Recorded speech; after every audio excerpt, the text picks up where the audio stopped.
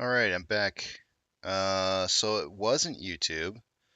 Apparently, somehow my computer decided to lock up OBS and Stream Deck, and they were no longer communicating until I closed out both of them and then reopened them. It basically just had me shut down.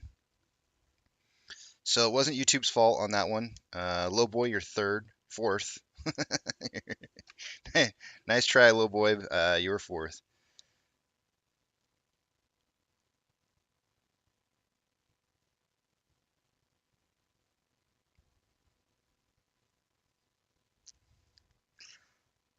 So let me. I checked my internet speed. Everything was fine with that. I think that was literally just a OBS and Stream Deck problem.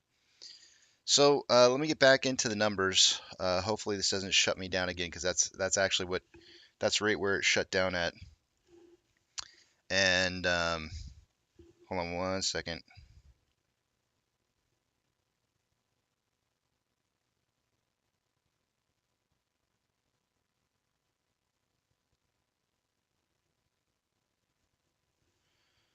Let's see if we can let's see if we can get this going again here. I'm gonna transfer over to the other page. We'll see if it works. Okay, doesn't look like it failed this time. Everything seems to be good. Let me make sure the stream is still up and running, so I'm not just sitting here talking to myself. Nana says, I think Casey just wanted more coffee. It's, who doesn't? Who doesn't want more coffee all the time, right? Let's take a look at our numbers. Starting with the top left-hand side. I should probably wait until like everybody gets in here, but I ain't got nothing to talk about. So, let me put the poll back up again, because why not?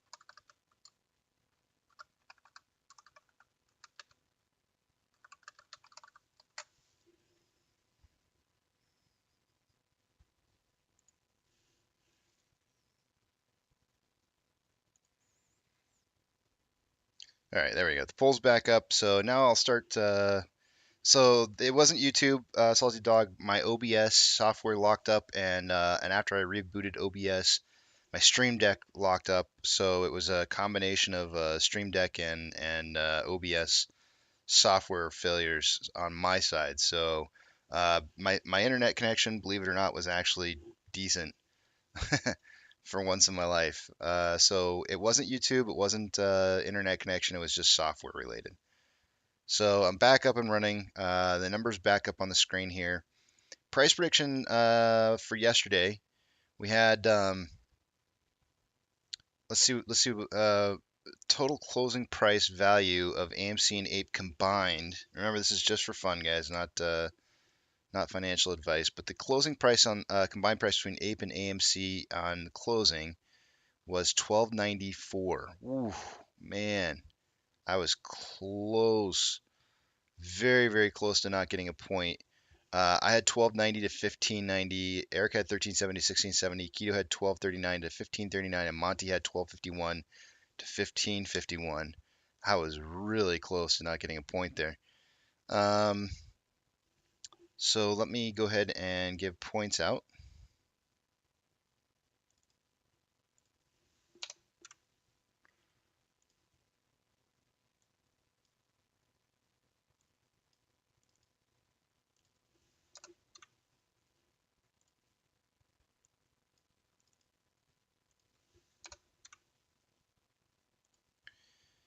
And True Demons MOASS trigger indicators.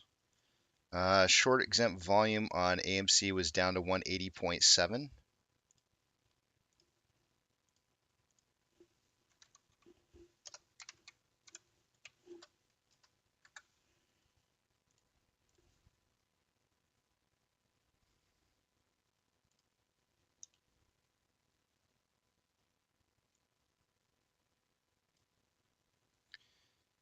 And Ape was at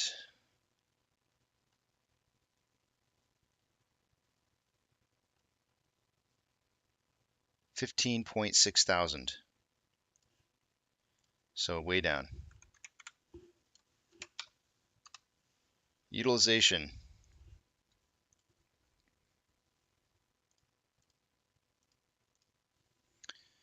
Utilization on AMC is showing 100% still. Let me verify the date.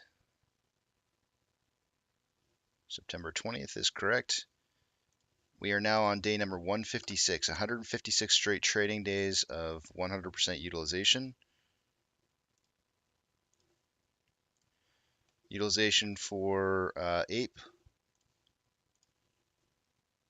80.07.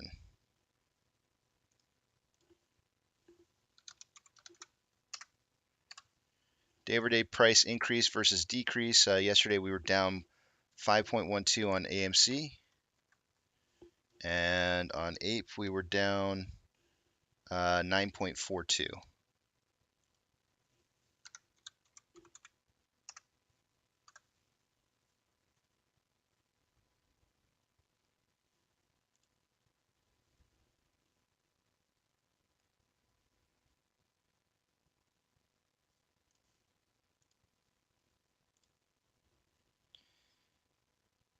Taking a look at off exchange, final numbers for AMC yesterday was 48.91 through the off exchange and 11.02 through the EDGX.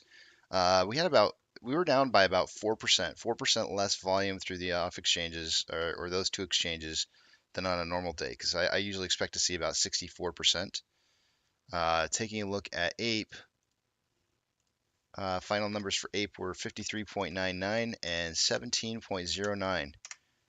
71.08% of our volume going through that. If you average those two out, if you average out uh, AMC and Ape and off exchange volume, the average would end up being about 65% of the total volume. Actually, it wouldn't be 65%. It's because one had less volume than the other, but the average of the percentages would have been 65%. It's probably not a really fair way to look at it, though. Taking a look at Max Pain, it started out the week at $10, decreased to $9.50 yesterday. I really can't imagine it going any further down. But I mean, let's see. I'm gonna go with $10 for the day today. Still at 9.50.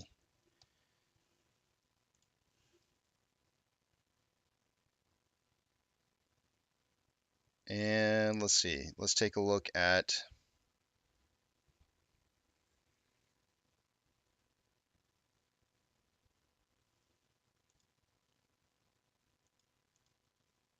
institutional ownership. 154.565 million shares yesterday was the amount on loan today, or not on loan, but held by institutions. Today it's 154.548, so we did get some 13Fs that got filed. 154.548, which is just slightly down, like 20,000 or so.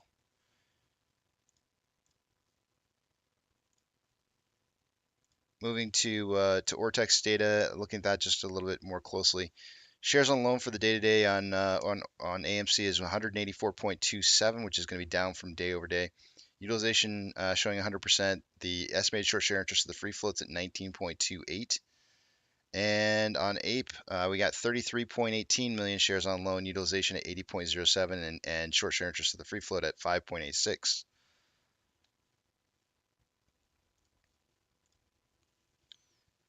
Taking a look at options. At a $40 strike price yesterday, there was our lottery ticket losers had 2.6 thousand or 2.6 thousand contracts that were open and open interest, and there's still only 2.6. highest amount of open interest besides that is at a $13 strike.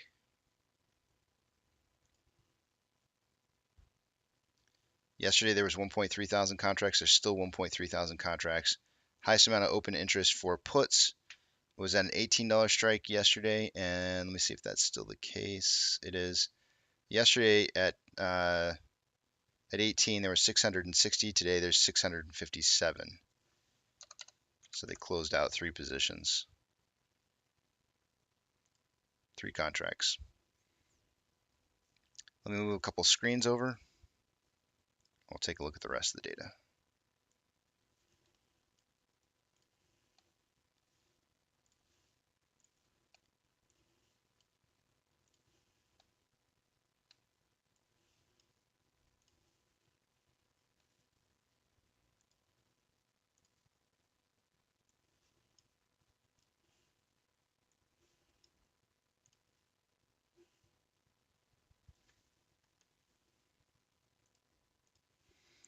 Alrighty, this is your combined price of AMC and Ape.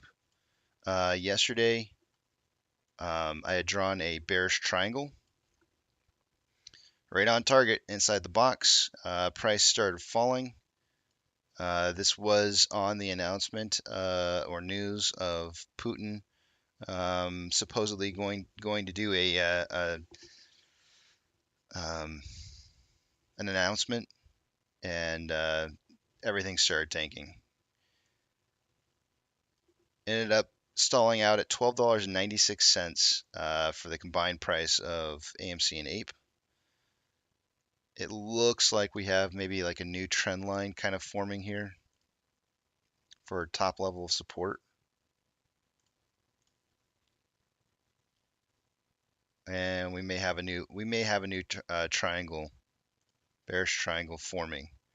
It's hard to see it yet, but it might be something along the lines of this. If we open up and we move down to a combined price of 12.87, 86, 80, yeah, 87, and then bounce off of that, then we might see a bearish triangle forming, which means more downwards pressure.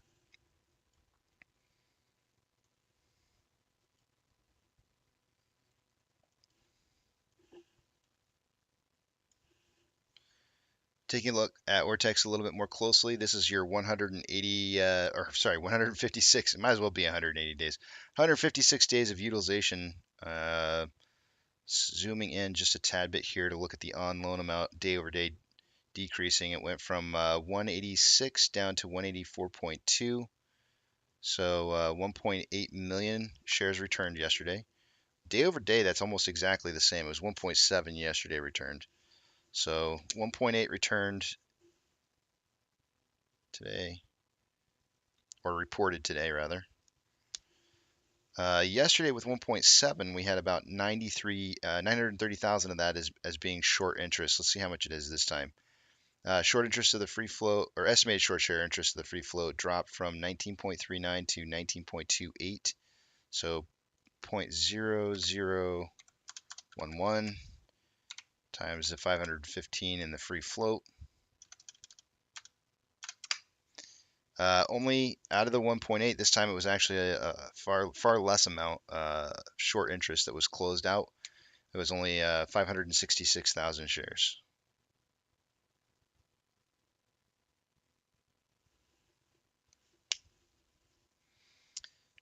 And taking a look at, oh wait, one more thing. On loan average age per day with on loan amounts decreasing. If it goes upwards, then there are newer positions that were closed out. If it goes downwards, then they were older loans that were closed of the 1.8 million. The number increased some more day over day from 50.16 to 50.8. So these are there's still older loans that are out there.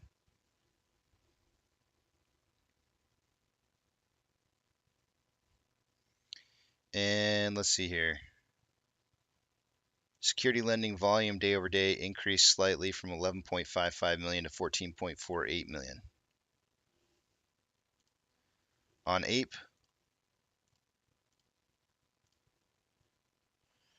utilization went from 79.62 to 80.07. So an increase in utilization usually means new shares were loaned,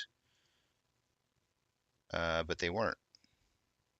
So what that tells me is that somebody isn't showing that they have as many shares to be loaned as the previous day. But shares on loan right now went down from 34.63 to 33.1. So we're looking at 1.5 million shares returned. All of that in short interest. That is about a half a million more shares returned day over day. Security lending volume did increase. It went from 7.17 to 11.65. And your short share interest of the free float rising, or should have didn't rise because the loan amount went down. Went from 6 to 5.86.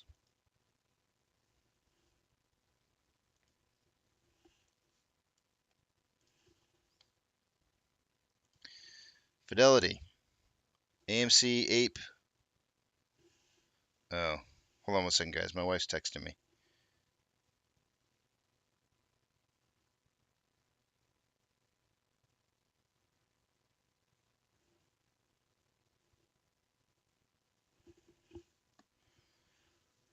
Let's see here. So AMC did not make the top 30 list in trades yesterday.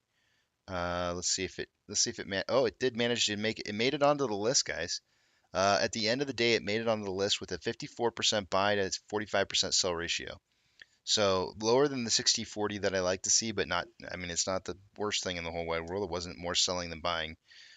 Ape came in on the list as well with 62% buying to 37% selling.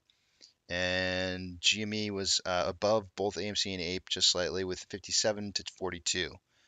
So the only one that had greater than 60-40 buy sell ratio was Ape.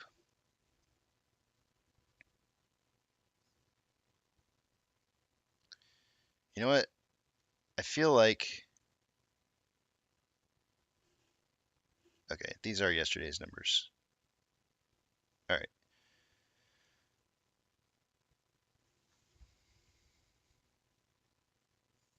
These numbers are low, all of them. I'm just looking at this and based on this right here, the amount of buy orders and the amount of sell orders on everything is super low, very very low. For example, like we could take Ape, which was the worst performing on the list here. There's only 109 buy orders to 65 sell orders. So the orders, even though the ratio is good, the order total amounts are like super low, just super low. And it's not just AMC. I mean, you could just take like any other random one in here. Even a good performing one like Google, it's got 207 to 55. So not a whole lot of trades going on. Looks like people are kind of, I mean, to me, this looks like people are kind of hunkering down here a little bit. I would imagine the volume across the board was low yesterday. We can look at the SPY volume here in just a minute, but that's just something I'm kind of noticing right here, that these orders seem to be very low. Usually these are in the thousands. The number of buy orders and sell orders are in the thousands. So, and even the top number ones only got 638 to 631. You know, the combined total is 1200. So these numbers are very low for yesterday. People are starting to hunker down, batten those hatches. SSR price triggers today at 784 for AMC. For Ape, hold on a second. I calculated it out earlier and I forgot what it was off the top of my head. For Ape, it is 3.807. Let me write it down.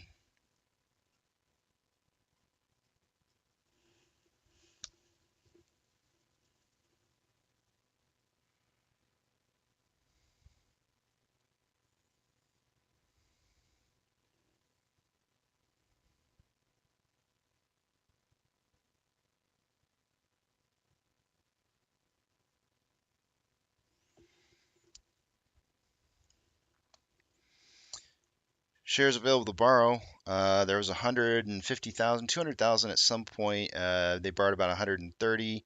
There's a lot more ETFs have been returned. Then they borrowed a bunch of the ETFs as well. So I'm going to go ahead and call it an even 150,000 because there's enough here to account for about 150,000 shares having been traded between the ETFs. Yesterday was about 600,000 shares. Fees are at 16.2%. Futures. VIX is looking down 1.44. Looks like most of the futures are up here, somewhere between 0.25% for market open. Get people to buy calls, and then drop the price right out from underneath them halfway through the day, right?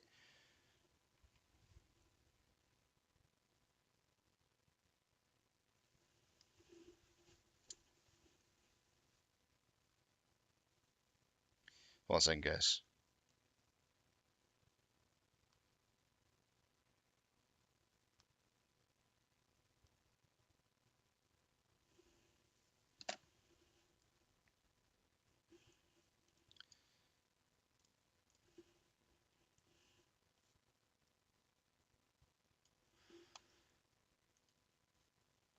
In regards to overseas, last night most markets were down. Hang Seng was down 1.79. Shanghai was down 0.17. China down 1.03. Shenzhen was down 0.67. Nifty 50 was down 0.55. S&P BSE down 0.44. Europe wasn't doing too bad. They were up 0.9 and 0.62.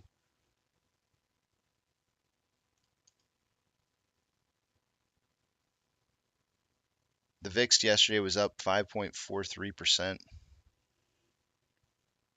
Pretty crazy. Let's see here. Tesla is down 0.15 in the pre-market. Amazon is up 0.06. Cinemark is down 0.46. Doge is up 0.82. Bitcoin is up 1.47. It's not. It did. One of the candles did break. Did finally break the threshold at 19.4, a full candle below the 19.4. We may be seeing one last attempt to try and create some bag holders here as price runs up just a little bit before moving downwards more. I posted a link. I posted a link last night to an interview where they actually listed off the exact number that I've been trying to say for a while, the 1300 case. I think it was Charles Payne had somebody on his show. Maybe it wasn't Charles. I don't remember who it was. I think it was Charles Payne. Had somebody on his show to talk about Bitcoin and where it was heading to, and she like listed off the exact number that I said. GME is down 0.15. HYMC is up 2.46. Hood is down 0.05. NCMI is up 1.67. Ape is down 0.71, and AMC is up 1.15 in the pre-market. Yesterday, our inflow versus outflow had about $600,000 more in outflow than inflow. So far this morning, we've got 38.4 thousand shares having been traded. So we're getting some volume back here. Oh no, I take that back. We've already had our pokey stick of volume in here. So the pokey stick of volume was 31,000, which means we only had about 7,000 shares traded going into this. So very low day in volume for AMC. We're going to be looking at about 10 to 30 million. And on Ape, we're probably looking at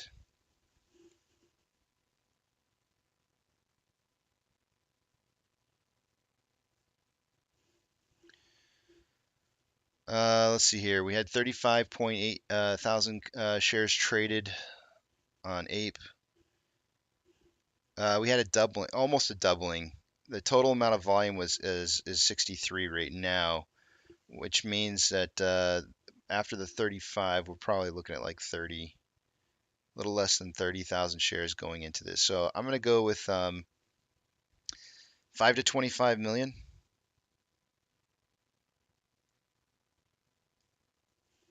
on Ape and 10 to 30 million on AMC.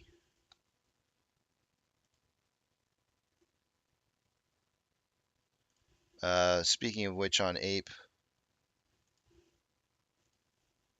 which is breaking even right now, it's not down any longer.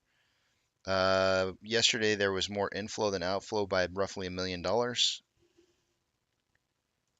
Taking a look at AMC on the hourly, we have equal amounts of buying and selling pressure with an RSI of 41.73, which is below average. On a 30-minute interval, more buying pressure than selling pressure with an RSI of 47.11, which is just about average. And on a 5-minute interval, more buying pressure than selling pressure with an RSI of 56.32, which is slightly above average. On Ape, we have on the hourly, we have more buying pressure than selling pressure with an RSI of 31.4 after having been in a very long dip in an oversold region on RSI. On the 30-minute interval, we have more buying pressure than selling pressure with an RSI of 40.83, which is below average. And on a 5-minute interval, equal amounts of buying and selling pressure with an RSI of 57.84, which is slightly above average. And Ichimoto clouds on the hourly.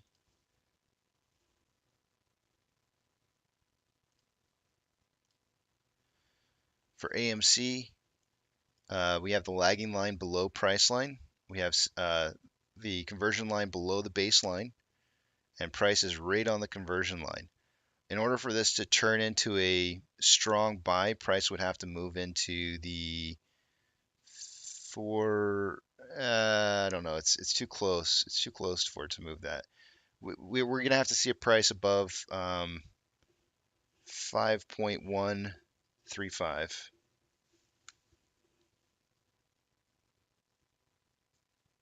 and sustain for an hour. So current price 4.23. We almost need like a dollar increase to see a big sustained move upwards on Ape. On AMC, to achieve strong buying potential, we would need to see a price above 961. So yesterday it said 969. We'll stick with that number. Versus, well, actually, let's just change it to 961. 961 sustained for an hour or higher.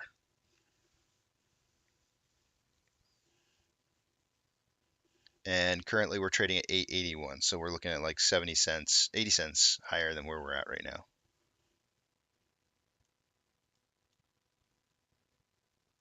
The cloud is starting to thin for Thursday, meaning we could trade upwards a little bit today, maybe trade into the cloud on Thursday and potentially break through on Friday for AMC. For Ape, the cloud doesn't seem to be thinning. It's actually getting a little bit wider. There's a thinning portion tomorrow where we could rise through the cloud. Like if we were to move up today into the 450 range, and then, but I mean, with interest rates, with interest rate rising 0.75%, and also Putin talking today, watch what's going to happen. This is what's going to happen today, guys. I can almost tell you exactly how this is going to go down. You're going to see a rise in price in the beginning portion of the day, probably across the whole market. You're going to see rise in price. You're going to see what looks to be like a lot of bullish activity, and then overnight is going to absolutely just not look good at all. In the aftermarket hours, they will pull the rug. They will rip the rug out from underneath everyone, and absolutely just destroy everybody who's trying to make bullish positions.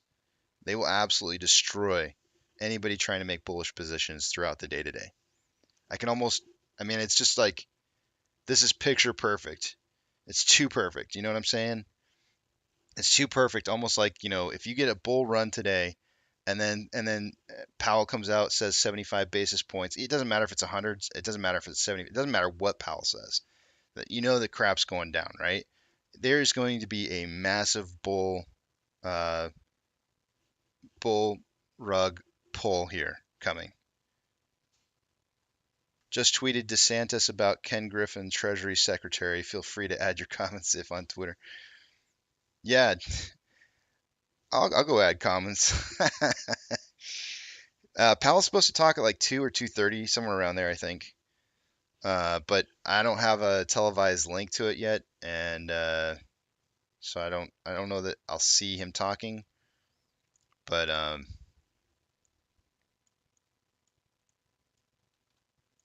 But yeah, this is too picture perfect for I can I can already see a bull run in the very beginning portion of this morning, creating like maybe a lot of buying sentiment and perhaps like no, it's Eastern Standard Time. Uh, some kind of bullish sentiment, and then a massive rug pull on the derivatives, probably overnight if I had to guess.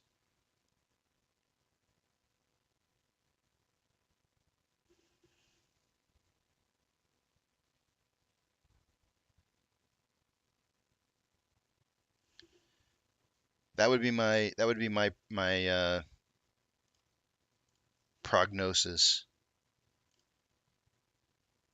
Last night I was listening to Tony, and he was saying he's gonna sit this out. I don't blame him. I don't blame him one bit, man. Let me tell you, there's so many traps being set up right now. So many traps to try and being suck retail's money up here. So many traps getting laid. They're setting us up for a good old screwing. Are you guys ready? Are you ready for a good old screwing? Because oh man, that's what they love to do. They love to screw retail.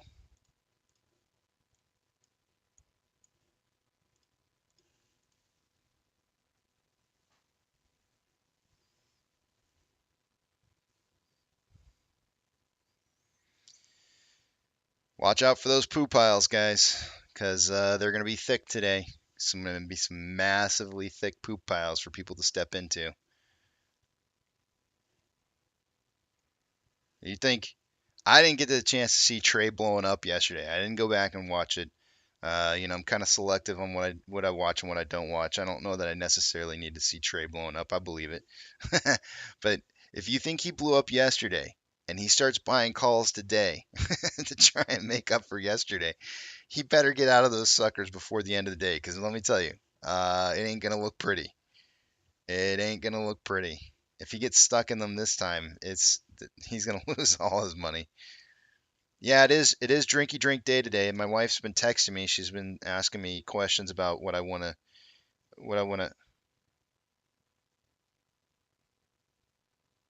if I want some tacos and drinky drink Wednesday. So there will be drinky drinks had this morning.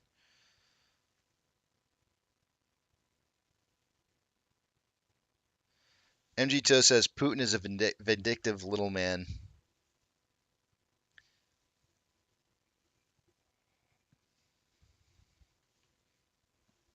You know what, Tony? I'm just gonna throw this out there. Last night you said Scarlett was 49 years old, dude. I legitimately like don't even believe that. I just don't believe it, dude. There's just like no way. Like you said that, and I think you're just joking around because I met her in person, and there's just like no way, no way. I don't believe it.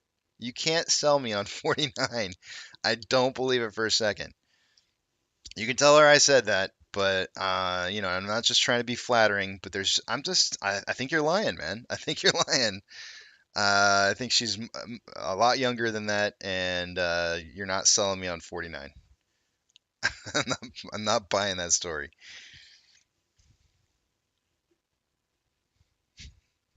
Just saying. Yeah, that's what I'm saying, Jay. That's what I'm saying. There's no way. There's no way.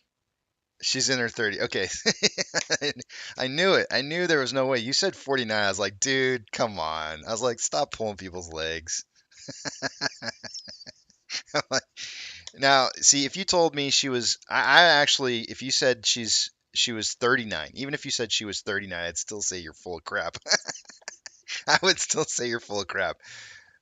If you just tacked on an additional 10 years on there just to, make it seem funny or something, I still wouldn't believe you at 39. So maybe 30. If you said 32, I might maybe start to believe it, but I don't even know if I'd go with 32. Like I would have said she was like maybe 30 today or yesterday or whatever day her birthday was. I'll do a toast to her. Tony, I do toast to Scarlett later today. I always do birthdays, and Scarlett's part of this community just as much as my wife is. So I will do a toast to Scarlett. I don't know when her birthday was exactly. I know it was over the weekend, but I'll just do a belated happy birthday to Scarlett since I do birthdays on here. And she didn't have to see it, but it's just for, it's just to do it, just to do it. You don't have to show it to her.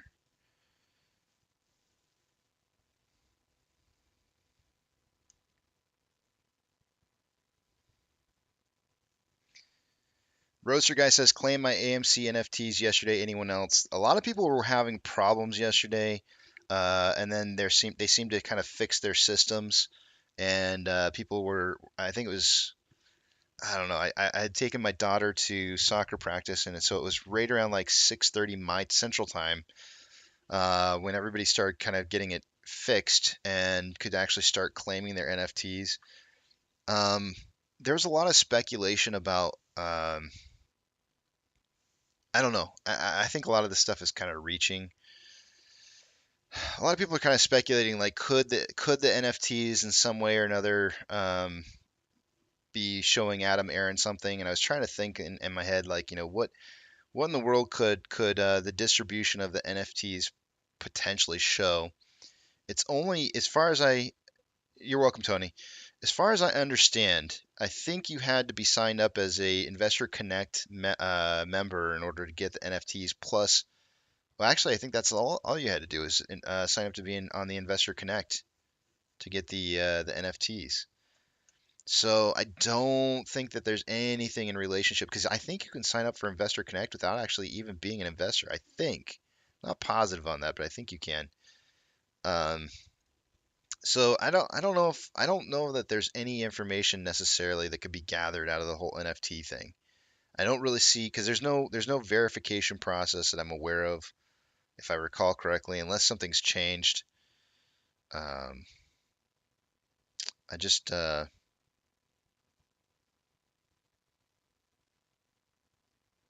oh, my wife says I got my NFTs at 4 in the morning. Okay, we got our NFTs. She's on here saying we got our NFTs. I haven't given her my email address. We have all of our stuff in I think one wallet, so I haven't given her my email, so she doesn't have my NFTs yet. But I kind of thought, I would kind of hold off on it and be one of the last few to collect on it, just because I figured like if anybody runs into problems later on, I can kind of walk through the process with them as I'm collecting. But apparently she picked hers up this morning when she took her break.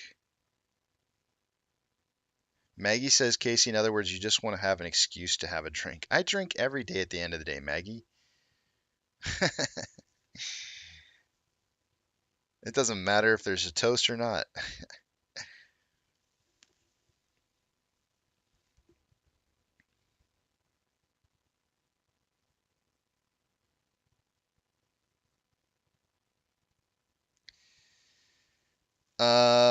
Bird eye view photography. I don't know. I don't think so. I don't know, man.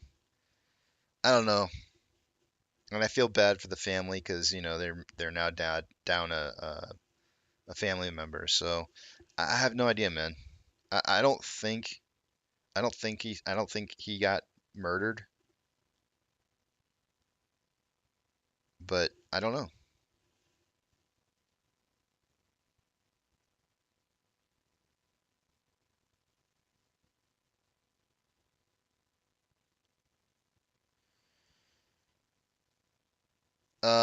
Yo says, Casey, where the share count Adam Aaron said was coming with Ape.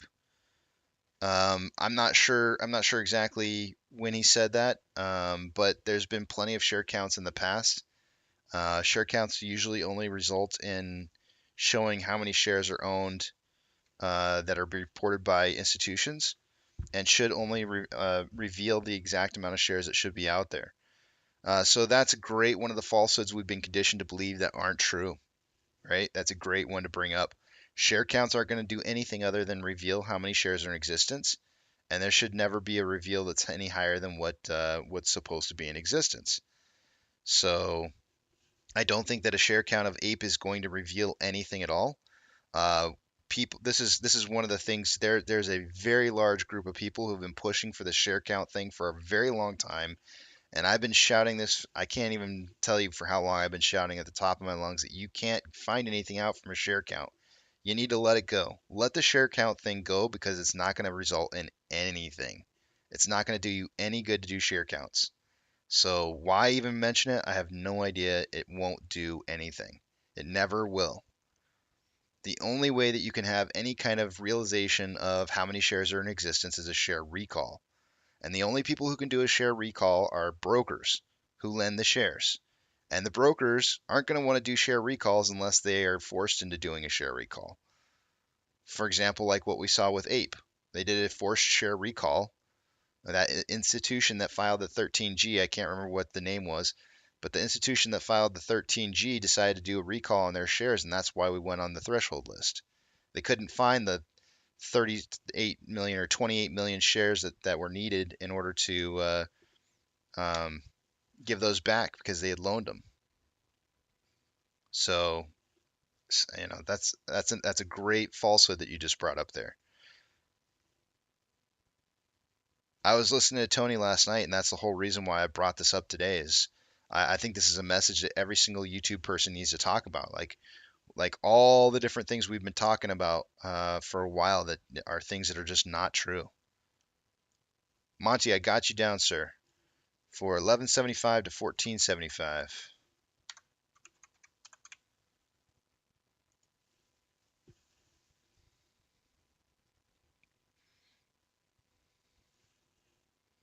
I'm just gonna throw this out right now. I'm gonna go. I think I'm already gonna. I'm gonna go 1120. I think I might go 1125.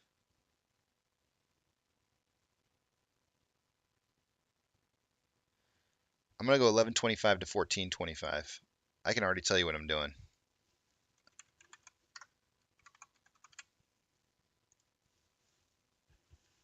and I ain't scared. I ain't scared one bit because I know what's happening. The whole market's gonna be tanking as soon as they start talking about how many basis points they're putting out.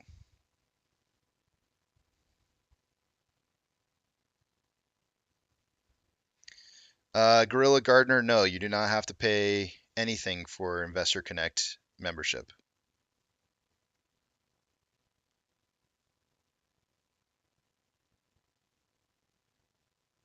There is a free version. I know what you're saying. I know what you're saying in regards to, like signing up for one of their plans, but there's just simply a member or a shareholder account that you can create, and it costs nothing.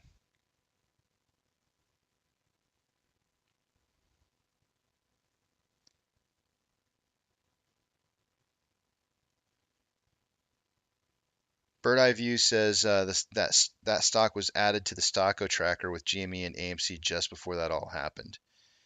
Yeah, I saw that. I thought that was kind of interesting. Forrest is going to go 1250 to 1550. It sounds good, man. Give it a try. The whole reason that Keto is doing it is because of the fact that he thought it was really easy to pick a price prediction within a $3 range, and I think he's won. I don't know how long he's been doing it for, but it's been a while, and I think he's only won like 2 or 3 weeks. So it's not it's not as easy as one would think. $3 seems like a lot of money that you could, but all you have to do is get it wrong one time, and everybody else ends up beating you.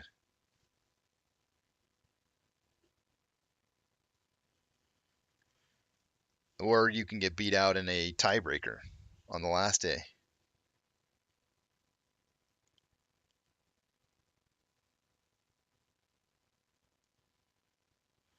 Bird Eye View Photography says Investor Connect, you do have to give up your privacy rights and hand over data they share with third parties on occasion.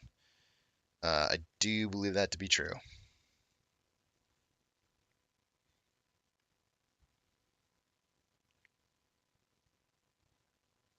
Max Pain does matter. And we did not close above Max Pain last week. We closed 1 penny below it. Max Pain. if you if you want an example of how important Max Pain is, as an indicator as to what's going to happen. Last week is a perfect example. The week ended at max pain with max pain being 14, and we ended with a combined price of 13.99. If you want to talk about how max pain and what kind of impact it has on pricing in our of both AMC and Ape, there you have it. And last week was a perfect example. There is no better example than that. There was no way I would have guessed that we were going to be under $14 by a penny. I mean, it's just ridiculous how uh, right on the dot they nailed it.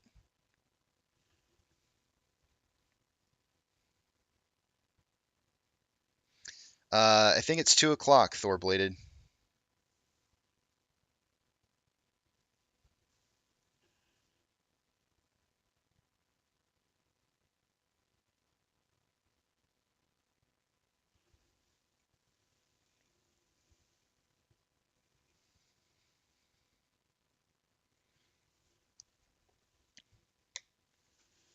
Yeah, I've been watching this ever since. So things changed, Jared, and Max Payne really didn't become an issue for us until about like I want to say it was like late December or perhaps maybe the beginning of this year.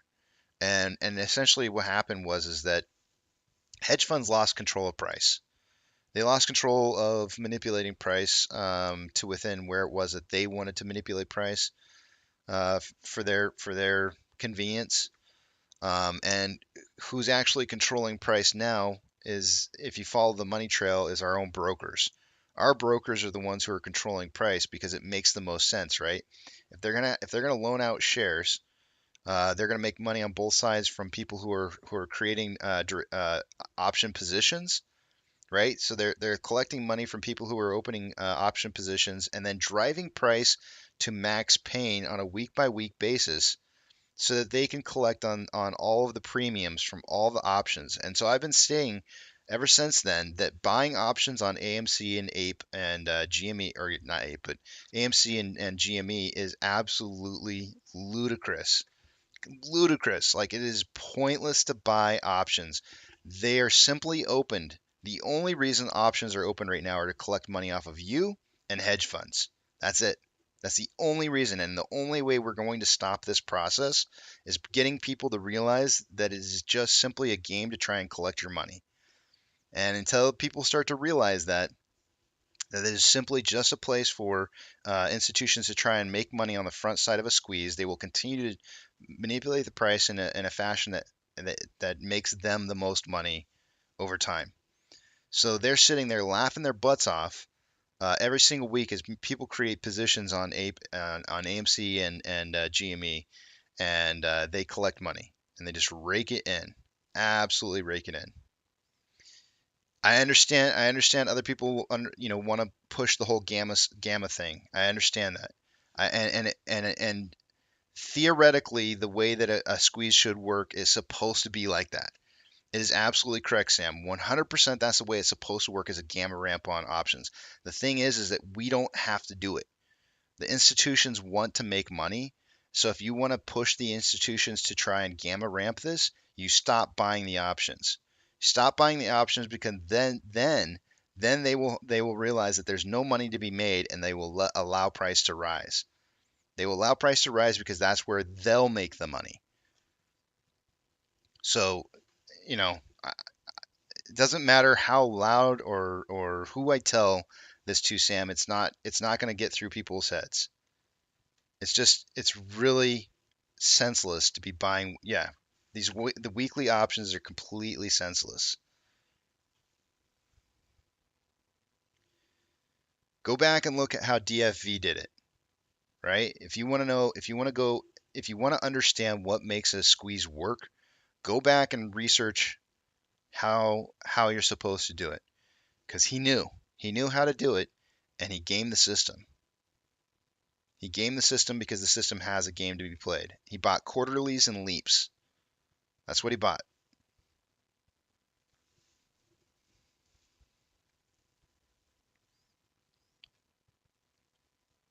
But if you're not willing to sit down and learn how the best way is to game the system, and you're just going to sit there and play lottery tickets every week, then you're just going to keep on bleeding money into the pockets of people who want to just steal your money. And that's you just losing, being a loser. So, and it's, in my opinion, kind of causing us to go further. As long as there's more money to be made, they're going to continue this whole process. As long as people keep dumping money into the system, they will keep doing this over and over and over. But I'll tell you though, Jared, the whole Max Payne thing was not a thing until like the beginning of this year. And if you go back and you look historically, thank you, Jay. If you go back historically and you look at the way price movement started occurring right on December 23rd, go back and look at it. You'll see December. I think it was 3 days in a row. December 23rd, 20. Well, maybe it was 22nd, 23rd, and then the next trading day that we had after the holiday break. But there were 3 days in a row where we had very specific price movement, and that's when it started happening. You will not find that anywhere else in the past history of AMC. You got to do it on like a small, like maybe 10-minute or 5-minute interval. Go back and look at it, and it's just absolutely. Let's just do it. I'm gonna go to break here just a little bit late, but I just want to show this to you because it's just so eye-opening. The amount of it was almost as if all of a sudden institutions suddenly realized that they had a new toy, long institutions, and they were like, "Oh crap, we can start manipulating the market by using the off exchanges to manipulate price. We have control. We can start making money." It was so It was so crazy because it was almost like they didn't realize. It was like they were playing with a new toy that they'd never had a chance to play with, and they took like two or three. It was 3 days. They took 3 days to experiment with price movement, and you could see it. Oh man, I went to it. For if for any of for those of you who have TradingView and you don't have a subscription, I think you're gonna have to go to 15 minutes. I think 15 minutes is the lowest interval that you can go to get back to the dates that I'm talking about.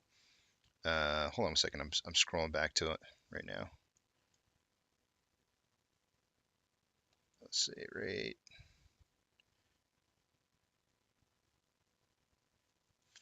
14th.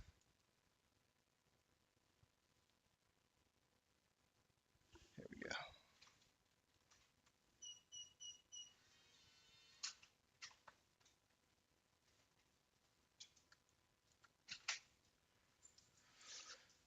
It was I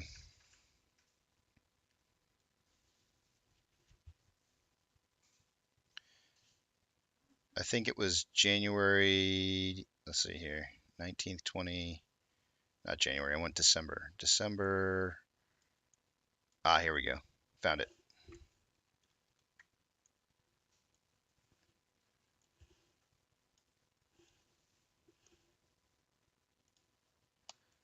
Look at this.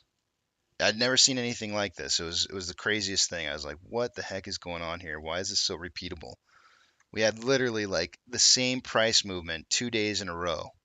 Same exact price movement 2 days in a row. You had it starting on the 23rd, the 27th, and then if you take these and you invert them, you got the same thing the next day. It was the insanest thing I've ever seen. All you had to do is just take the price action, invert the image, and you got the same exact price action. Now I am on a 15-minute interval here on the price action. It looks so much smoother. Like if you have a paid subscription to TradingView and you can go down to like a 1 minute on these 3 days, it is the craziest thing that you will ever see.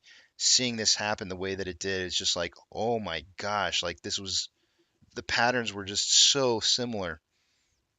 It was just nutty. But what you see is essentially that they're throwing buy orders into the off exchange in the beginning portion of the day. Then they're letting buy orders go through, and so they're controlling the price here. These V shapes that you're seeing is all off exchange movements. They're throwing in massive amounts of volume into off exchanges during certain periods of the day to control price during that portion of the day to elicit options trading, right? Like if everybody starts seeing price moving down, what's the initial reaction? Oh, buy puts. right? So they buy puts and then they let the price rise back. They close it out and then screw people over, right? Because the 23rd of December was, if we go back and look at it, hold on a second. 23rd of December was a Thursday, so it would have been the end of the week. So if people were opening up weekly options right here and they were buying puts, they got they got stacked. I mean, just stacked because they bought all these puts, and the next thing you know, price rises right back up to where it was when they closed out the day. Then you go into the next week, right? You go in the next week, you have the 27th, the 28th, the 29th worth of trading. What do? They did the same thing. They dropped the price down, got a lot of people to buy puts, and then they raise the price up, and then they close out the day, and then the next day they start putting in a whole bunch of buy orders, and so all those puts probably started tanking out right here, right? All these guys that bought puts right here were going, oh crap, it's moving up, and then they move price right back down, move the price right back down to a centralized point to where everybody on both long and short positions end up losing money, right? It's a net zero. It's a net zero movement. And they were like, "Holy crap, we can make crap tons." So they did the same thing the next day. This is the last day of the week, I think. December 29th was the last. No, maybe it was the 30th. Same thing the next day. Drop the price down, right? They started using now you can see where they started using it like a light switch, the on and off switch that I talked about before. They start using the off exchange like an on and off switch, right, to try and manipulate investors to buy or make positions. And it's so funny because you saw a price movement that was much more natural prior to this point, but once the 23rd hit, they got it was almost like like some 5-year-old decided they wanted to play with a light switch, on off on off on off on off, and you could just see it happening like over and over and over. It was just tons of light switches. Look at these V's. These V's are all over the place. Why is it that we're seeing these V's all the time now? And the reason for it is because they only have one way to manipulate price, whereas hedge funds have multiple ways that they can manipulate price, and it looks more. You get a more smooth, balanced movement where price doesn't look like it's being as controlled. But when long positions are controlling price, the only place they can control it through is through the off exchange, hiding buy orders through the off exchange, and so that's what they do. And so you get all these tons of peaks and valleys that are happening all over the place. These constant switches, on off switches that they're placing, and it's just simply manipulation in price to try and elicit options trades. So I mean, I'm telling you, I'm telling you right now, options for AMC and GME are weekly options are just they're asinine. Absolutely asinine. Like it's just a waste of time. The biggest poop pile you could ever step in. Keto 1178 to 1478 got you down.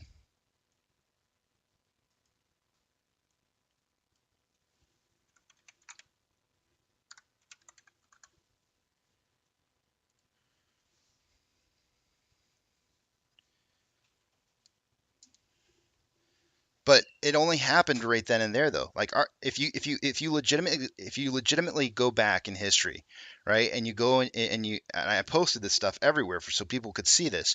But if you go back in history and you look at the 13 Fs that got filed, hedge funds started going long on AMC. If you go and look at the 13 Fs in the fourth quarter of last year, they started going long. They were prepared for the price to run. They were absolutely prepared for price to run.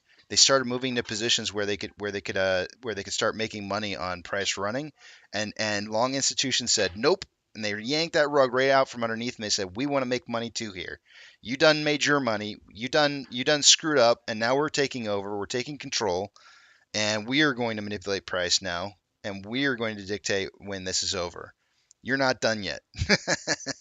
They said they did the what's that Mortal Kombat where the dude like throws the rope thing and he's like get back here. So they threw the rope into him, pulled him back in, and was like get back here, and they reeled it in, and they've been controlling price ever since. Go back and look at the 13 Fs. Go back and look at the long positions for hedge funds. Tell me they didn't start going long. Yeah, get over here.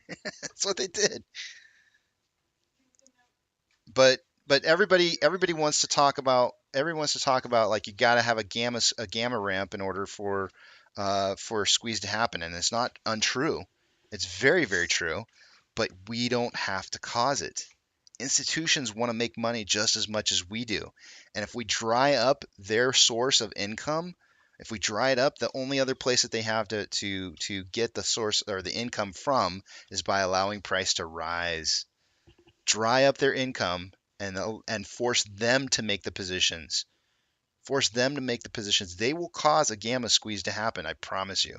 If you want to go back and you want to see a gamma squeeze occur because options dried up, go back and look when we went up in March. 34, 33. You can go back to some of my shows back in March and you can see that I was telling everybody, guys, options are drying up. Nobody's buying options right now. Price is going to run. Go back and look at it. All you have to do is go back in history and watch some of the shows before that period of time. As soon as the options dried up, price started running.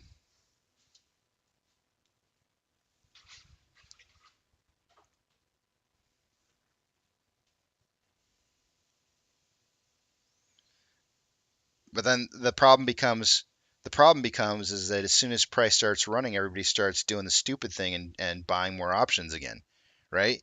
So what are they doing? The answer is they're tapping into our greed. That's what they're doing. They're tapping into our greed. Every time we get greedy on this play, they tap into that. Greed will be our ultimate failure.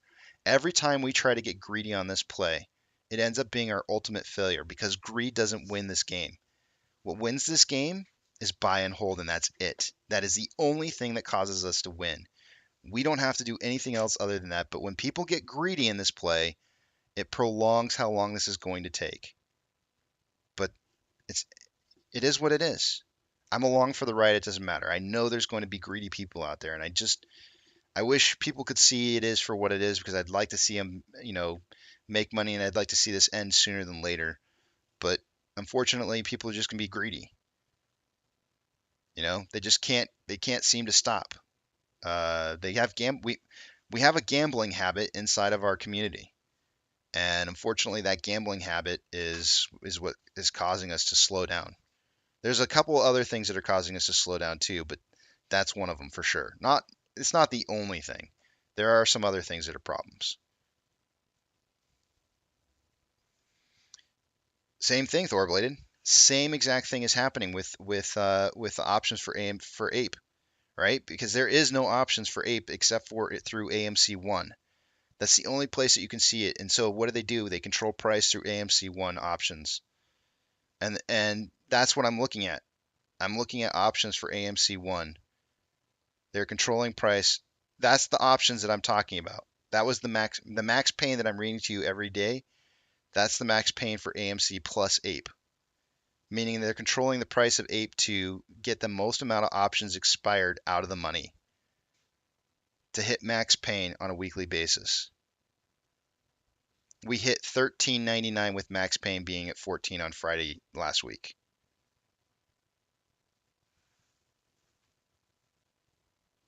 Everybody's going to have to stop getting greedy. Eventually people are going to run out of money, you know, and when people start running out of money and they can't throw money at this any longer, that's when we'll probably start running because they can't throw any money at it anymore.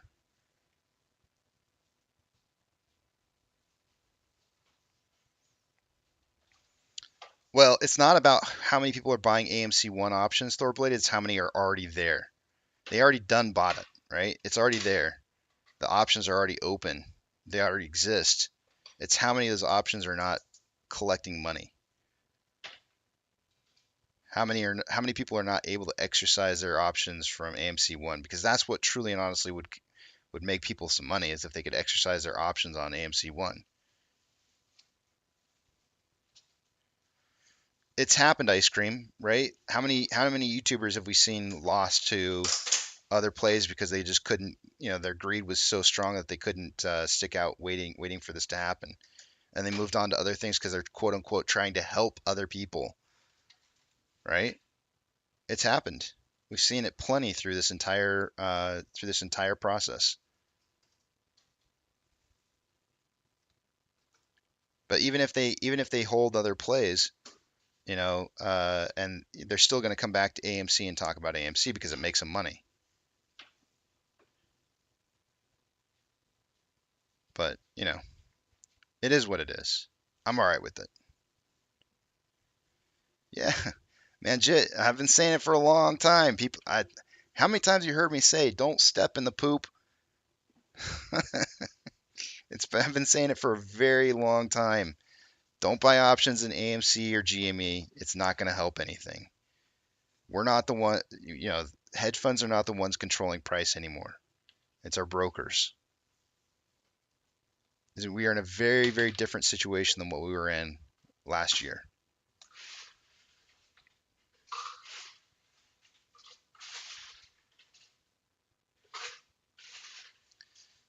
Alrighty, guys. I hear my wife scooping up the ice. You know what that means?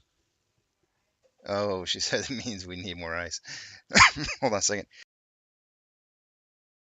That means it's drinky drink time. So I'm going to go ahead and put up the message and take my break.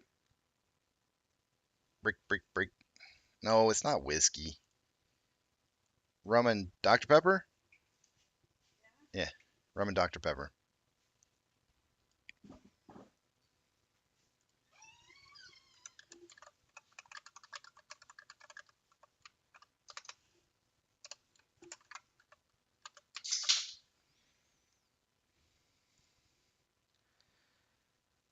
But I'm going to say this though before I go, guys. Like when somebody says that we need options for a gamma squeeze, they're not wrong. It's just that we don't have to do the options. And if they realize how much that's the mistake. That's the mistake is assuming that retail has to do the options. But since we all know that the whole reasons that long institutions exist, why hedge funds exist, is because they're there to make money. When you understand that they're there to make money, and when they can make money, that's how they're going to do. They're going to make money no matter what, right? So if there's no money to be made in the derivatives any longer, and it dries up, and they raise price, what happens to their positions that are long?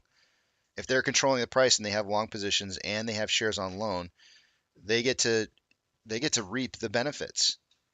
But so long as they can milk the cow, they're not going to send the cow out to pasture because the cow's getting milked and the cow's got milk to deliver. So stop milking the cow. Stop being the cow and allowing the farmer to milk you. Get sent out to the pasture where it's nice and grassy and green and you get to eat stuff for a while. And let the farmer do the milking of the market. Let him do his packaging of the market. But, whatever. People aren't going to listen to me. It's not, I can't, I can't have an intervention with people who are habitual gamblers. And so unfortunately, we're along for the ride until those guys start running out of money or they learn a lesson. Go play your money someplace else. You know.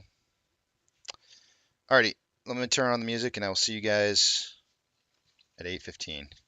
Oh, I got my drinky drink. Cheers. All right, guys. See you in a bit.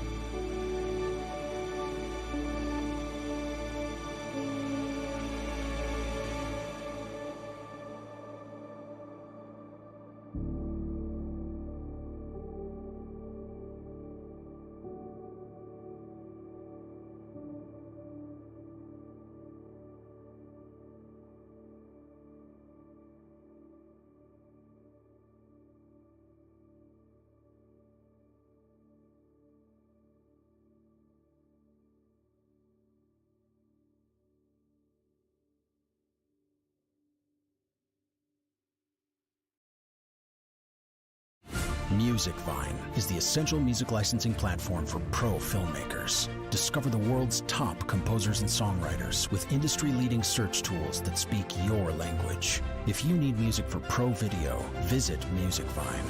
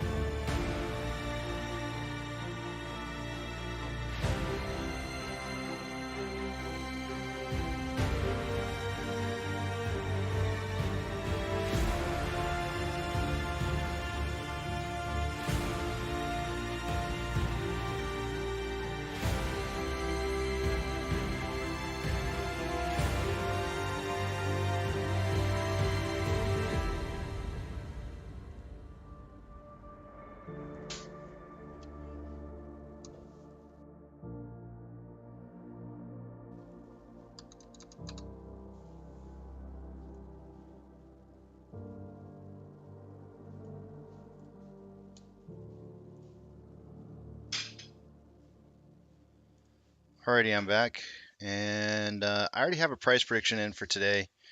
Because I mean, I'm pretty sure I know where this market's going, and so I've, don't be surprised, guys, when price runs up a little bit today. Um, I'm kind of expecting to see more run up in the beginning portion of the day, and then run down and perhaps a later portion. In regards to the market futures as they stand right now, earlier this morning we were anywhere between a quarter and a half percent up. Now it's reporting about a half to a three quarters of a percent up in the market. The VIX is showing down 1.44. So the idea that the market's going to open up green here is very, very um, obvious. I don't know what the word is.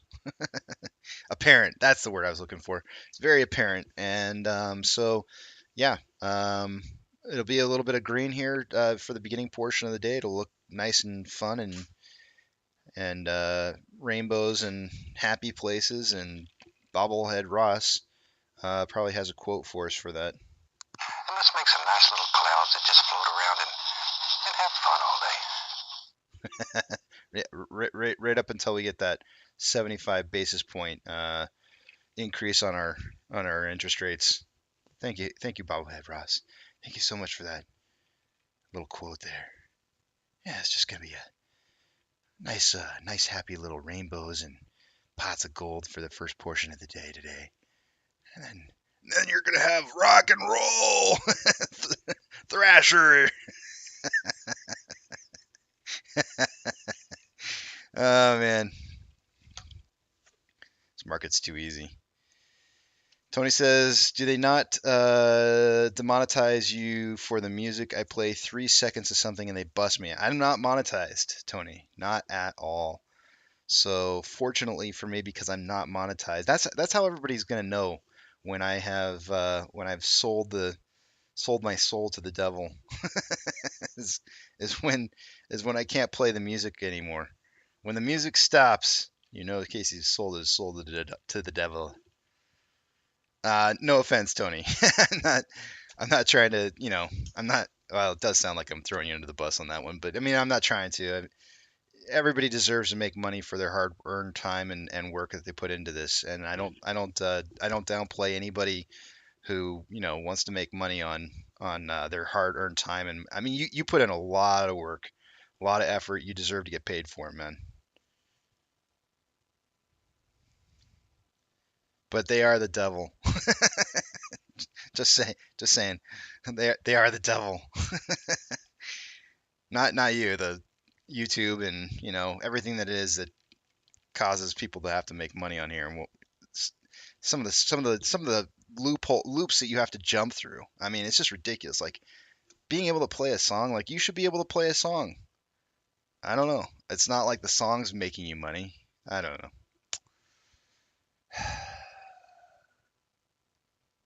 It's ridiculous. You should be able to play music. But I'll tell you what I do get shut down for though, Tony. I played a clip from a movie one time, and they shut me down quick. They straight up ended the stream. I played a clip from Margin Call. I think it was Margin Call. I played a clip from that, and they shut me down. Like they just ended the stream, and I was like, dude, and like straight up sent me a message saying the reason we shut you down is because of you playing something that was from a movie or something. I don't remember what it said, but it gave me a message telling me that essentially they shut it down for a reason.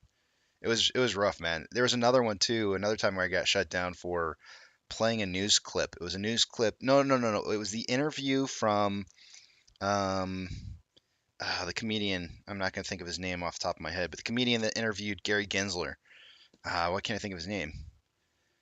You know who I'm talking about. The guy who interviewed Gary Gensler.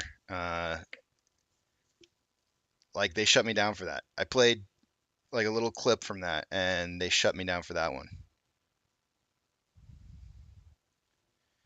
Have you ever thought of going over to Rumble? I have not.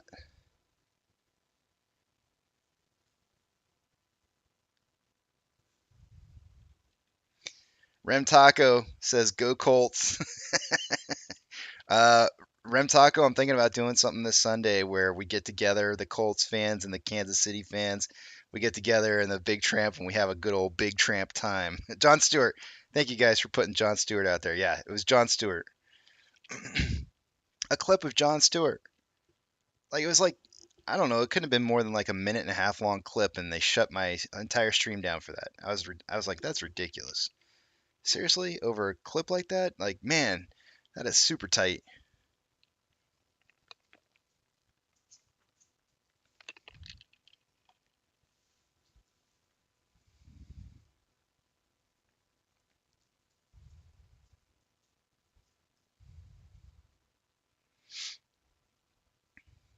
The guy with the hair. I don't know why I can't remember names. I wish I was better at remembering names, but I'm just not. I'm really bad about it.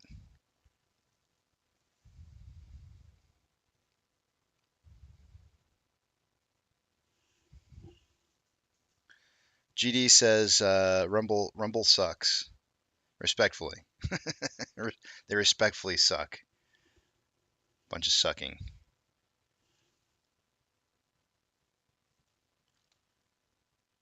It's just about time for us to get this market open here. Let me make sure I've got everything set up so you guys can see everything nice and good here. Let's get our Bollinger Bands back up here so we can see how the volatility of this market.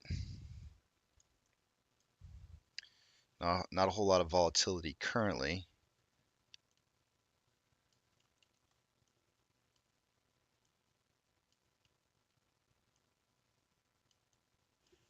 All right, I think that's set up good. Yeah, it looks good. All right, guys. We've got about a minute left here before we start out the day. Hey, let me ask you guys a question. Are the Chargers expected to win this year? Are they expected to make this the playoffs? I'm just kind of curious. The only reason I ask is because when Kansas City beat the Chargers last week, I think it was kind of unexpected.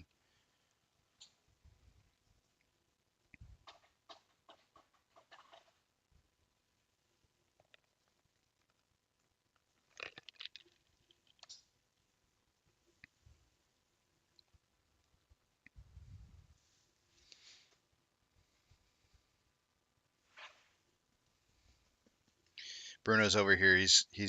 I love that 51% of you. He's over here giving me some love. I love that there's 51% of you that said, "What's foosball? Who cares?" I knew that answer was going to get the most votes.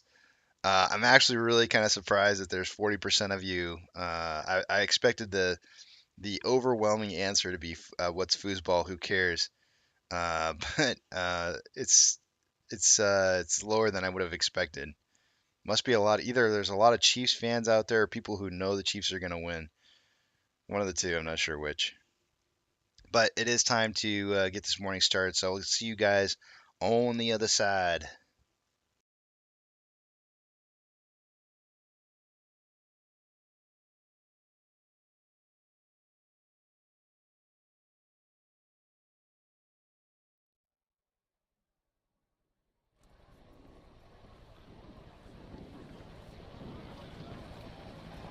T-minus 90 seconds and counting.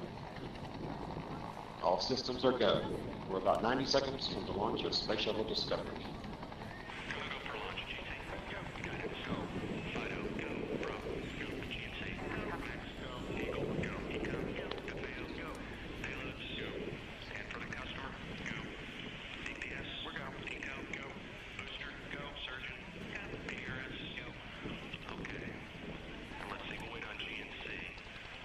T-minus 60 seconds and counting.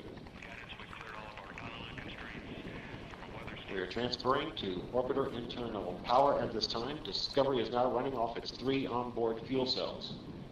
Coming up on a go for auto sequence start.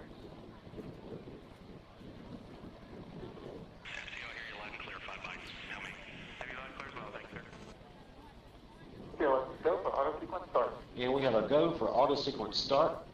Discovery's onboard computers have primary control of all the vehicle's critical functions. T-minus 17 seconds and counting. 15, 12, 11, 10, 9, 8, 7, 6. Start. 2, 1. Booster ignition and liftoff of the Space Shuttle Discovery, returning to the space station, paving the way for future missions beyond.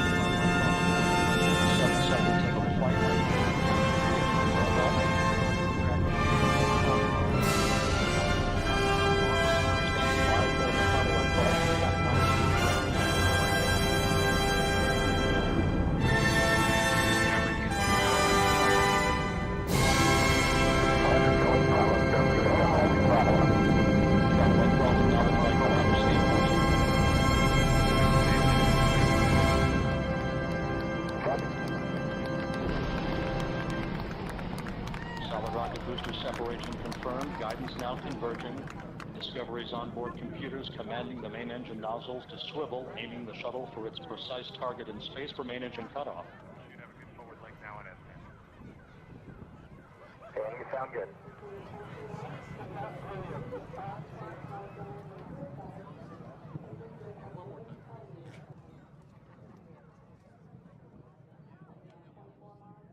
Discovery Houston, negative return. Copy, a negative return.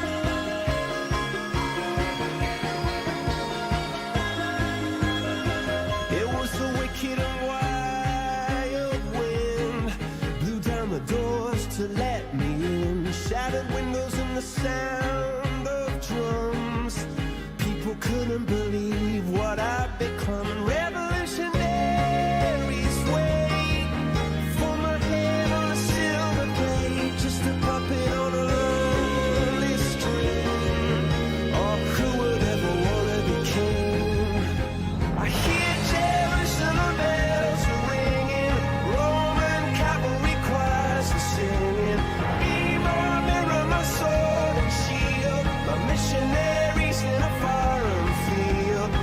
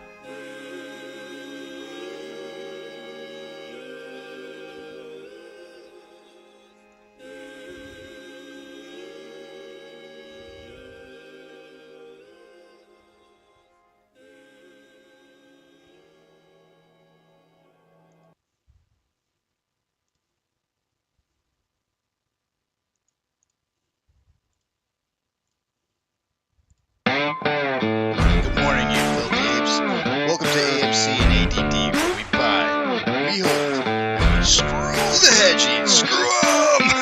That's right. We like to fling poo here, eat crayons for breakfast. Rocks.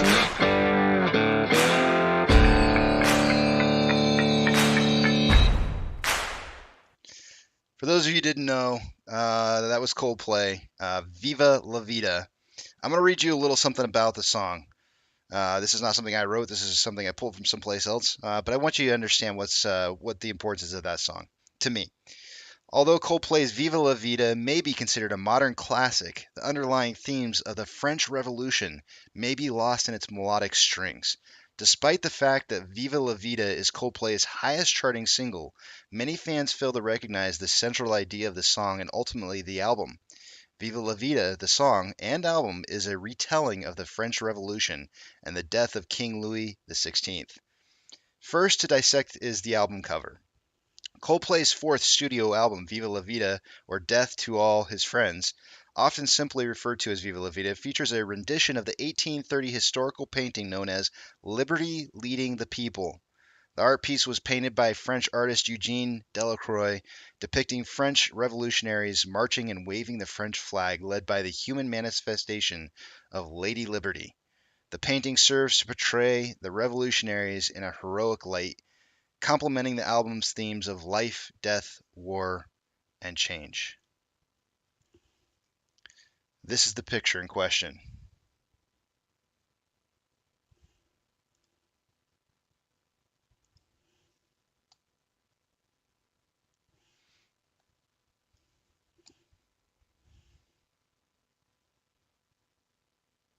There was something I was going to say here.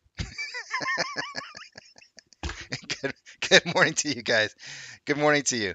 I hope you guys are having a great day today. I know I am. I'm expecting to see some 75 basis points coming out of Jerome Powell a little bit later today. And I'll tell you what, I guess really why that song's important to me is I feel like we're kind of an American revolution. It's not a typical revolution like you would normally see though. This is the silent revolution, and it's silent in the fact that we're simply using our money to cause change. And I think that's the revolution that's occurring here.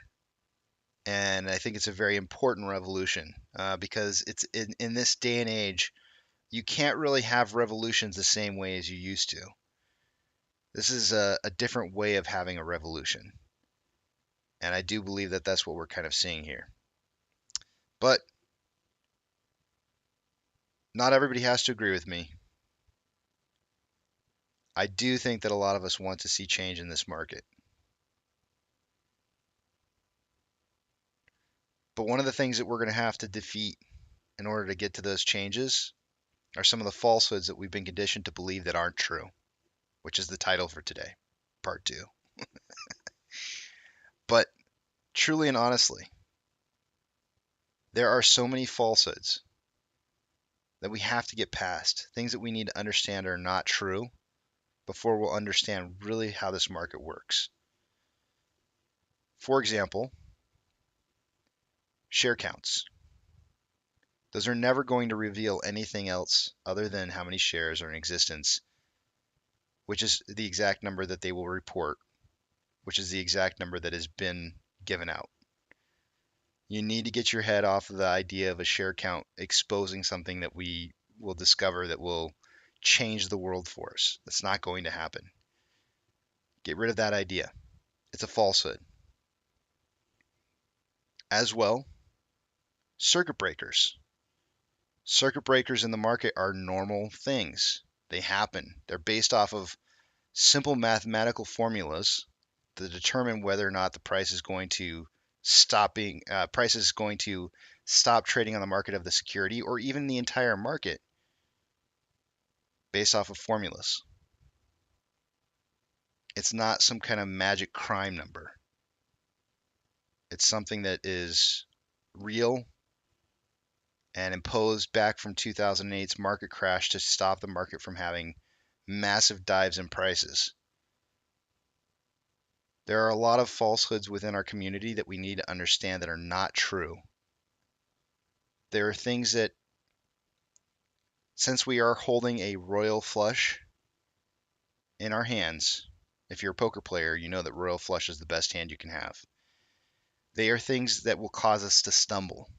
If we don't understand that these falsehoods, that the idea that the price is going, like this is another one, the idea that the price is going to suddenly rise to some magical number, right, and fall within the same single day and end the entire squeeze in one single day is a falsehood. That is a falsehood. That will not happen. These are all things that we've been conditioned to believe to be true because somebody wants us to believe that the hand that we hold is not a royal flush. They want you to believe that your royal flush, that there is a hand out there that can beat your royal flush. Therefore, you must sell your position because your royal flush is not as good as whatever it is that they have that you're holding. You have to believe those things to be true, that you are indeed holding a royal flush. If you don't believe it, then this isn't going to work. You got to believe that what you're holding is a royal flush.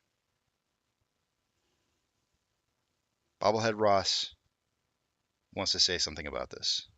Let's get crazy. What the heck? Take a 2-inch brush. This is your bravery test. I don't plan this stuff, guys. I have no idea what he's going to say next. He's right every time. He's right every time. Like, it doesn't matter what I play out of his, anything that comes out of his mouth is like so perfectly fits what it is I'm saying. Bobblehead Ross was ahead of his time. He was way ahead of his time. Convince yourselves, guys, that you have a royal flush here. Convince yourselves of that. This market is absolutely stressed, maximally stressed over the fact that you're not doing what it is that you're supposed to be doing, which is selling your position when you see price drop as much as it's dropped. That's what you're supposed to do. But you're on a revolutionary war here. What does the revolutionary war mean? Life, death, war, and change.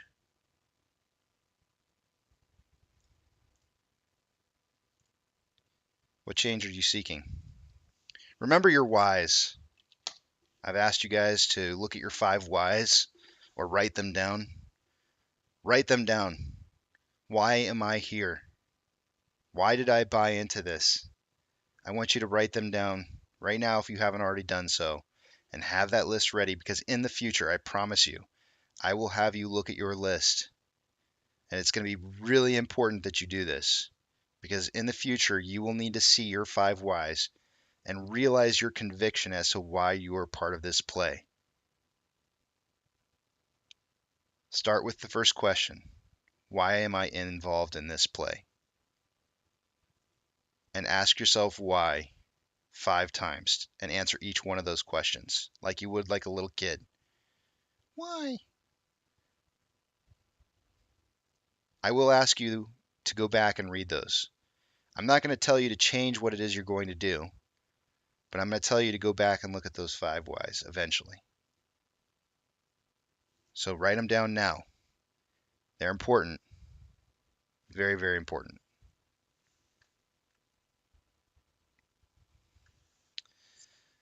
We got about 15 minutes more here, guys, before we look at our first numbers for the day. VIX is down currently 8.85%. Let's check out mortgage-backed securities. It is up 0.41. Sorry, I said mortgage-backed securities. I meant SPY. 0.43.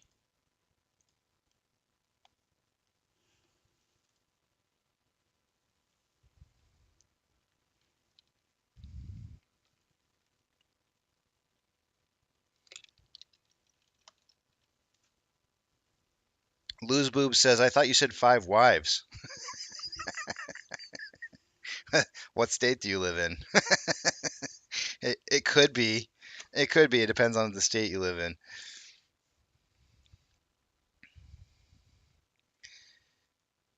Yeah, don't crumple your hand, Remtac. That'll give away your position. They already know. They already know you're holding a royal flush. The problem is they already got their money in good, so you don't got to worry about crumpling your cards too much.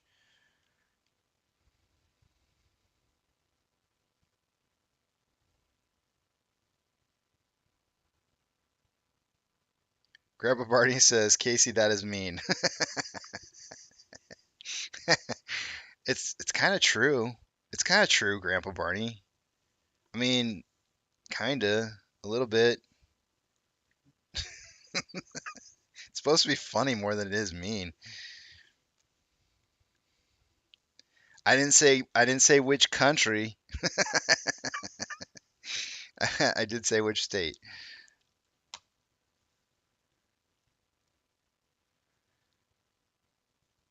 Let me check and see if Adam Aaron's put out any new messages here real quickly. And then I think I want to play you something, which they'll probably shut my stream down for it. I want to play you guys a little clip from a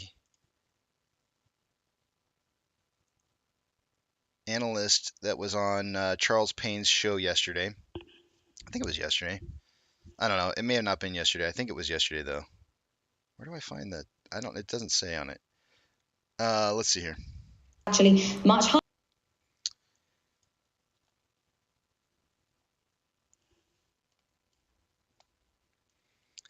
So let's see if this is. Can you see this?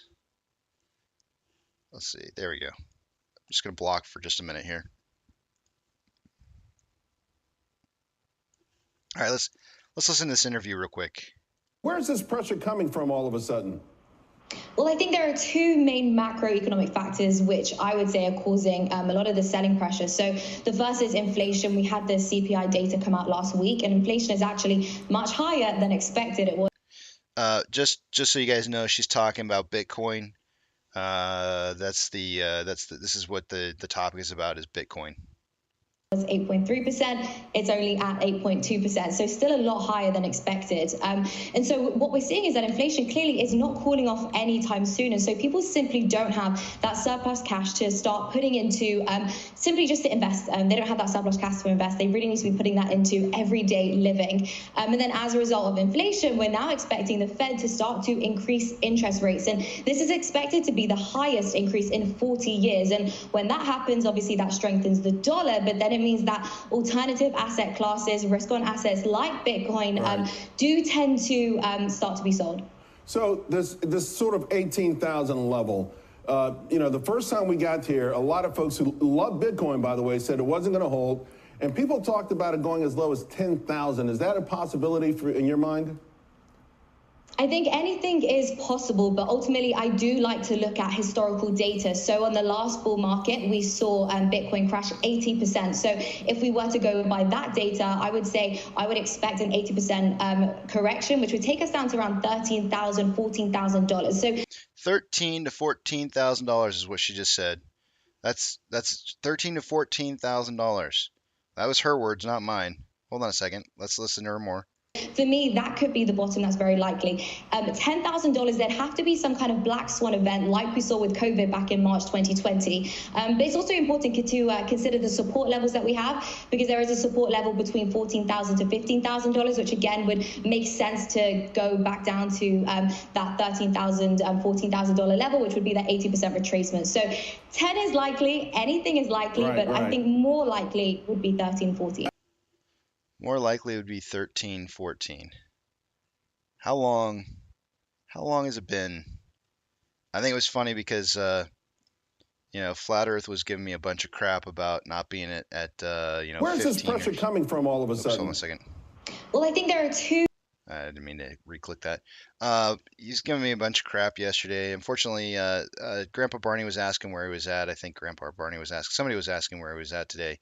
Pumpkin won't be with us any longer. He was booted off. I asked the community if they wanted him gone or if they wanted him to stay. Community voted to have him gone, so he got the boot. I was gonna give him a saving chance. I was gonna stay his execution. I offered a challenge to him, which he refused the challenge on volume predictions day over day, and so I gave the community a choice on whether or not to stay his execution, and the community said off with his head. So he was gone, and that was the revolution for you. So he got it. He got the axe, and but the interesting thing here though is that if you go and look at Bitcoin, which is actually doing pretty decently right now at 2.31, I mentioned earlier this morning that we may see one last little push up here before it does finally drop out, and the reason for that being is that uh, market loves creating bag holders. But here you go. Here you have it. This is the box that I've drawn out here. I think probably since middle of August, probably somewhere around that time frame. Maybe in July or August, but I drew this box out and as a potential breakout point. As you can see, the previous box missed by a day on the dropout from the head to the shoulder of my head and shoulder pattern that I've got set up here. But amazingly enough, what is that next price level that I've got marked out down here? And the answer to that, which you can't see because I can't drag it. Let me take you to the other page. The price level on this next drop is 12.3, which is really darn close to that 13 amount. And if you notice in my previous price level, when price initially dropped, it was just slightly above the target, fell below the target level, came back and supported just slightly above it. So imagine the same thing happening here would put you in that 13, 14 range. So exactly what the analysts are saying now. So yeah. The only problem is it's not China, right? None of the reasons that she gave was for China. The reason is due to rising dollar prices and interest rates rising. But I don't think that's it either. Not the root cause.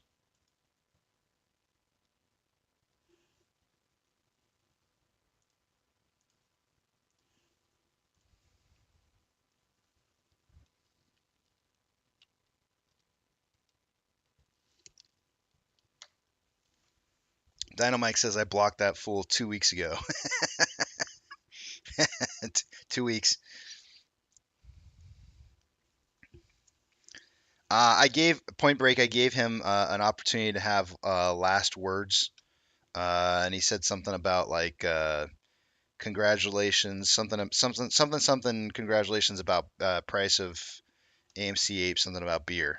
You can buy a beer for the same price as AMC or Ape or something like that. I forget what it was. I think he said it for Ape. Those are his last words, and it was just like, man, of all the last words you could possibly say, I don't know. It was like he was literally going down a list, and that was the next one on the list. He didn't. I don't know. I would have chosen my words more carefully.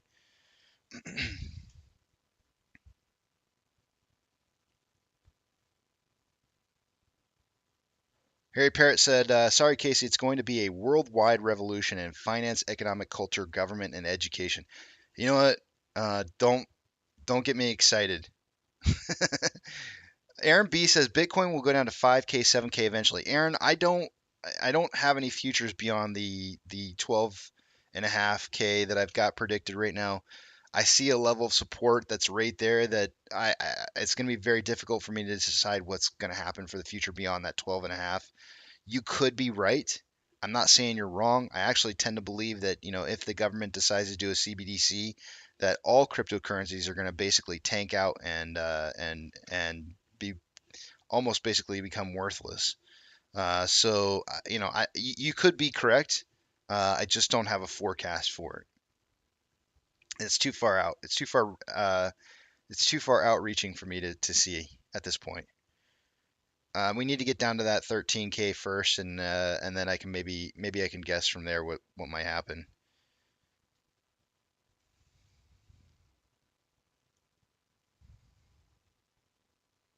But Harry Parrott, I hope you're right, man.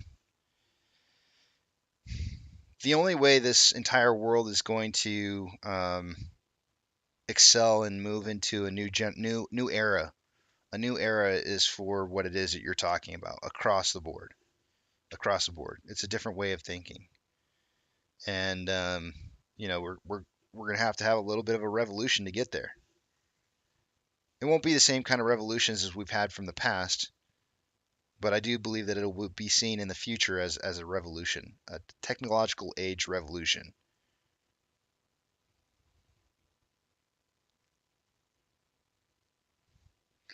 JP, I hate to break it to you, but I think that we may actually hit close to Max Payne for a combined price of AMC and Ape. Yes.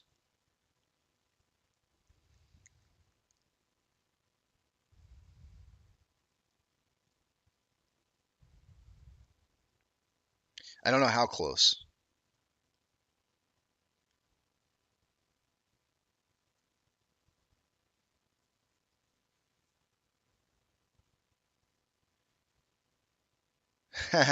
Weekend Warrior says, "Good morning, KC. Did you see the news that China had sent a banker to his death on market manipulation? Why can't our government do the same?" Because we're not a socialist. I don't know, man. We're not a socialist state, is what I wanted to say. But I mean, I don't know, man. Like that's, I mean, you know why? You know why, right? Like the United States doesn't work like that. We don't kill people for robbing everybody. Hayden says, Casey, if Bitcoin goes to 13, 14, doesn't that erase their collateral? That's my assumption, Hayden. My assumption is the collateral runs out between 13 and 14.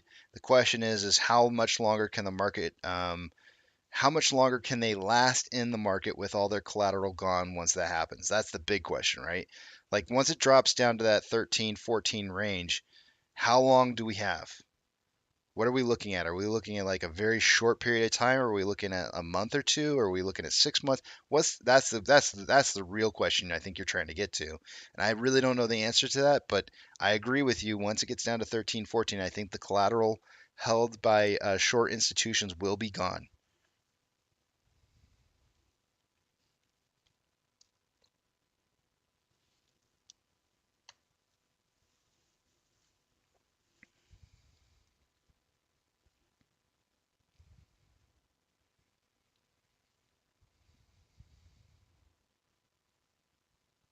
Sammy Boy says Max Payne is a lot further south, a lot south for 3 days trading. Yeah, well, let's see what happens after the announcement of the Fed today. Biden speaking and Putin speaking.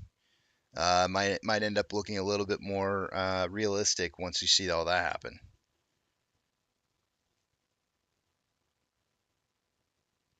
Ooh, myself says socialists don't murder people. Executed. Executed.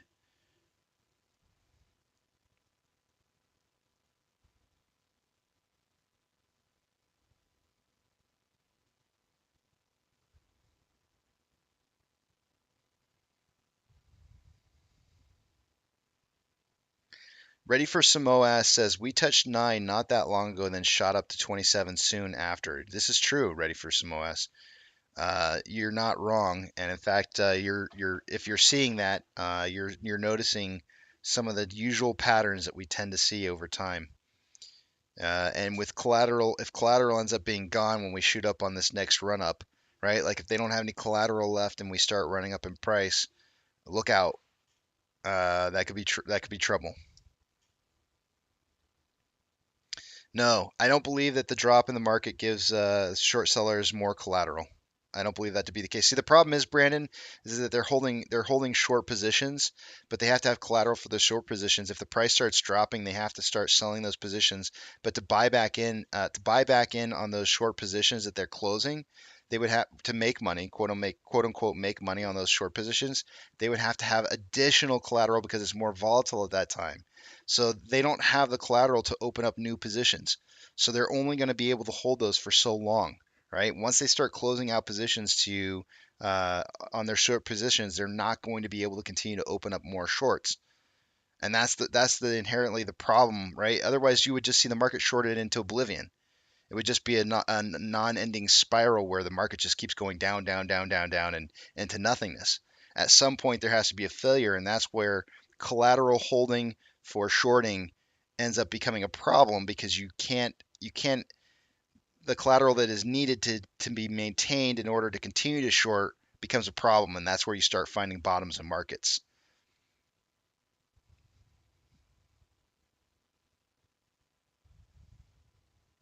But yeah, it is. That is. I think who asked that question? Hold on a second.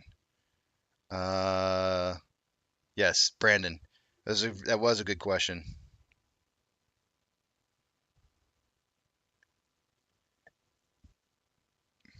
Aaron B says crypto is the institution's vacation home or reserve bank. They will have to sell the vacation home before they sell their main home.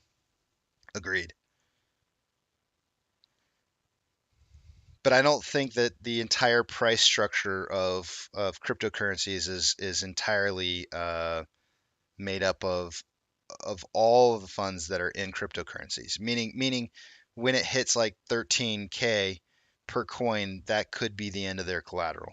I think. I to me it looks like a to me it looks like that's a possibility.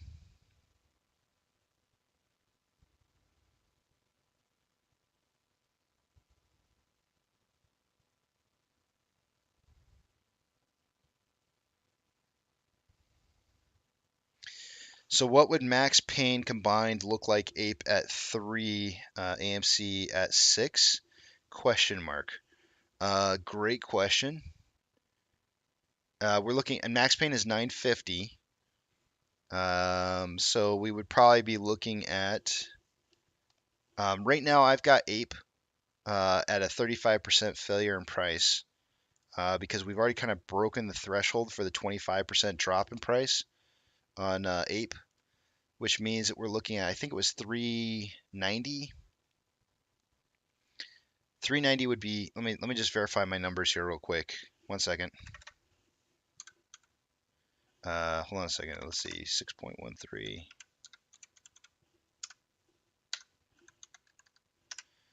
I'm getting 398. So basically $4. So we're looking at Ape, I think, being around. It could be 40%. Let's just do 40% just to kind of, because we do see turnaround points at 40% very oftentimes too. So let me just do 40% to see what the bottom on that is. Yeah, 367. So 367 for AMC and I guess the remaining. So just subtract out.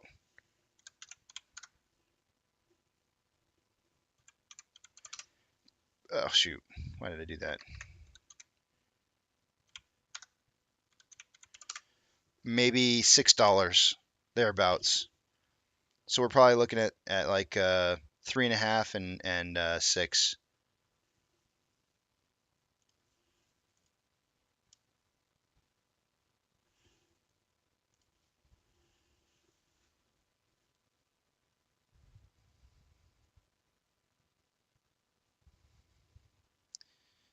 This isn't this isn't about weekend warrior says so our government are not protecting everyday normal people like us. They will let bad actors continue to rob us. And what I would say is this is about money, weekend warrior, and money. Uh, Power always follows the money. So if in regards to whether or not our government's going to support or immediately start backing like the small money versus the large money is not the case. However, the feds did put out that report just recently, which I felt was like the shot across the bow, where they basically said like, you guys aren't getting away with any more of this repeat offenses in the market. So whether or not they hold up, we're gonna have to wait and see. Hold up to those prosecutions, we'll see.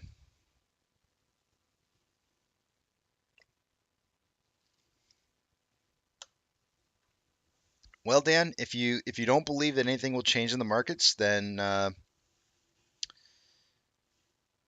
you you've already set your mind. You've set your mind in a certain way. You don't want to see change. You're not committed to seeing any changes. You just believe that it's going to continue to be a certain way, and that's fine. I'm okay with that. You don't have to believe in seeing changes, but I want to see more. Yeah, I understand, Dan. I get it. I would like to see change, but can't. Well, you either have it or you don't have it. My wife got her NFTs earlier this morning, Country Pride. I have not gotten mine. In fact, last time I got mine the day before the final date because I wanted to wait a little bit to make sure that if anybody had problems getting their NFTs, that I would be able to help them through the process. So I haven't gotten mine yet, but my wife got hers at 4 a.m. last night. And Cuddy Cut, thank you. I hope all is well with you. Uh, Maybe I missed another comment.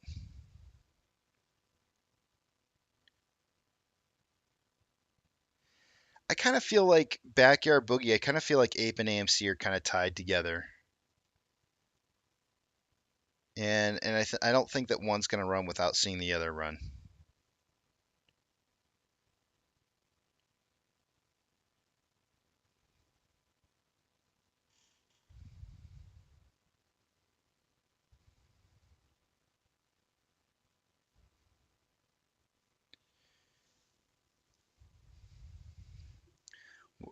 Sammy Boy says, "What would you say about the AMC GME being a COVID phenomenon?"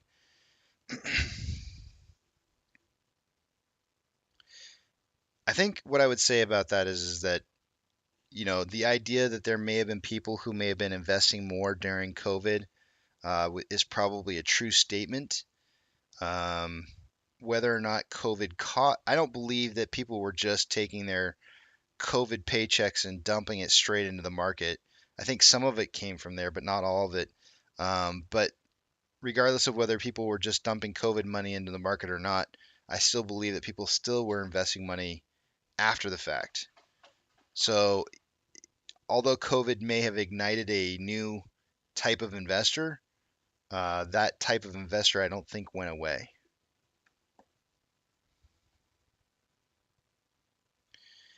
Karen says, "How do you get your NFTs? Are you signed up as an Investor Connect member?" That would be the first step. If you signed up for as an Investor Connect member through AMC's website, then you would have received an email.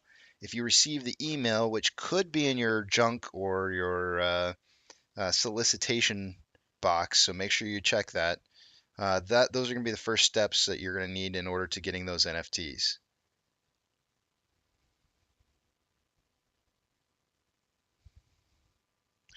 I listened to Tony Denaro last night, Aaron B, and that's not what he said. He said it could go up or the market could crash to get a MOASS. He said both. I do believe that market could run. I mean, I'm not saying actually I don't believe the market could run. I don't believe the market can run. I don't think that there's a shred of an ounce of a possibility of the market having a bullish run to an all-time high. But if it did, I would agree with what it is that he's saying. A bullish run on the entire market would help us, but a market crash is more likely.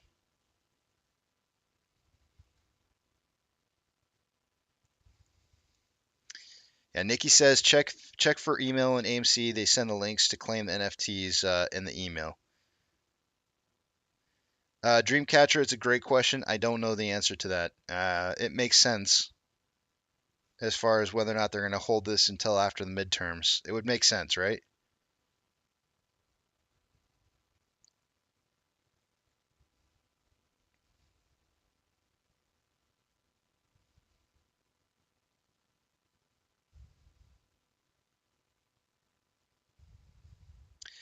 Michael Roberts, I'm going to go over that since it's time to look at the numbers anyways. So I'll read off the price predictions here in just a minute.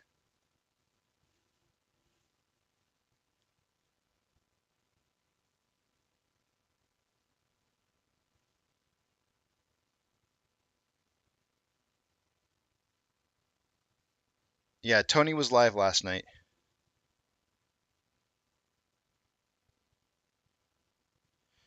Christian Princess 1 says Tony will be on in a couple hours to weigh in.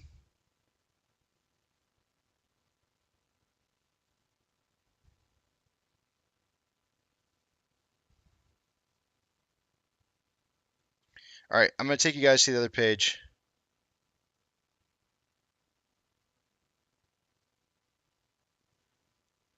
So if you guys have any more further questions, hold them until you see the big tramp back on the page again, because I'm not going to be able to see it. Two-factor authentication, guys. If you don't have two-factor authentication, you may want to get it for your account. It could protect you in keeping somebody out of your account that shouldn't be in your account. And while you're at it, set up a secondary phone so that in case one phone has a problem, you can send the code to the other phone. Not a bad idea. Test it out now. See if you like it with your broker. If you don't like it, get rid of it. But it's definitely an extra added source of protection. Give me 1 second while I move a couple pages around here, and we will take a look at our numbers.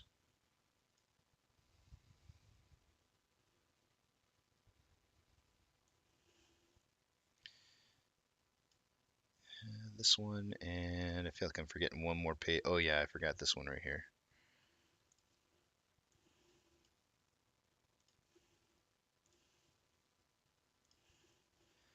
Alrighty, starting in the top left-hand corner, this is just four apes trying to, three apes and myself. I'm also an ape too, so this is all of us just trying to guess price prediction. It's not a means of financial advice or it's just four guys trying to figure out price on a daily basis to within $3 range for betting on beers and ice cream. So don't take this as like financial advice by any means. I've got down. I'm down for 11.25 to 14.25 for the combined price of AMC and Ape. Eric's got 12.15 to 15.15. Keto's got 11.78 to 14.78, and Monty has 11.75 to 14.75. Those are our price predictions for the day today. We have True Demons MOASS trigger indicators in here. Short exempt volume 180,000 on AMC, 15.6 thousand on Ape. Ape was down. I think AMC might have been slightly down as well. Utilization for AMC is at 100%. We are on day number 156 straight trading days of utilization being 100%. Ape at 80.07%. Day over day price increase yesterday on AMC was negative 5.12%. Ape was down 9.42%, but neither one of those were managed to trigger SSR for the day yesterday. Max Pain starting this week was $10. Today it's $9.50. Or sorry, rather, let me rephrase that. It started the week on Monday at 10, went to $9.50 yesterday, and remains at $9.50 today. Taking a look at off exchange, by this time in the morning, I would expect to see about 44% on a normal day through the off exchange, and somewhere between 10 to 11% on the EDGX. Let's see what we got going on here for AMC. AMC is currently at 51.44 and 12.54, which are elevated numbers on both, for a combined total of 63.98% of our total volume going through those two exchanges. That is elevated for sure. Taking a look at Ape, same rules apply. 61.39% in the off exchange, 15.42 through the EDGX. Massive amounts of volume going through off exchanges. That is a way to diminish price discovery. That is a lot of volume trading through off exchanges right now. I'm I'm about ready to go on a campaign on talking about something here soon, but not yet. I'm getting close. Day over day, we had a institutional share ownership, which is right below what was right next to me, which was the off exchange. Institutional share ownership dropped a little bit today by like 20,000 shares. When I checked it earlier, it dropped down to 154.548 million shares owned by institutions. That number has not changed since earlier. Looking at Ortex data on AMC.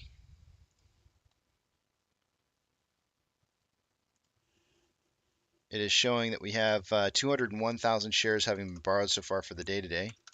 That's going to have an increasing effect on short share interest of the free float to 19.4%. Cost of our average right now is 17.53. Shares on loan is at 184.27 million shares on loan today, which is a decrease day over day by 1.8 million shares. 566,000 of that I'm estimating to be as short interest that was closed out day over day. Taking a look at Ape.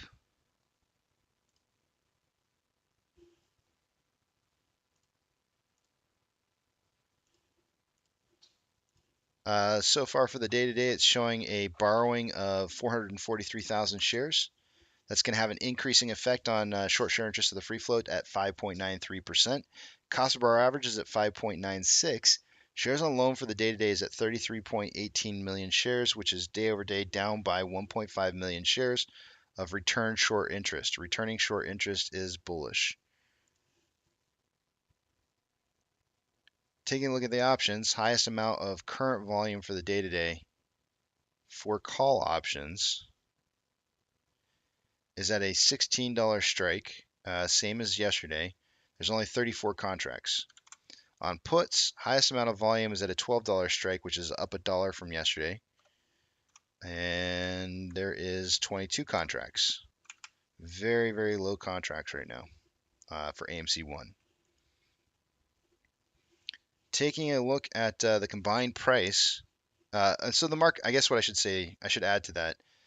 What that kind of tells me is the market's suggesting a closing price somewhere between $12 and $16 for the day today.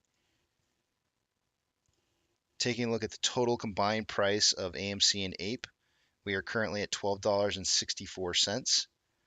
I had drawn out a bearish triangle earlier. I suggested that we would probably see a level of. When I drew this out, I didn't have a secondary touching point. I drew it right here where I put this dot. I didn't have a secondary touching point, but you can see that price fell to this point and consolidated right at that point. It did kind of try to test breaking out, going up, but right at market open, it tested that point and then fell through it. So we did get the bearish movement going through. I'll have to probably try and figure out where we're heading for the day today. The one exciting thing that's kind of notable to me is it's been a very, very long time where we've seen day over day trends form and hold the analysis, hold the trend day over day. It's very unusual. So I like that I'm starting to see that more.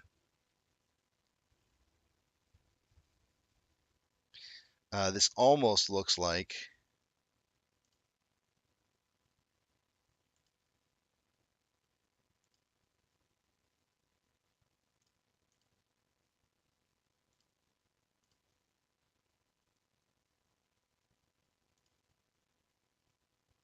a descending parallel channel. Almost, not quite. We'll have to take a look here and see what happens on AMC and Ape.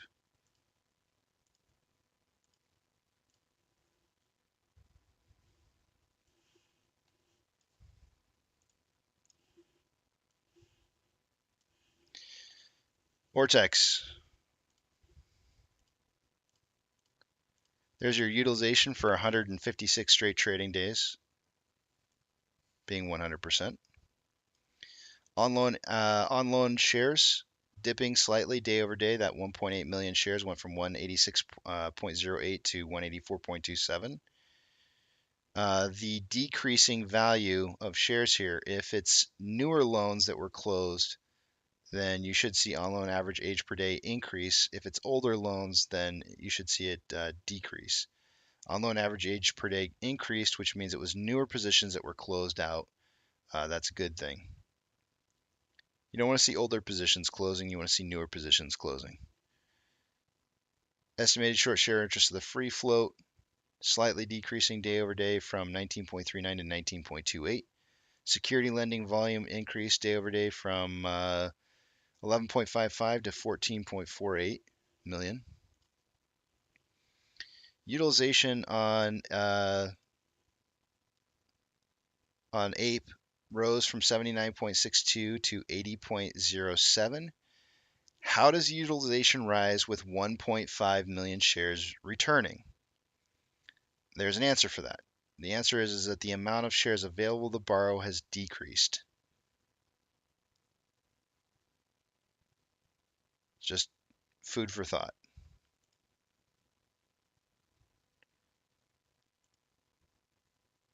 Security lending volume increased day over day from 7.17 million to 10.13.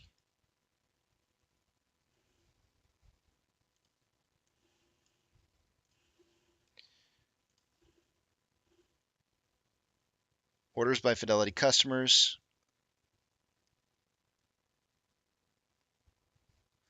Ape's the first one on the list with 70 to 29% buy to sell ratio. GME's also on the list with a 60 to 39 buy to sell percent ratio, and AMC's leading, or not leading the pack, but trailing the pack with 57% buys to 42% buy to sell ratio. So AMC, the only one under the 60-40% that I like to see. GME is just on the hairy edge. Ape's doing quite well.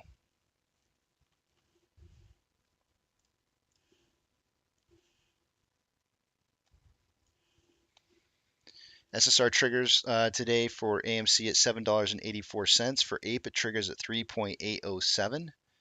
Shares available to borrow in the last hour mainly looks like they did borrow an additional 30,000 shares there. A lot of ETF shares are being returned. This is very interesting. We haven't seen ETFs shares being returned this heavily in quite a while. So there's 115,000 shares being returned to the ETFs. This is unusual. I'm gonna count another 50,000 shares having been borrowed. I think, yeah, I'm gonna count it. Another 50,000 shares is what I'm gonna count, even though it's estimating up a little bit. So we're at 2 million shares having been borrowed today so far, according to Stocko Tracker, at a 16.2% fee. Fees and cost of borrows are different.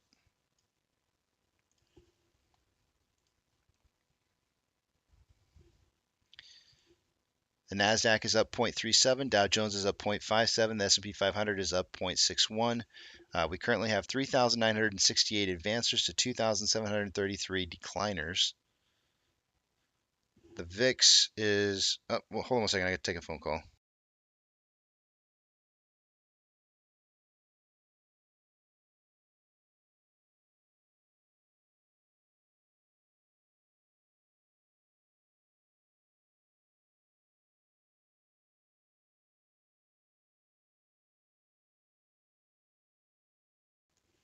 Okay, don't know what that was. Seemed like it might have been spam. Let's see here. What are we looking at? VIX is down 1.91. VTI is up 0.62. IWD is up 0.68. Tesla is down 0.12. Amazon is down 0.12. Cinemark down 0.92. Doge is up 1.06. Bitcoin is up 2.67. GME is up 3.14. HYMC is up 1.51. HOOD is up 4.34. NCMI is up 0.14. Ape is down 2.6. And AMC is down 0.4. On AMC, there is currently more inflow than outflow by about $100,000, $150,000. Volume at 4.18 million shares so far traded for the day today after, what are we at? 54 minutes of trading? Yeah, 54 minutes of trading.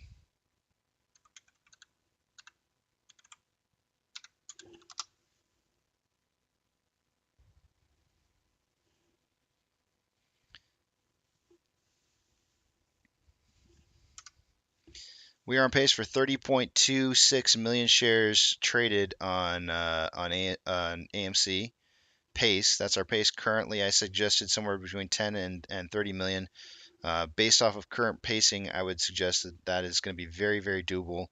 We did hit a synthetic price failure yesterday, guys. If you don't know what a synthetic price failure is, go to the description box. There's like 2 videos you need to watch in there.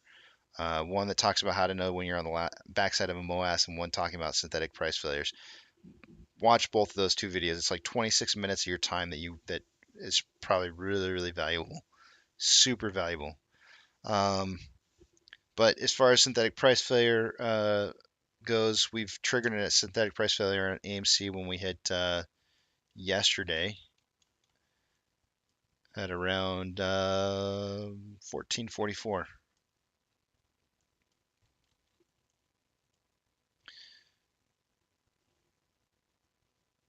On the hourly for AMC, we have more buying pressure than selling pressure with an RSI of 32.07. Just looking at Vortex indicator down at the bottom in RSI. 32.07 is below average, almost signaling oversold. On a 30-minute interval, we have more, it looks like equal amounts of buying and selling pressure with an RSI of 37.6, which is below average. And on a 5-minute interval, more selling pressure than buying pressure with an RSI of 44.5. which is just slightly below average. On Ape, we currently have $500,000 more roughly in outflow than inflow, with 1.83 million shares having been traded so far. Let's see what kind of pace we're on for the day today after 56 minutes of trading.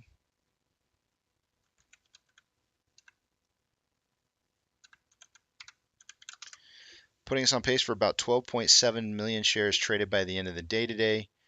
I suggested in pre-market that we would see somewhere between 5 to 25 million. On the hourly,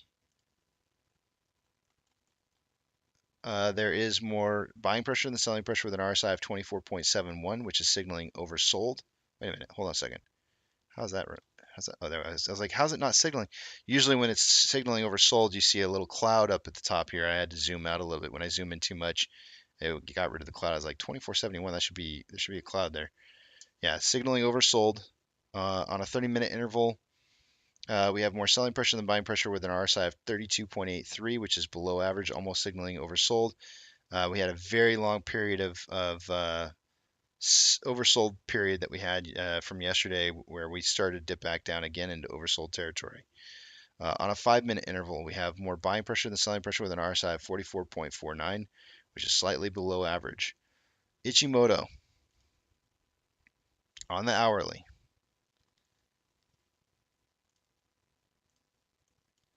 Lagging line is below price line. Price is below conversion and base, and conversion is below base. Not a buy signal. The only way this turns into a buy signal for me for the day today is if we reach above $5.13 and maintain that for an hour's period of time. So that would basically be a buck up from where we're at right now. Oh, excuse me. That was really nasty. Sorry, guys. That's really rude. That was unexpected. It's alcohol. Rock strong. Well, I got a cough. Yeah. On AMC, Ichimoku, we have lagging line below price line. We have conversion below base. Price is right at the conversion. The only way that this turns into a buy signal for me for the day today is if we were to drive price up to $9.61. And in regards to buy signal, meaning buy signal for not necessarily for us, but for outside investors to start buying into this, to, a little bit of a FOMO kind of push on price. So I'm seeing FOMO kicking in at 961. Currently we're 871, so that's 90 cents away.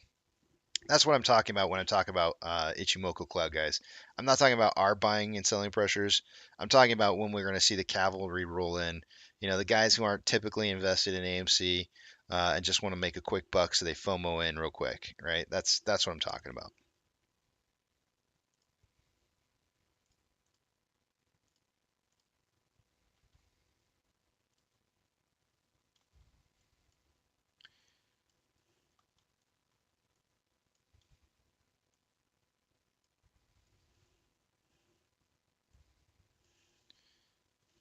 And let's see here. With that,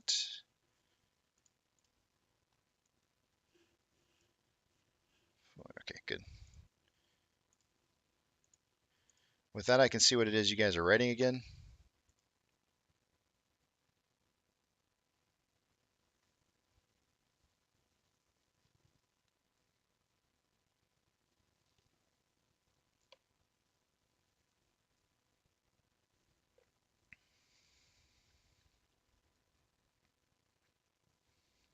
Rem Taco says, just no farting while trading and you're all good. That's where I'm going to start on the list here of things people are saying.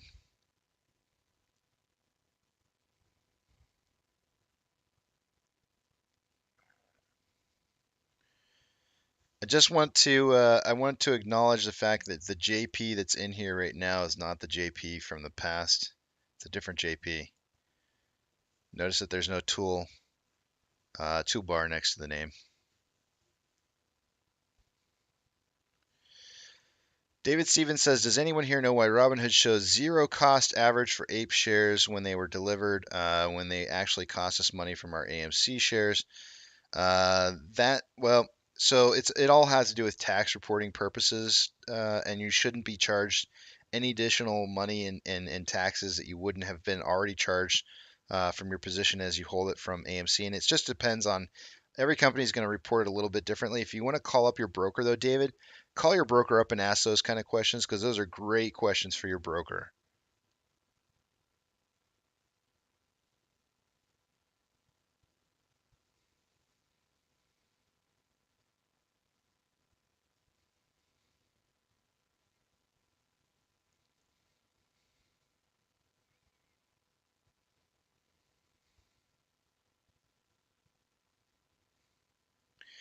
KL says the interest rate hike is going to be at 2 p.m. Eastern.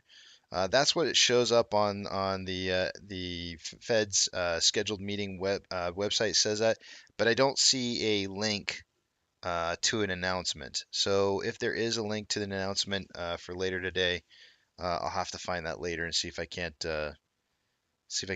pull it up someplace.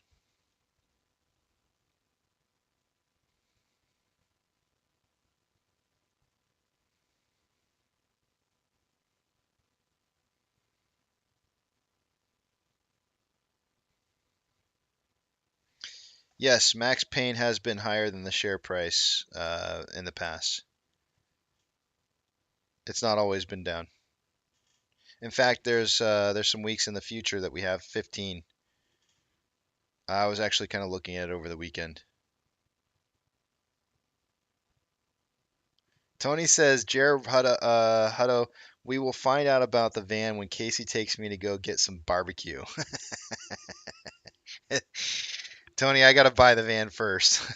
I'm gonna buy the van for. I thought maybe we could have barbecue before I have to buy the van, but if you want to wait until the van can show up to pick you up, then the big tramp will be the deciding factor, I guess, on when we go to get barbecue. Excuse me.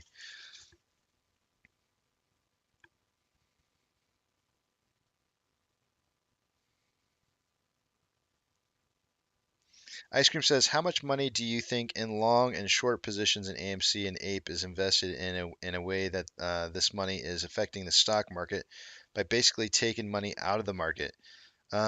Somebody actually came up with a number the other day that they said was the amount of money that was invested in AMC that's tied up, and I want to say it was like $2 billion or something like that. I don't recall off the top of my head, but they were saying that was what was basically tied up in the marketplace. And I don't know the answers to that. Ice Cream would have to do some investigating to figure that out. It would probably take me a hot minute to try and figure that out. A really hot couple hours probably. But I'm pretty sure. I mean, the truth of the matter is, Ice Cream, in shorting well, see, but you're talking about something different. You're talking about how much money has actually been put into it versus how much can be lost. Yeah, it would take me a while to figure that out.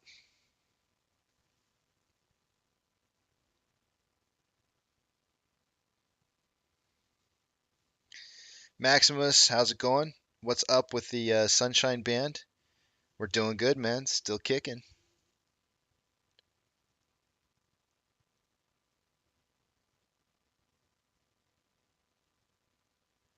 They're over 4,000. ETFs are over 100,000 already. When I pulled up the data not long ago, it was showing 115,000. I know you're saying 4,000 in the total amount, but the total ETF shares available, I think, is a different value. I think they can borrow from those as well. But the way that they're available is because they've been closing out short interest. That's how it happens. It's really kind of funny. That's a great one. This is a good one. Who said this? Steven, this is a great one. Falsehoods we've been conditioned to believe that aren't true. Crime. Every time you see, I hear this all the time. Every time you see shares available to borrow, everybody starts going crime, crime, crime. But I follow it on a daily basis, guys. When you start seeing short interest being returned, guess where the short interest comes from? It comes from loaning of shares. So it makes complete sense why you would start seeing more shares available to borrow when closed short interest occurs, right? If you've got multiple days in a row where short interest is occurring, and all of a sudden you start seeing more short interest shares, or sorry, more available shares to use for shorting, it's not crime. It's oh man, I dare say this. It's common sense. Oh my God, I didn't want to ever say that. It's very it's very obvious where the shares are coming from, and it's not crime. It's simply it's doing business. Somebody's created a short position and then they've closed it, and the shares become available to lend again. It's not. It's just simply not crime.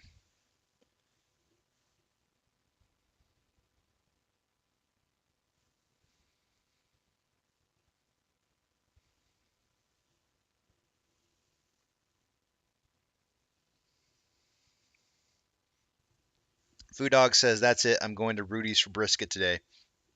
Food Dog, what state are you in? You don't have to tell me. Are you in the same state I'm in? It's a pretty big state. You don't have to tell me what state you're in. Are you in Texas?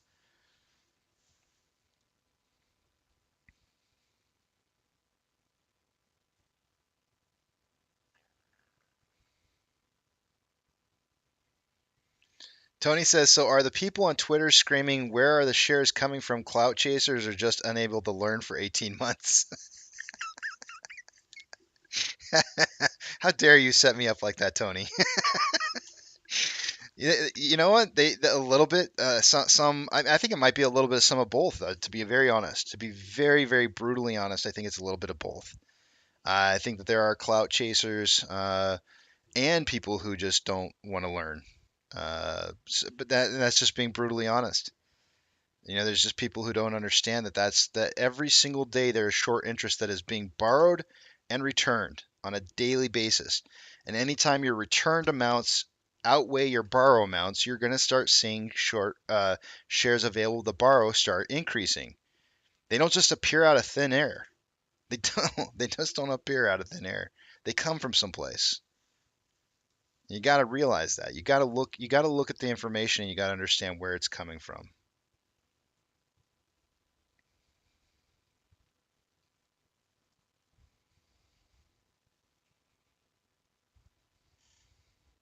But what you also need to realize too is that I'm not sitting here saying that we're losing because there's more shares available to borrow and that they're closing short interest. Just because they're closing short interest doesn't necessarily mean that they're winning, right? They may be winning short-term battles where they are making some money on short interest, but over the long-term period of time, they may have actually been net negative. So you really have to kind of take a look at the bigger picture and say like, okay, well, sure, yeah, they've been making some money along the way, but they've also been losing a lot of money. How much interest were they charged on those positions that they opened? Did they lose money on the position overall? And it just looks like they made money because they returned shares. You really have to kind of do a deep dive into that information to really figure it out. And the one way you can do that is you can go to their books and look at their books from a quarterly basis, right? Go to their 13F no, not their 13F. Go to their quarterly reports on their earnings and look and see what their balance sheets say, and see if their balance sheets say that they owe more in shares that they have not yet reconciled, or less. If they have more shares in non-reconciled paid or open interest sitting out there, then that tells me that they're losing. Yes, they may be making short-term money on certain positions, but overall it means that they're losing. So go look at your quarterlies on all the hedge funds that you want to look up, and look at that information and really realize what's happening. Don't look at their earnings, right? Because they're going to report whatever they want on their earnings. They're going to show you, oh yeah, we're making money month to month, and it's like, are you? Are you really making money month to month, or are you just reporting that you have a debt against certain positions at a fair market value that's actually less just because the price is going down, but it's actually more positions that are opened? You know what I'm saying? Like actually go look at the information.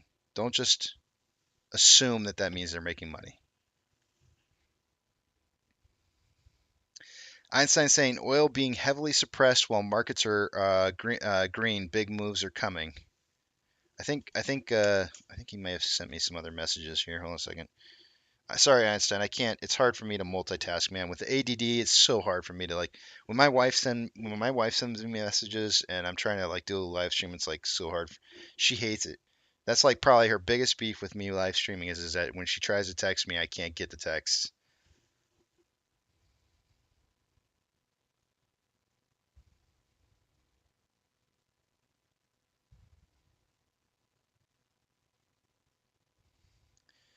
Einstein saying that there's a major shift in option contracts on Stonko Tracker. Everything shifted to January 23rd expiration. Retail didn't decide to roll all those options this morning. It looks like a tactic to me. Something's about to happen.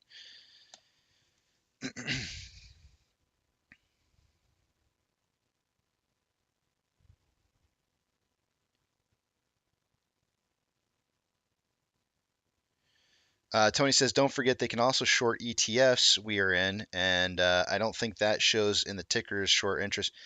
It does. It does, Tony, but they're less likely to short on a Russell 1000, right? So like if you go back and you look at IWM when we were at IWM, there's massive amounts of short interest there, which actually led me to go down a rabbit hole of trying to understand like how much short interest could be opened on an ETF.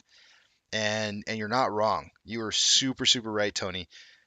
The answer to the question is there is no limit. There is no limit on shorting. The amount of if you look at the data, right? The amount of shorting that can occur on an ETF or on any given security, right? On any given security should be based on utilization, right?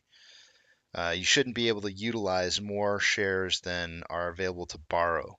But when you look at ETFs, there is no maximum amount that can be borrowed. It's like there is no limit. There's like zero limit whatsoever. And it's kind of scary. When I first started diving down that ETF rabbit hole, and then realized that the amount of shorting positions that could be opened in ETFs is unlimitless. It really kind of was shocking.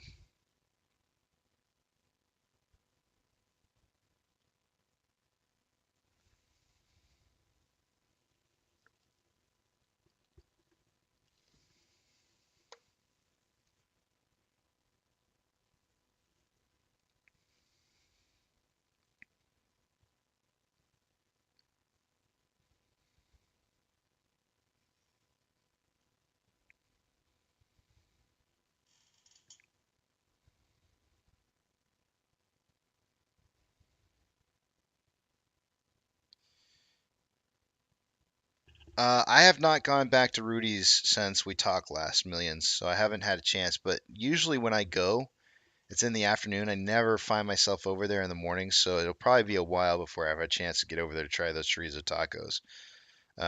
Did somebody ever answer me on that question about if they were from? It was Food Dog, if I remember correctly. I'm going back up to see if Food Dog said where it was at.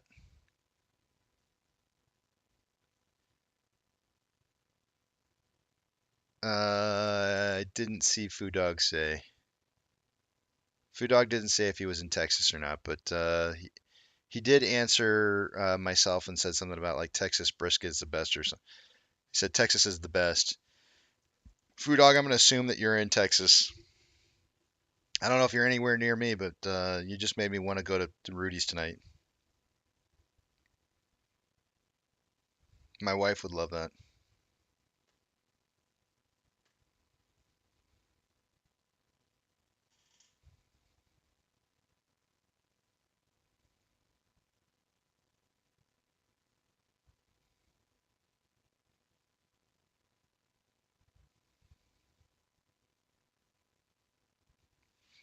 Einstein says options expiring 9/23 have been rolled to 1/20. January out the money calls shot up to almost 300,000. Retail didn't do that. It'll be interesting to see what tomorrow's numbers look like for Max Payne for January. Actually, let's look at that real quick. Let's look at it before it changes. You said January 23rd, so let me pull it up real fast. I got January 20th. January 20th, Max Payne is 15 that week. So I'll just remember that in the back of my head. 15. We'll see what it changes to tomorrow. It'll be interesting to see.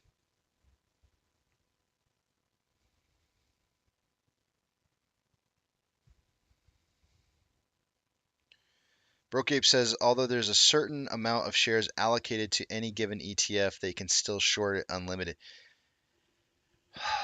I'm trying to remember, Brokeape, which ETF it was that I pulled up.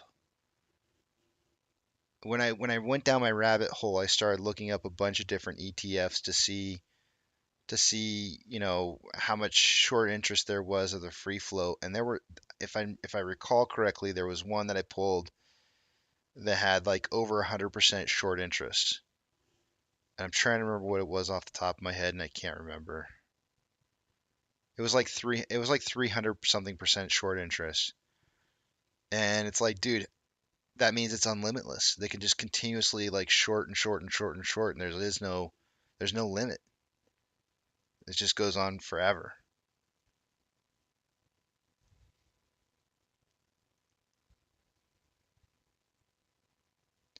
But if you're going to try and turn my words into the idea that that means that the ability to be able to short a company into non-existence is the possibility, I'm going to say that's where you're wrong, because there is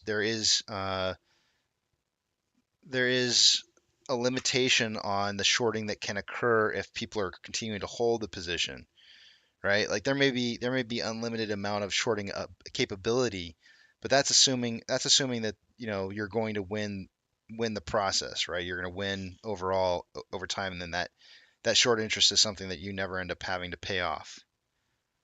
So it's just because they have an unlimited amount that they can short doesn't mean that it doesn't cost them dearly. I guess that's probably the best way to say it.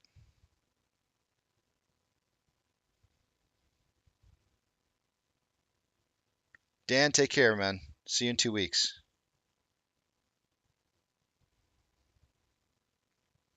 Doctor says unlimited amount of shorting positions is possible in ETFs. Okay, would you say that's corruption? I would say that there's something wrong with that. Yes, for sure. I definitely think that there needs to be some kind of limitation on how much ETFs can be shorted. But it is definitely a tool by which is utilized to short the entire market.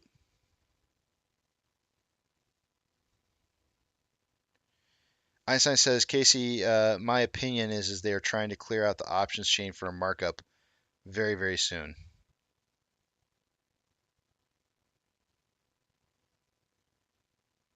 Yeah, Food Dog says if there was no limit, this would have been zero a year ago. Exactly. That's exactly my point, Food Dog.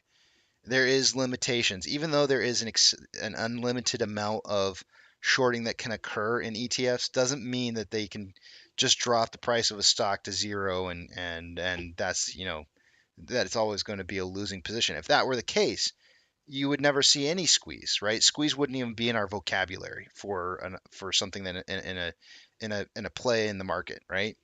So there are limitations on how much can be shorted, when it can be shorted, the interest rates that are involved in the shorting that goes on during that period of time. There's so many different things that are involved in it.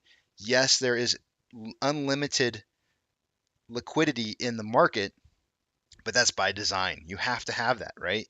If you truly honestly think about a market, if you need unlimited liquidity, you have to have some place to where you can draw that liquidity from limitlessly, right? And that's the ETFs. So that's by design kind of what the ETFs are for, but there is limitations that cause the system to break.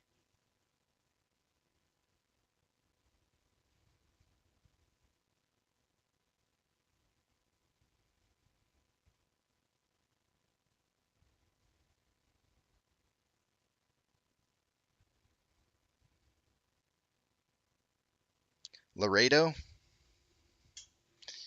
I don't go to Laredo very often. Well, millions, welcome. Welcome from Laredo.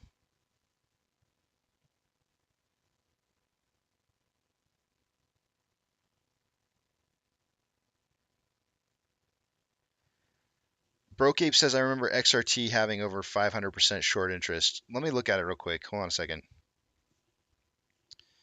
I can't remember which one it was. It's been so long since I've gone down that rabbit hole that I just gave up looking because, like, it was kind of one of those things where I couldn't really truly honestly come up with a with an answer other than the fact that it just didn't seem it seemed ridiculous what I was seeing.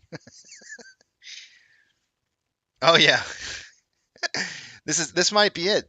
XRT might be the one I was talking about. Let me just show you guys. This legitimately might be the one that I was talking about because I said 300%, and then XRT is 384.56% short interest. Dude, what the f, right? Who said that? Who said that? You get bonus points for that, broke ape. You get bonus points for XRT, man. It's 384.56% short interest. Dude, WTF, right? Like it makes you seriously wonder. You go like, how is that possible? But here's the kicker. Here's the kicker. This is the thing that kills me the most, broke ape, right? Look at the utilization, 99.82% utilization. It's like, wait a minute. Which is it? You can't have 384% short interest of the free float and say you only have 99.82% utilization. Something's wrong here. That's not right. Like you can't like how can you have these numbers don't make sense. They don't make sense at all. You should have 100% utilization if you're at 384.56% short share interest of the free float. Like these numbers just don't make sense. They don't make sense at all. But whatever. Shares on loans 5.95 million. I don't know. See, here's the problem. Powell's 2 o'clock.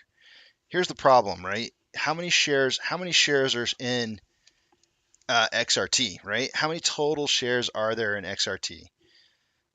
So let me go to my ETF screen here and pull it up.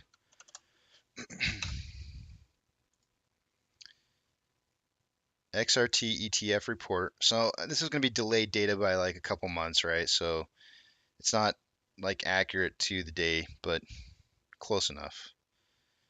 Good enough for government work. Let's see here.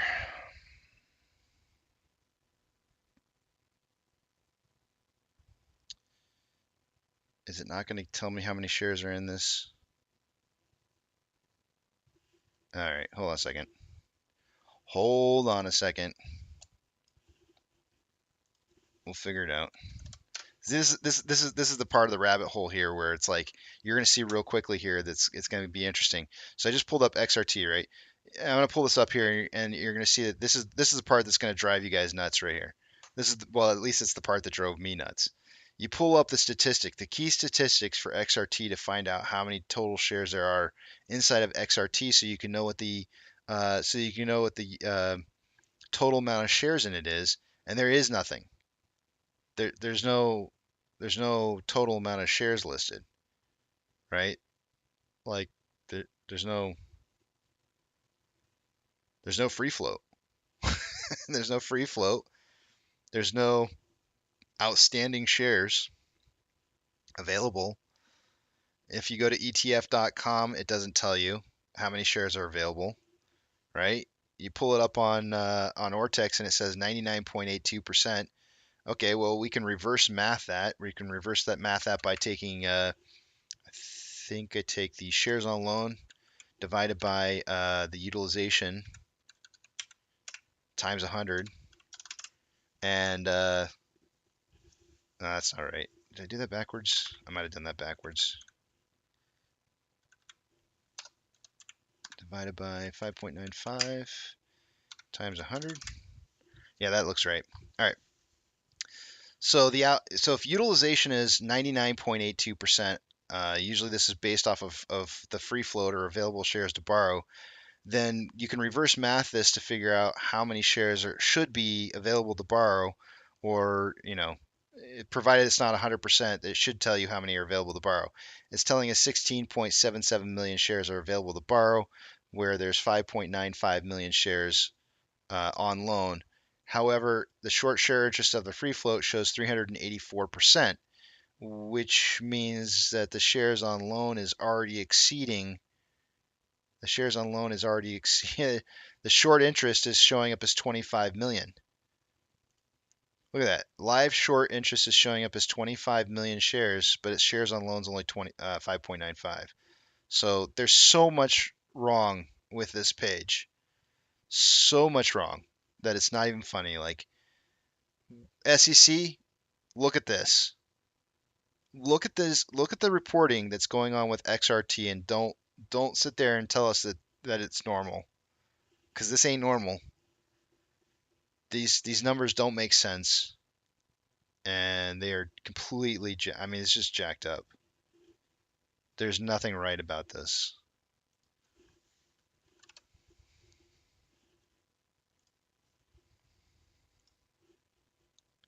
That's so much wrong. It's not even funny. It reminds me.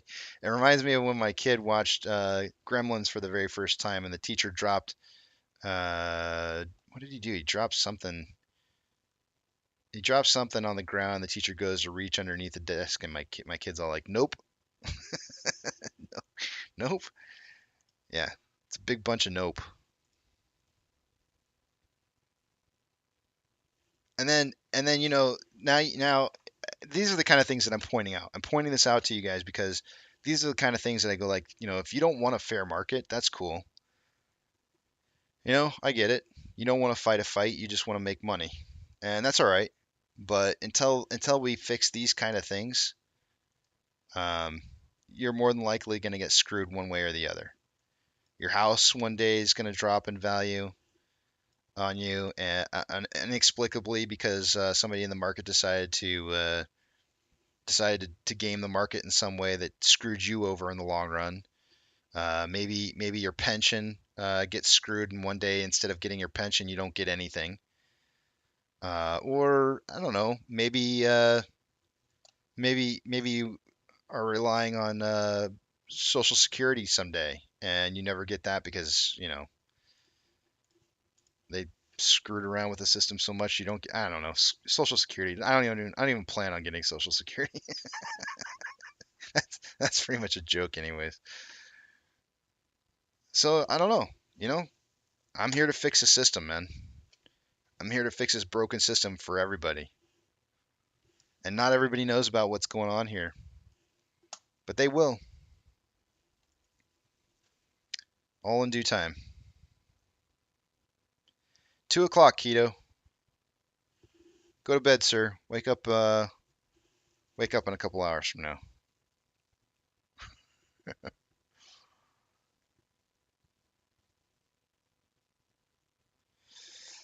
Forest. It's usually maybe twice a year, maybe tops. We don't go up there very often. But if I'm heading that way, I'll let you know.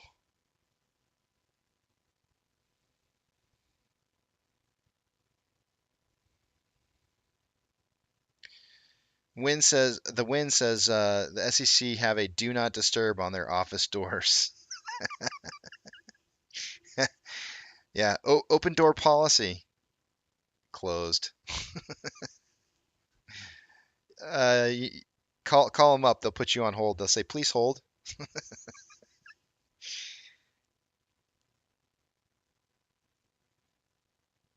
Myself says Social Security isn't a joke for the people that need it. This is true. This is very, very true.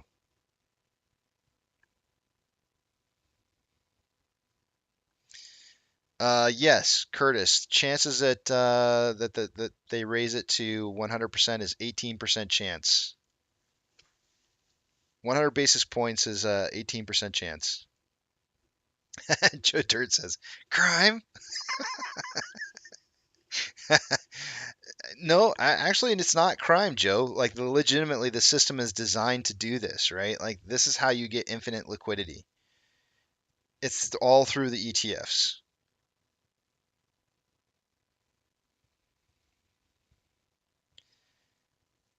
It's not, but see, that's the problem, guys. Is it's not quote unquote technically crime because it's designed to be able to create infinite liquidity for when the market can't handle situations where there's people who've shorted themselves.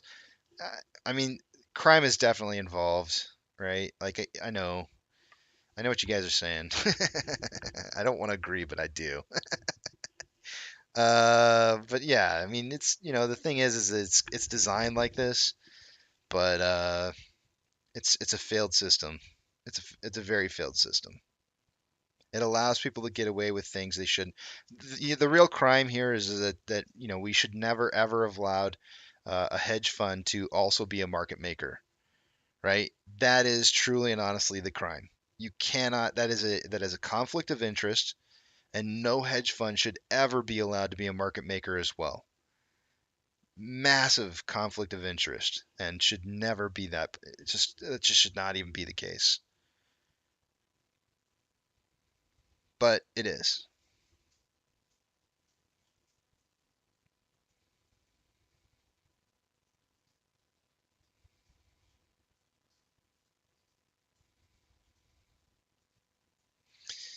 Savvy says it's criminal that we are robbed from our paychecks to contribute to Social Security, and we probably will not reap the benefits. I mean, you're not wrong. You're not wrong. I don't disagree, man. I agree with you guys. I agree. I totally agree. That's why I'm here. Tony says 18%. I like the mods. Let's go.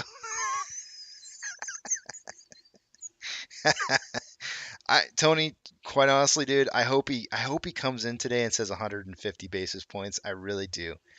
I would love to see Powell come in and say 150 basis points and just knock the socks off of everybody.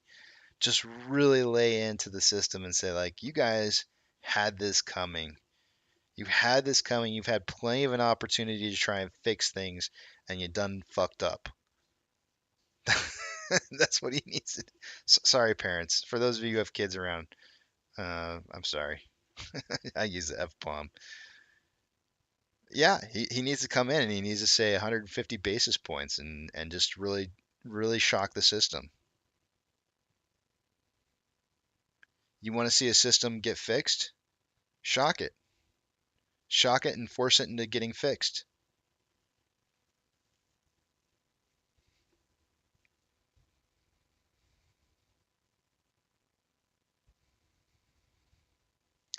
Dr. Zena says your analysis of XRT is one of the many reasons why people say crime.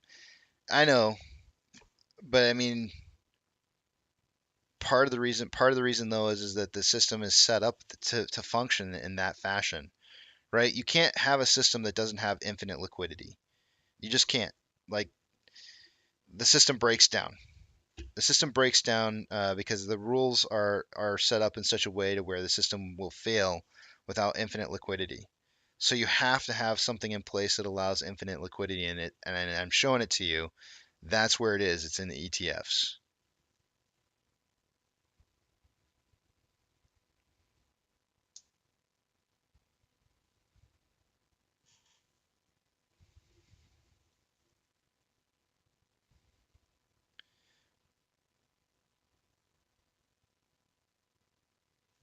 The win says yes, make it 200 basis points. All right, well, let's take a look at our numbers, guys. It's time for numbers here, so let's look at it. I don't think, I'm starting to think about it some more, and I don't think it was XRT that was the one that I was looking at. I'm thinking it might have been, I'm pretty sure it was AMC. Oh, shoot, what was it? XRT was AMC. I don't know. I can't remember. Maybe it was XRT. I don't know. It's been too long. MGTO says, I disagree with the infinite liquidity argument. Uh,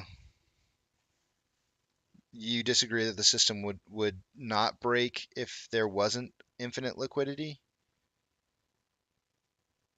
or you disagree that we should allow a system to break and therefore not have infinite liquidity.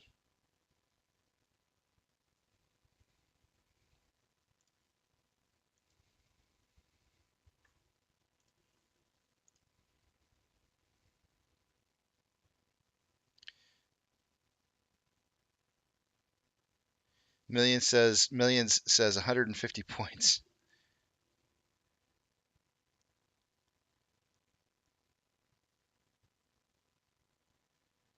Anyone hearing this hoopla about them taking Cat's position? Wait, what?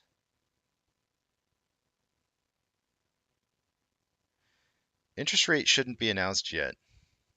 I would be surprised. I mean, I'm pretty sure you're going to see the market moving minutes before minutes before the actual announcement occurs.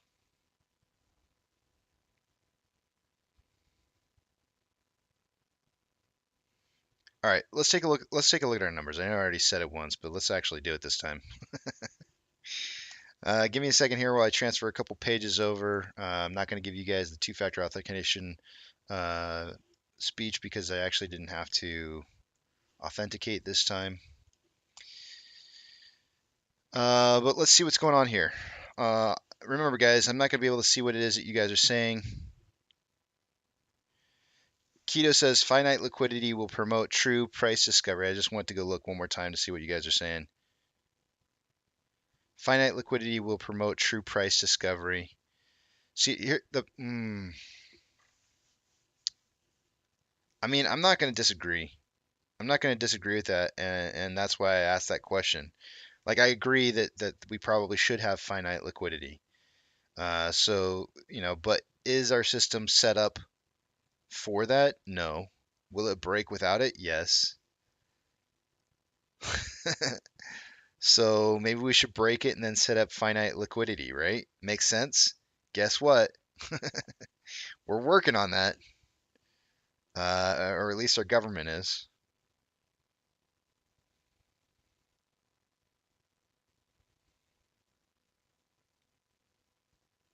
Off exchange. All right, I'm not gonna be able to see what you guys are writing until you see the big tramp back on the page.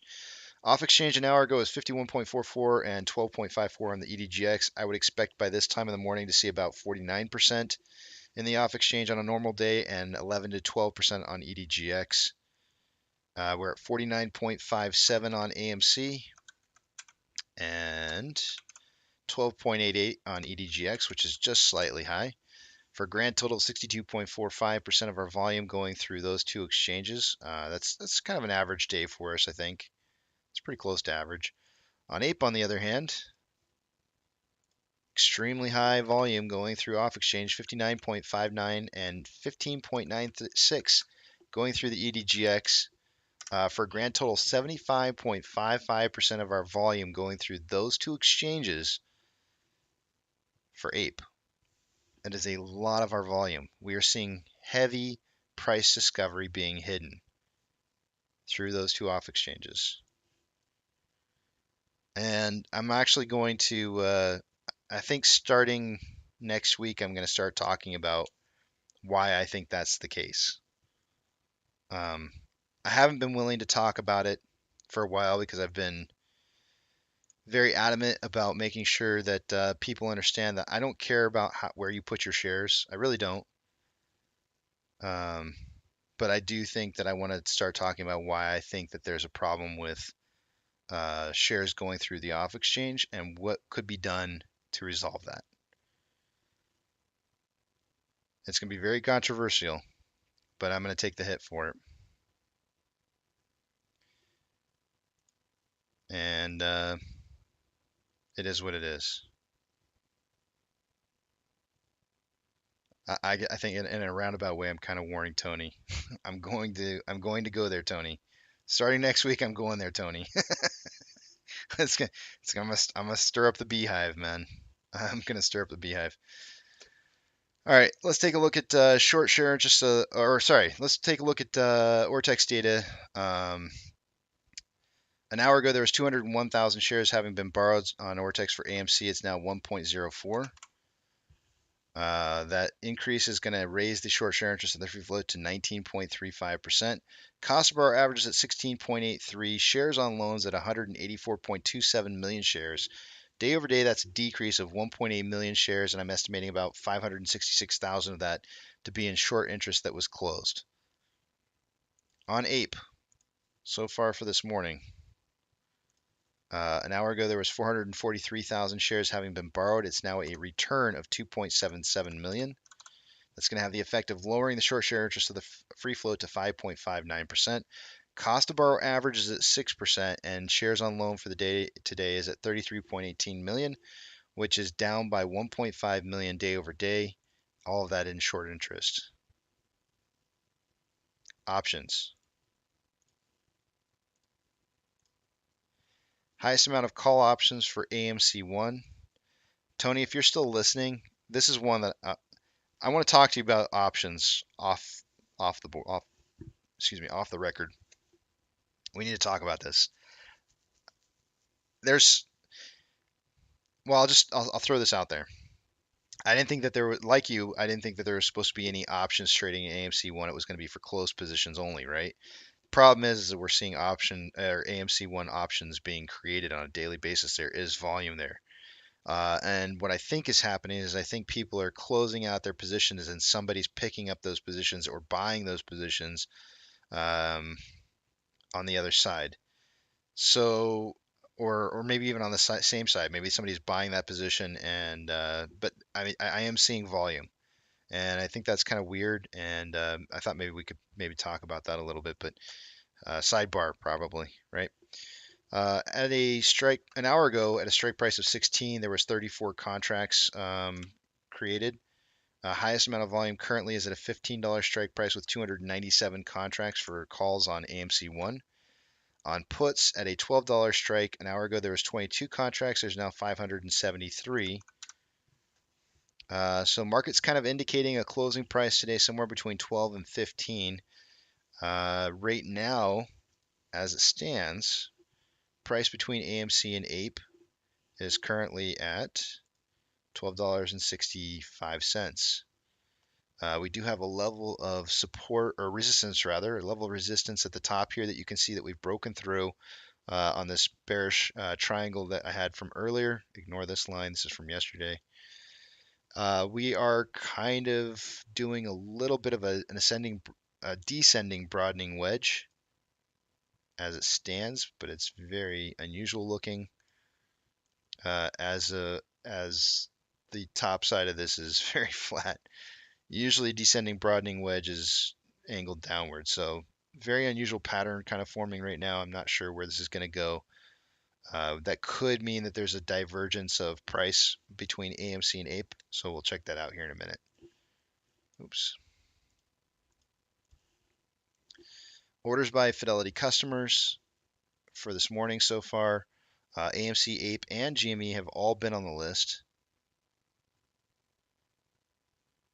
Running number one right now on the list compared to the other two. We have Ape with 70% buys to 29% sales, looking really, really strong there. I'm not reading out the percentages completely, so it's like 70.05 and 29.95.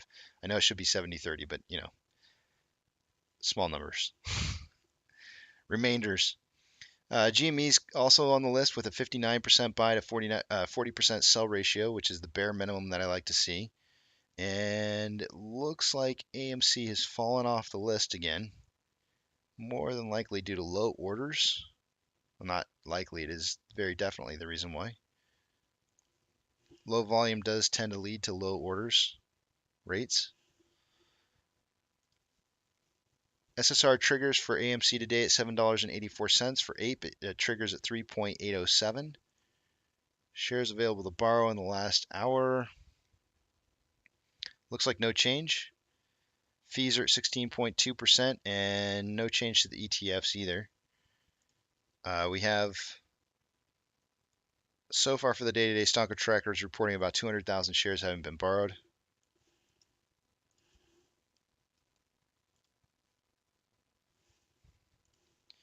NASDAQ is up 0.28, Dow Jones is up 0.42, and the S&P 500 is up 0.44. We have more advancers than decliners with 3,853 advancers to 2,887 decliners. VIX is down 2.8, VTI is up 0.44, IWD is up 0.52, Tesla is down 0.47, Amazon is up 0.07, Cinemark is down 2.41, Doge is down 0.45, Bitcoin is up 1.41, GME is up 0.44, HYMC is up 0.91, Hood is up 3.17, NCMI is down 1.48, Ape is down 4.26, and AMC is down 1.49. It'll be really interesting to see what happens today when the market starts to trend downwards. I'm kind of curious as to whether or not that's going to have an inverse or inverse relationship with AMC and Ape to the rest of the market, or if we just end up seeing some more downwards pressure at that time. Inflow versus outflow on AMC. We currently have $1 million more on AMC in inflow. 5.88 million shares traded so far after 107 minutes of trading. It's very low volume. We're on pace for 21.43 million shares by the end of the day today. I suggested somewhere between 10 and 30 million in the pre-market. On the hourly, we have more buying pressure than selling pressure with an RSI of 29.63, which is below average. It's like actually signaling oversold. Third time in the last 3 days. On a 30-minute interval, we have more selling pressure than buying pressure with an RSI of 36.03, which is below average. On a 5-minute interval, we have more equal amounts of buying and selling pressure with an RSI of 40.08, which is below average. On Ape, there's currently $600,000 roughly more in outflow than inflow, with 2.86 million shares traded so far. Let's see what kind of pace we're on after 108 minutes.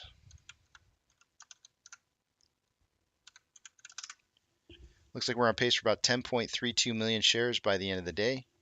Obviously, that's going to decrease as the day moves on. I suggested in the pre-market 5 to 25 million. I think we're on pace for that, for sure. On the hourly, we have more buying pressure than selling pressure with an RSI of 20.76, which is signaling oversold and has been that way since 12:30 from yesterday.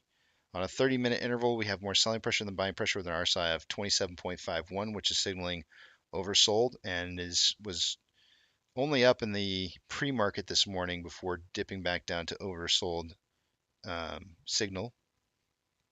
On a 5-minute interval, we have more buying pressure than selling pressure with an RSI of 32.49, which is below average.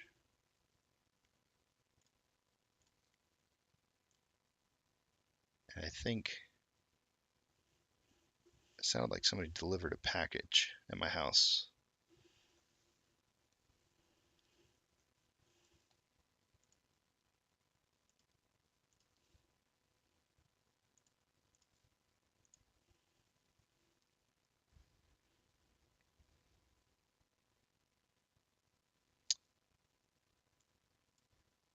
Hey, Win, I'm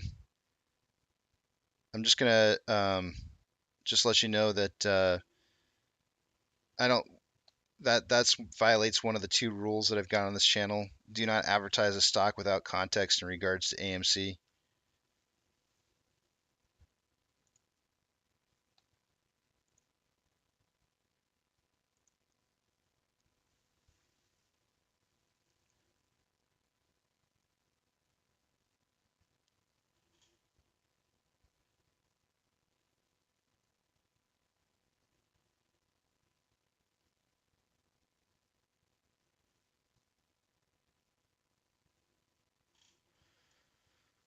Let's see here. Einstein says those 300,000 options are suddenly now down to 49,000 for January, and 930 shows 0 calls or put options. Chain is moving like crazy. Interesting.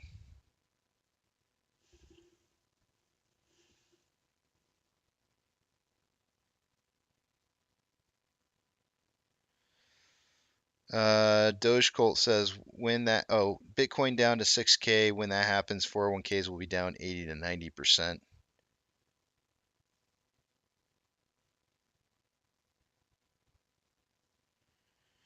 Curtis, all off exchange.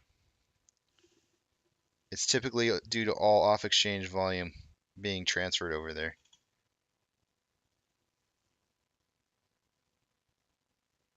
Whatever buy orders we do have typically will transfer over.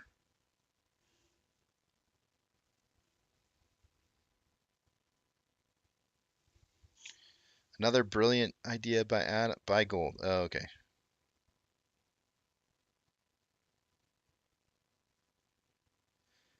Einstein's saying probably just more glitches. Glitches get you stitches.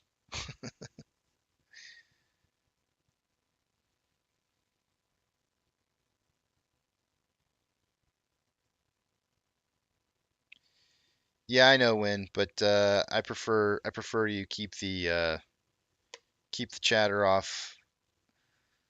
Tony will have his own. He'll have his show going here in a couple hours from now. I'm not sure what time he starts it up, but I think he starts at like 1 or 2.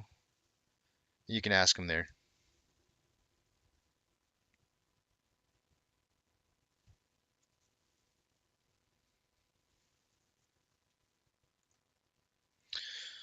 Oh, Jabibs.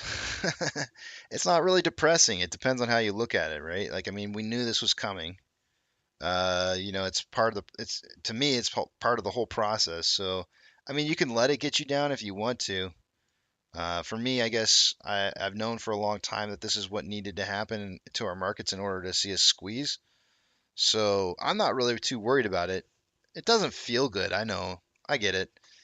But, it is what has to happen. So I don't feel uh, I don't feel like it's anything that's unusual, right? Like I would feel more I guess I would be impacted more emotionally about this if it was something that I didn't expect, right? But this is truly and honestly exactly what I expected to see happen, right? Like I don't see how you can not have a market failure without if you want margin call, right? If you want margin calls, right? And that's what we do want for MOASS. If you want margin calls to truly happen, if you really want companies to have their entire inventory liquidated to get a true MOASS, you have to have liquidation, right? That's it. End of story. And the only way that happens is through market failure. That's it. You can have a stressed period of time similar to what you saw with GME back in January of last year, right? A stressed period of time where price can rise, and then they just take away the buy button. They get enough sell orders to come through, and then they've closed out enough positions to where they're good, and collateral's met, everything's hunky dory. You don't have a MOASS, you have a SOAS, right? Like it wasn't a mother of all short squeezes. It wasn't. You have a partial gamma squeeze, gamma ramp that caused price to get up to 500 and some odd dollars, right? That's that's not what we're talking about here. We're talking about something entirely different. And if you want to see a stock price rise into the thousands of dollars on a squeeze play, then what you got to see is you have to see liquidations in companies. You have, like I've said before, you got to see them walking out with the papers in their boxes and their belongings, walking out and it being on the news. When you start seeing those kind of liquidations, you know you've gotten to the end.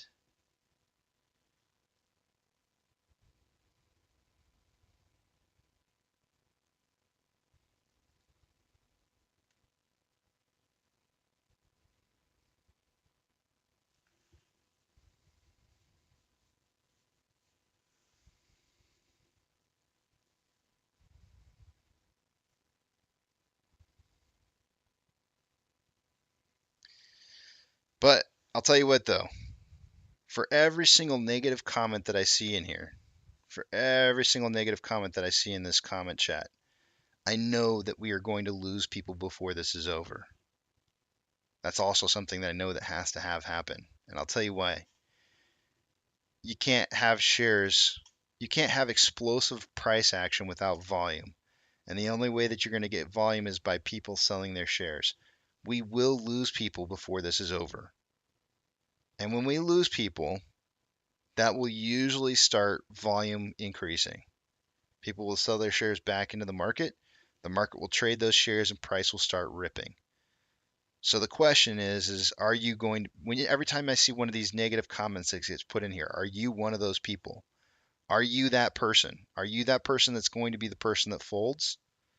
Or are you just putting negative comments in here because that's how you feel about the company and the position that you hold? How do you truly and honestly feel?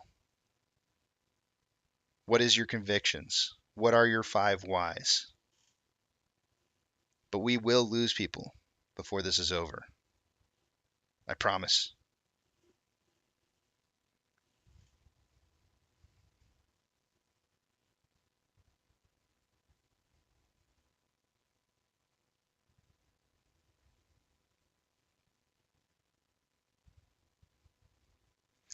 Dylan the Crackhead says, what if I sell and buy cheaper again? I don't know how long you've been in this for, Dylan. You could potentially, I don't know if you've been holding for over a year or not, but you would lose that the tax savings that you would get from capital gains on holding for over a year. If you bought and sold and then rebought back in at a certain price, you may get a better price per share, but you may not. You may not, right? Price could start rising, then you end up losing how many shares you could have. You will also probably be taxed. I am not a tax representative, or should not be. None of this information should be taken as tax advice, but you could be taxed on your position differently based off of your buy and sell position and when you make it. You could be putting yourself into a lot of extra additional risk by trying to better your position, by being quote unquote greedy. This play is called buy and hold. It's not called buy and make my position better because I'm greedy and I need more money or I want more money. The buying and holding is what causes this to work, not trying to better your position. But it's your money, it's your choice.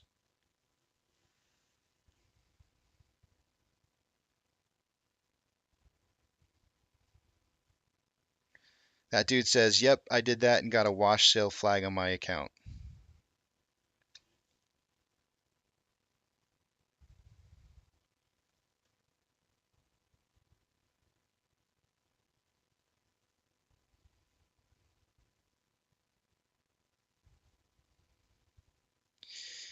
Actually, I think what you need to do is you need to ask the question, when will one of the small guys go belly up? Because you're not going to see the big guys fold first, right? You're going to see the small guys fold first. That's what you're looking for. You don't need to see the big boys fold, because when the small guys start folding, the big guys come after. The medium guys come after that. Then the big guys start folding after that, right? So it's not going to be the big fish first. You're going to see the small fish start getting fried. And then when the small and then when they're done getting fried, then the medium fish are going to start getting fried. Then when the medium fish are done, then the big fish are going to get fried. So it'll be a chain reaction.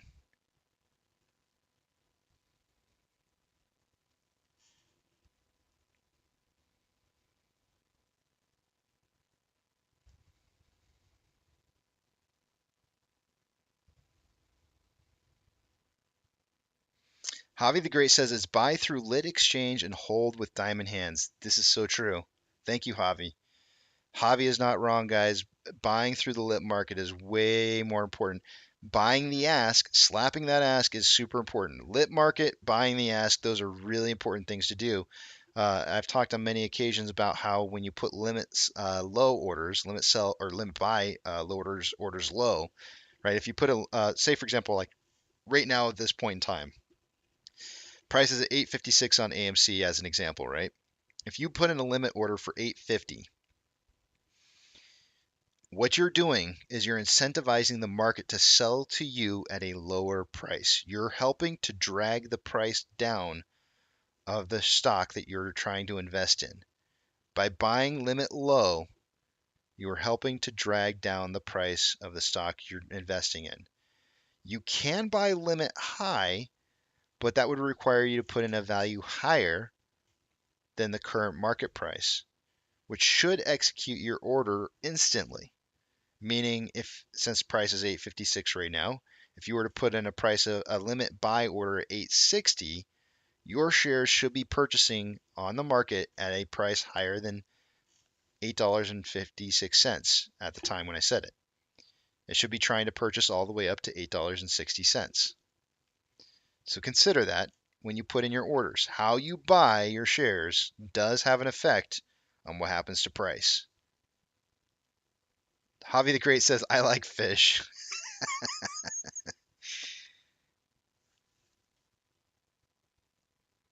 Yeah, Dylan, not a problem, man.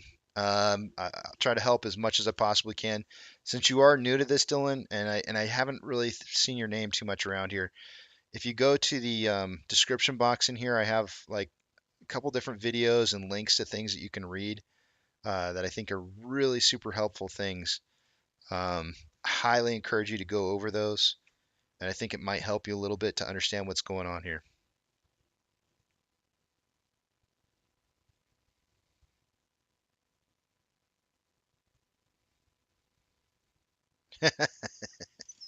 Nick says, "Wait, so you don't order through CBOE?"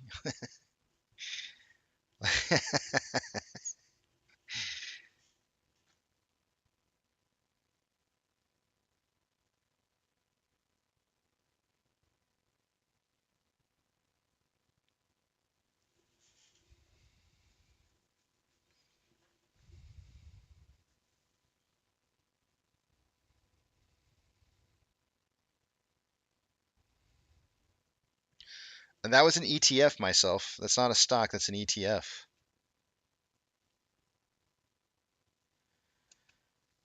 It's a very, very good question. I mean, that's a great question myself. I think you know I think you know what's going to happen, right? Like if you have 385% short interest on a if say for example liquidations were to start occurring on a company, you would probably see the market do a short-term rise in price just before because you would have liquidation of those companies, so you would start seeing price rising as forced buying was happening on the stock market. So you'd see the price rising in the market a bit, probably quite a bit, sharply, really fast. And then the question is where does that money go? If that money turns around and reinvests in the market, then market's just going to continue to do what it's been doing. If that money turns around and exits its position, then the market's going to start absolutely tanking. You're going to see this massive drop in price in the market as that money exits. So that's truly and honestly the real question is what's going to happen to that money when those positions are covered? Are yeah, covered because that's forced closing.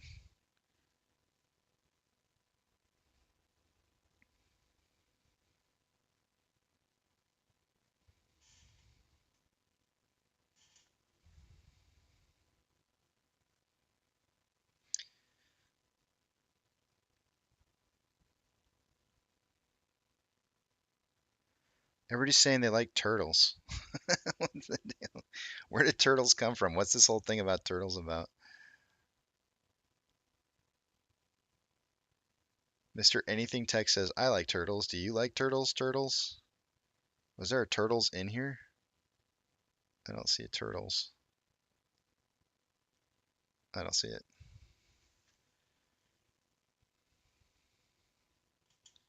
Yeah, I agree, Win. I really agree. Who are you guys talking about? The turtle? Are you saying I love the Turtles kid? Who is the Turtles kid? I have not seen the Turtles kid.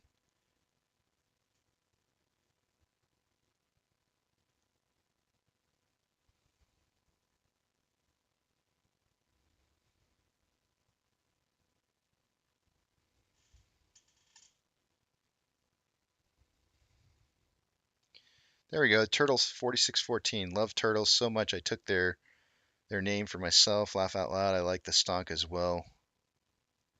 Kim, how's it going? Good to see you. What is up with I like turtles? This is so weird. Curtis says, wouldn't we need that money from closed positions for MOASS? I mean, we'll be a part. I think what you're saying there, Curtis. I think the answer to what it is that you're asking there is that we'll be a part of that. YouTube, I like turtles. Okay, I'll have to check it out on my break.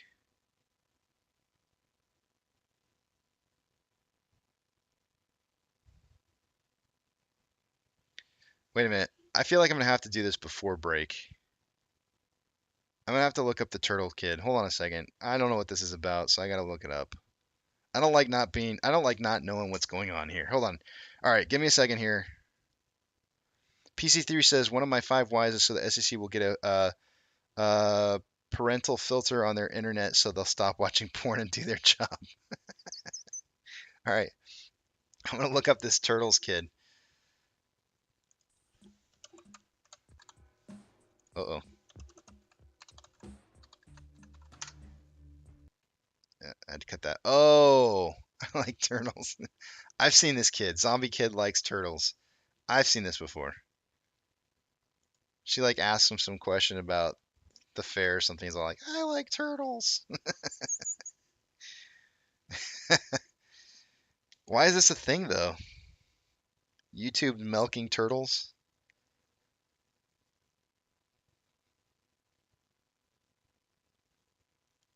The Turtle Club? Why is he like a thing now all of a sudden? No, I am not Chris Griffin. I am. Oh, that's not even Griffion. Griffion. Chris Griffion. I will not Google that. I know what that is. We used to have a guy that used to come in here. Who was that? Who used to come in here and do that all the time to me? Trying to get was it, I think it was myself. I think it was myself that would try to do that. He would try to get me to Google stuff all the time that I didn't want to see.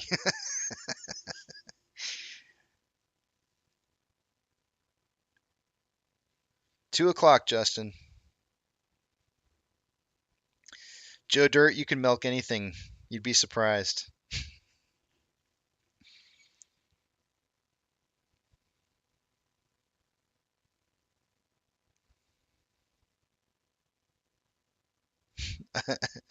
Turtle says, I don't know, Fokker. Can you milk a cat? That's my favorite. I love that movie, man.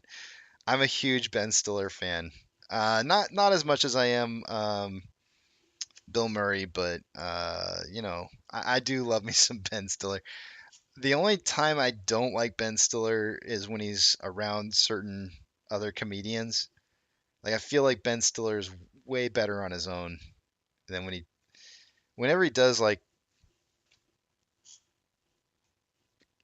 I like Will Ferrell's like a good example. Like when Ben Stiller and Will Ferrell get together, I don't think it's funny at all. I think it's really stupid. I think they're like the worst. Like you can't put Ben Stiller and Will Ferrell in the same room and laugh. I just don't feel like it's possible. And they just don't. It's almost like it's like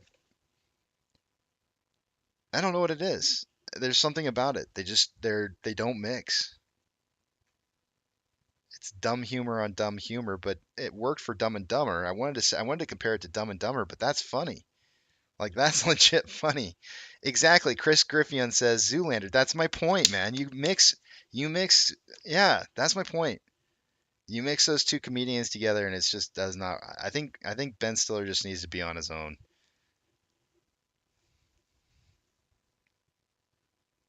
Myself says Will Ferrell, and Ben Stiller is the only comedian that I can truly and honestly say that I feel like he's way better by himself. But Ben Stiller and Jack Black they were in something together. What was that fighting movie, war movie?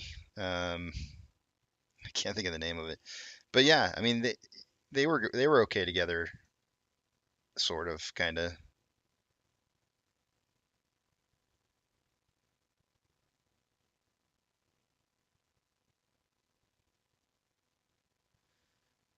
Step Brothers was great,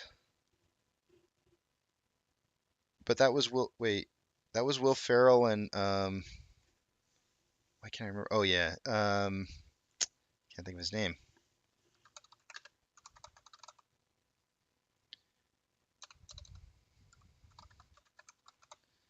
Will Ferrell and that dude are like perfect together. John C. Riley. I always forget his name. John Riley and Will Ferrell are like a perfect match made in heaven. Those two guys are like perfect together. But Yeah, Tropic Thunder was the movie I was trying to think of. Thank you.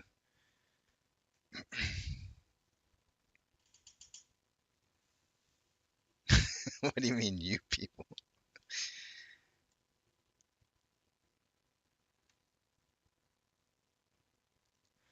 Habitual line holder says Eddie Murphy funny by himself perfectly. Dude, that is a great. That's another good one. I actually hadn't thought of that. You're absolutely right. Eddie Murphy by himself as a comedian is great. Mix him with somebody else, and it just doesn't always seem to turn out quite as good, does it? You're not wrong. That's why he. That's why there's entire movies where he plays every single part. And the reason for it is if they had picked other comedians to do the other parts, it wouldn't have been as funny.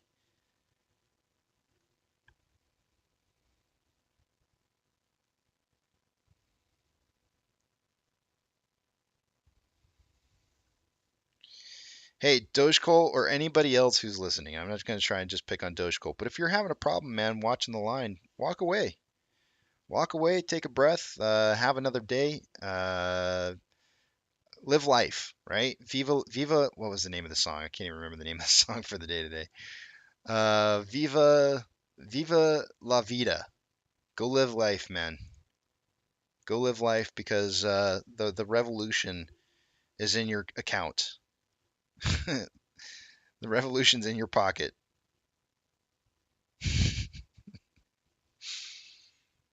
You don't have to watch, and you still can be a part of it. It's the most amazing thing ever.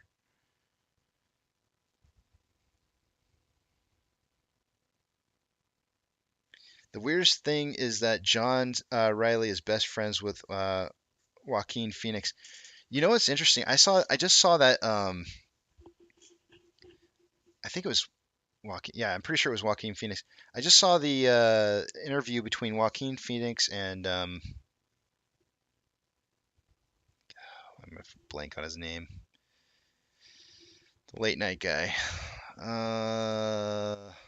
interview guy, and I can't think of what his name is. Old dude. I'm so bad with names. Yeah, it was a really weird interview. Super, super weird. Let me look it up.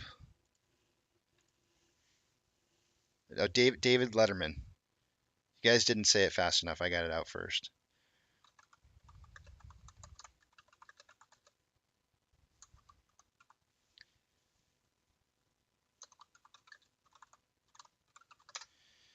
Really? Okay, yeah. It said Joaquin Phoenix's infamous appearance with Dave Letterman. Check that out if you have a chance to check that out. It is super, super awkward. And I've actually seen some other interviews with Joaquin Phoenix that um, really kind of make me wonder, like, what is going on with that guy? Like, is he? I think he's like a. I don't think he's socially apt. I think he just doesn't do well in social settings.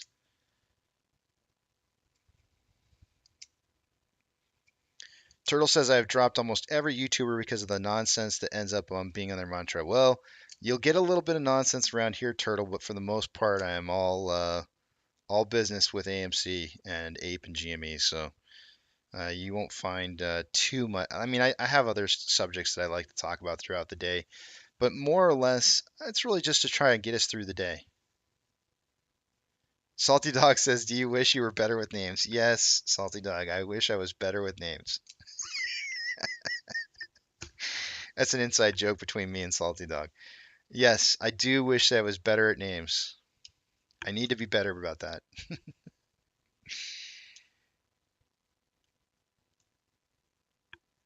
Not going to lie, I'm going to show my grandkids a picture of Jack Black and tell them it was Casey.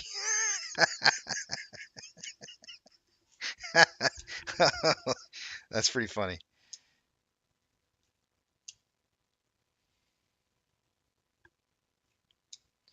Mr. Anything Tech says, I'm not here for the line, I'm here for the good information. Thanks, man. As I sit here and talk about like random comedians and stuff. I mean, I kind of have to fill in the day a little bit with some humor, kind of break it up a little bit. You know, it's good to kind of um, change subjects a little bit here and there. Doge Cult member, you're not a waste to society.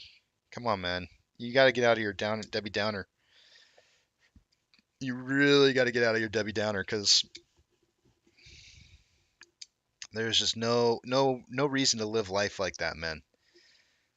Is way more fun to live life with a positive attitude and like living life to the fullest. So if this is going to continue to cause you to be down, man, just go take a break.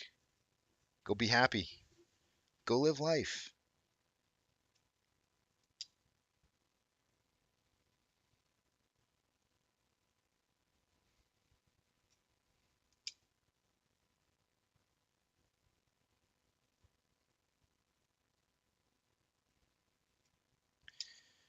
Habitual says, if one not mistaken, he said he was in character for that interview.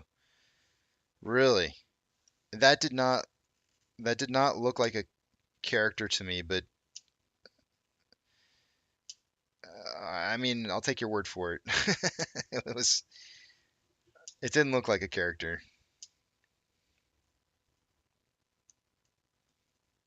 Because I've actually seen him in other interviews before where he's kind of acts the same way, just not nearly as bad. Oh, stuttering. Turtle says Astro spews large words and never has a lot of context to back it up. I can call my dad if I need. Wait, I gotta go back and read that. I can call my dad if I need to be put down for hours. But you know what you won't get, Turtle, is you won't get your dad dropping f bombs at you every single time, every single minute that he's putting you down. That's really funny though. I love what you said there. That was really funny.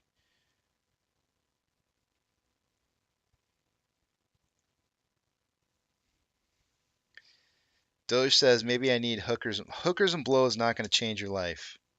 Not for the better. That's just going to add more problems.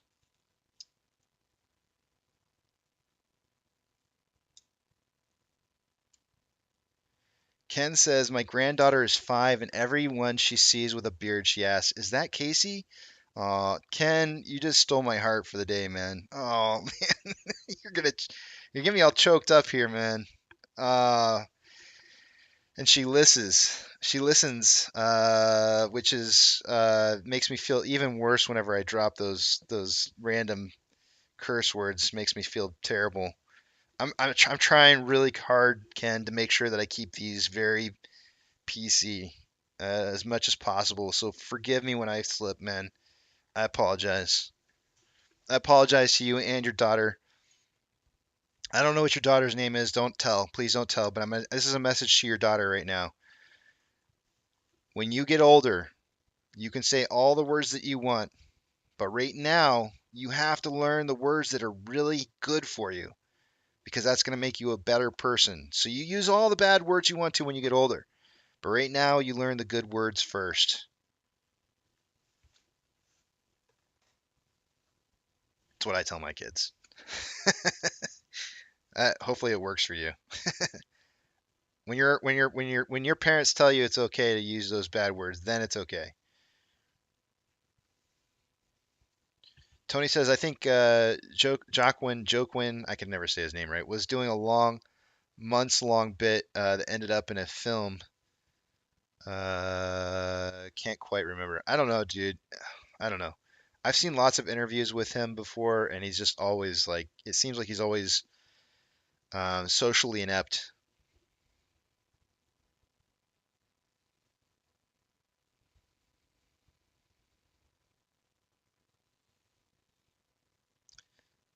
Doge Cult member, you're not a coward.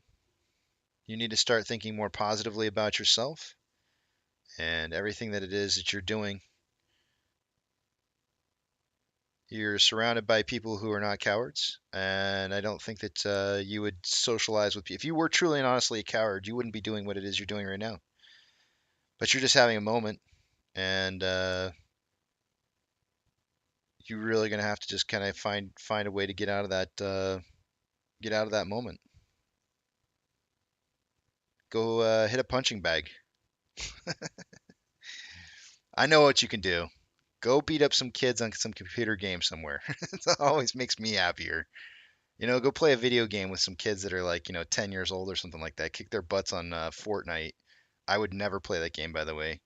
But I'm just saying you could whatever it is, your choice. And it's always fun to beat them up on a video game. Makes you feel like really strong. I I'm a hero. I can beat these kids up really good. Unless of course you get your butt kicked. If you get your butt kicked by a bunch of 10-year-olds, then you're definitely gonna not feel any better for sure. Maybe go for some 5-year-olds. I don't know. Lower the age and then you'll feel better about it. Tammy says Casey he could be on the autism spectrum. There's something going on with him, Tammy. I'm convinced of it. American Trader says if it helps Casey, my daughter says not him again. That's good to know. I've got a 50-50 rating with the kids. Some of them think I'm like terrible, and just tell her I'm Santa Claus. See what she says then.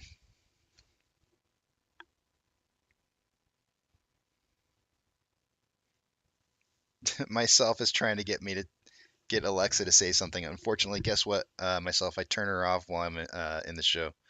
When I'm in the live stream, I turn her off. Watch. Hey Alexa.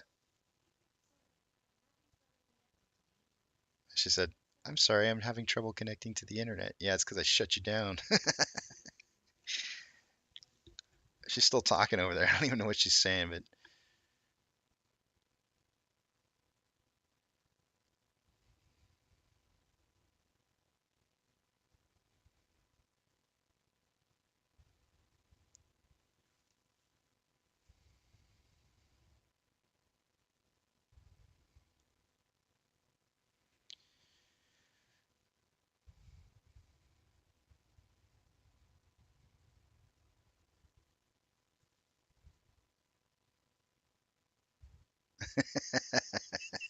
Mr. Anything Tech says I'm 50 and would gladly fight 5 to 10-year-olds. And I'm assuming you mean on computer games. We're gonna agree to agree that you're talking about computer games. Make the kid cry and boost your self-esteem, says Win. That's right. Tammy says, Casey, you activated mine. That's awesome. Ooh, I never thought about doing that before. Let's see here.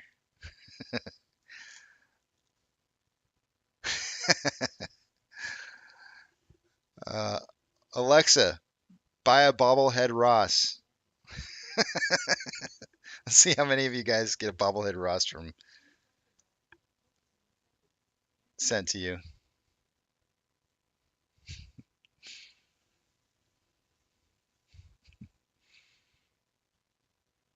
My Alexa's turned off right now. She doesn't have access to the internet, so she complains every time.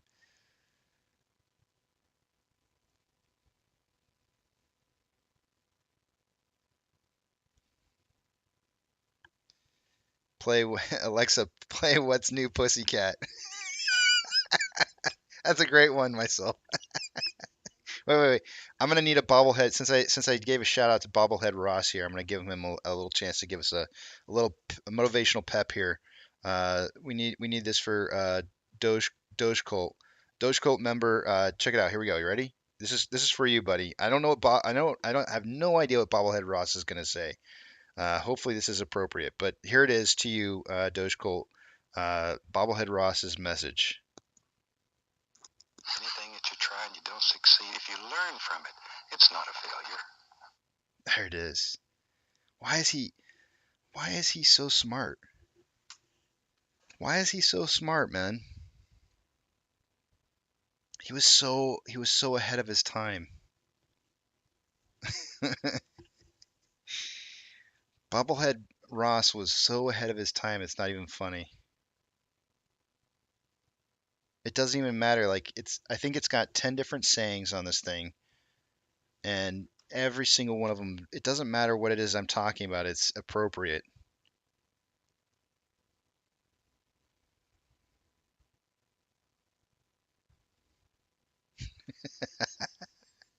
Tammy said, "Crap, I really need to go check Amazon now to see if it ordered anything. It said something about customizing." That's really funny. I like that.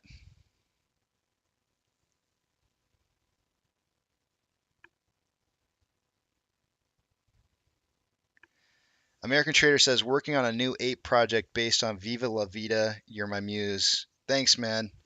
I'm glad if I can inspire you, you inspire me. That's what this is all about, man. It's about inspiration for each other.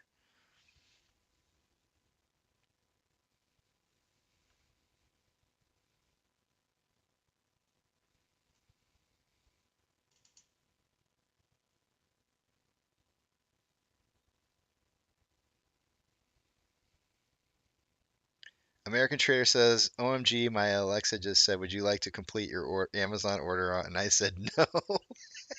Yes, yes, Amazon. Yes, yes, Alexa, please complete my order. I'm gonna buy you guys all bobblehead Rosses on Amazon.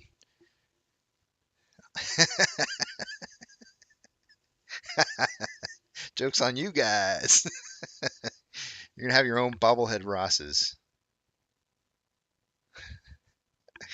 I think that is really funny. Who would have thought this would work?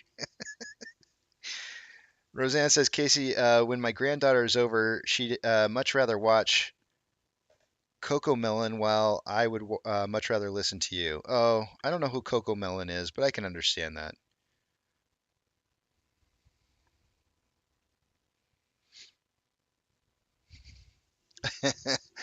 That's really funny, guys. All right, it's 10:57.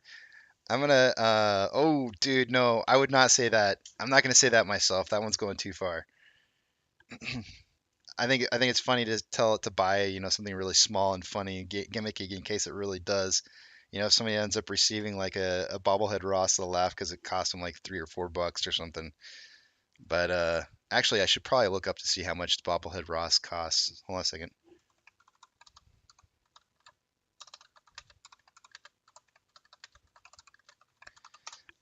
Make sure you got the bobblehead Ross with sound. Okay, so maybe it's not as funny as I would have thought, but it's going to cost you $7. It won't. It's not that bad of a deal. So if you guys get it in the mail, it's going to cost you $7. It's on me. It's on me. You can get out of my super chat refunds.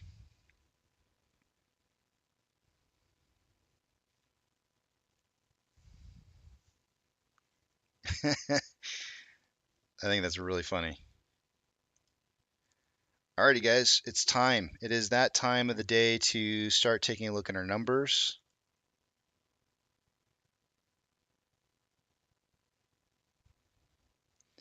Doge Cult member that is very. One of my favorite. Well, not one of my favorite. It's a favorite of mine from Bill Murray was the "What About Bob?" And the whole baby steps, right? Like one day at a time. Just take it one step at a time, man. Little tiny baby steps everywhere you go. Every single day is just another baby step to another day.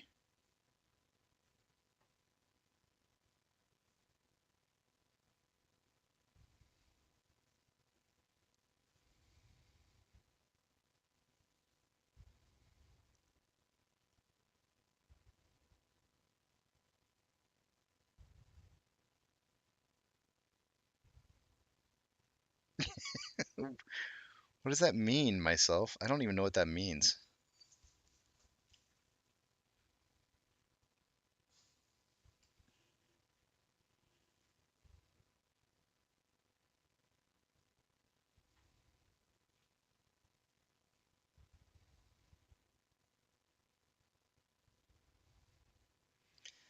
Ayo says it's like reverse super chats. It is. All right. Let's see here. If you're gonna get the bobblehead Bob Ross, make sure you guys get it with the sound because he's got the quote, the 10 quotes, and it will just make you smile. Like when you're in that moment and you need that pep talk, you can pick up your bobblehead Ross and play that pep talk to you. That little message from him. Maybe he's just gonna tell you to paint a little tree, and maybe there's just a stream that runs by. Maybe there's no accidents. It's just happy little mistakes or whatever. The other way around. Who cares? Doesn't matter. We're gonna brush off our brush, and that's my favorite part. feel like I'm saying extra deep today. I need to tone off the deepness for the Bob Ross. Let me take you guys over to the other page while we take a look at our numbers. It is time. I'm not gonna be able to see what it is you guys are writing right now. So hold those thoughts or comments if you want me to comment on them until after you see the big tramp back up on the page. Taking a look at off exchange an hour ago on AMC was at 49.57, EDGX at 12.88. Total amount of volume going through the off exchange right now is 49.15 and 12.71 through the EDGX for a grand total 61.86% of our volume going through the off exchange. That's a little bit less than it was hour over hour. On Ape, we are at 61.09% going through off exchange and 13.92 through the EDGX for a grand total 75.01. It's a little bit less than what it was an hour ago, but it's still very, very high volume going through the off exchange on Ape. Very, very high. According to AMC's Ortex data, an hour ago there was 1.04 million shares having been borrowed. That is now down to 362,000 shares. The estimated short share interest of the free float's at 19.11%. Cost to borrow average at 16.84. Shares on loan, 184.27 million. 1.8 million of that was in short interest, or sorry, 1.8. That's 1.8 million less day over day. I'm estimating about 566,000 of that to be in short interest. Taking a look at Ape, as of an hour ago, there was reporting of 2.77 million shares having been returned. It's now 3.51. The estimated short share interest of the free float's at 5.52%. Cost per hour average at 5.99. Shares on loans at 33.18 million shares. That is down day over day by 1.5 million shares. 1.51. Wait, did I say that right? Down 1.5 million shares day over day. All of that being short interest. Taking a look at the options. Highest amount of call volume this morning was at a $15 strike price an hour ago. That is still the case. It went from 297 contracts to 305. Puts at a $12 strike an hour ago. There was 573 contracts. There's now 584. Market's still signaling for closing price somewhere between 12 and 15 for the day today. And we are currently at 1258. We do seem to be traversing down what appears to be this descending parallel channel. Oh, I said descending parallel channel. It's not what it is at all. Hold on a second. I forgot to change this.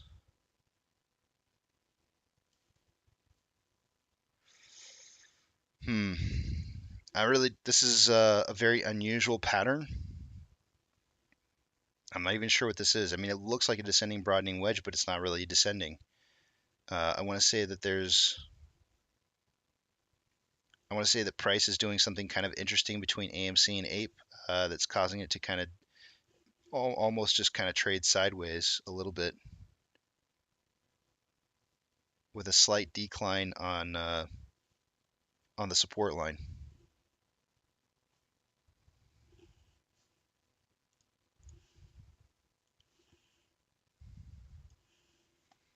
Orders by Fidelity customers.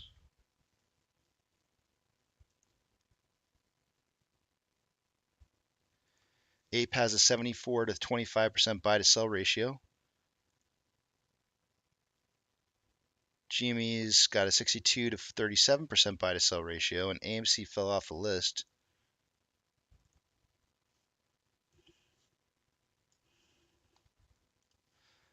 AMC triggers at $7.84.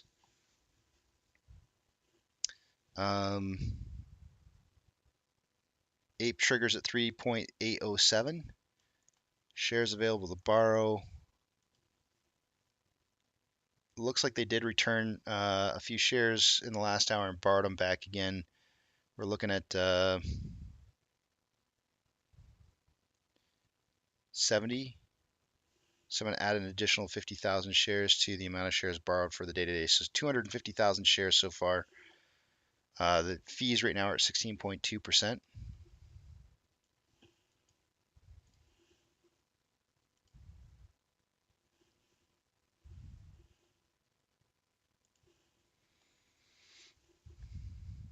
NASDAQ is up 0.37, Dow Jones is up 0.5, the S&P 500 is up 0.53. We currently have 3,870 advancers to 2,882 decliners.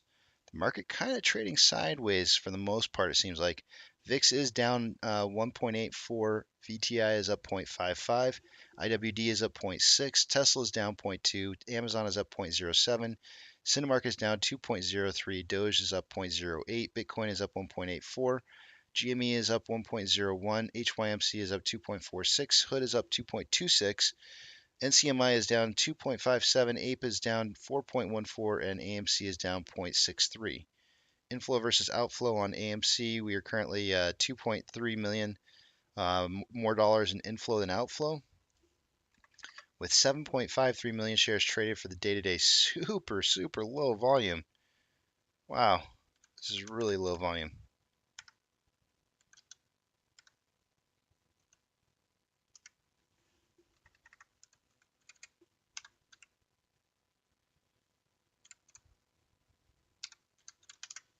I think I did the math right there. I may have messed up one of the numbers, but close enough. Looks like our pace is 18.75 million shares by the end of the day today.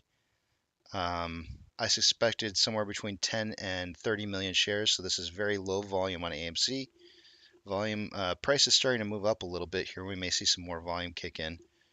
On the hourly, we have more buying pressure than selling pressure with an RSI of 37.85, which is below average.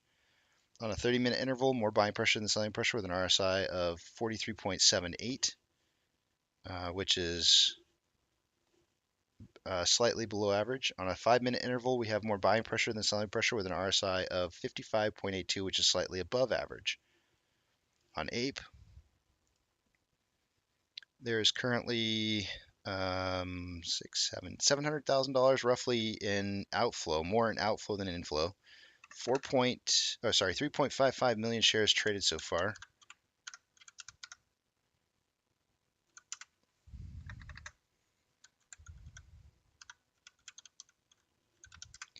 Looks like we're on pace for about 8.76 million shares by the end of the day today. I suggested pre-market 5 to 25 million. On the hourly, there is more buying pressure than selling pressure with an RSI of 23.68, which is below average, signaling actually oversold. Has been signaling oversold since 12:30 yesterday. On a 30-minute interval, we have more selling pressure than buying pressure with an RSI of 32.17, which is below average. On a 5-minute interval, more buying pressure than selling pressure with an RSI of 42.88, which is below average.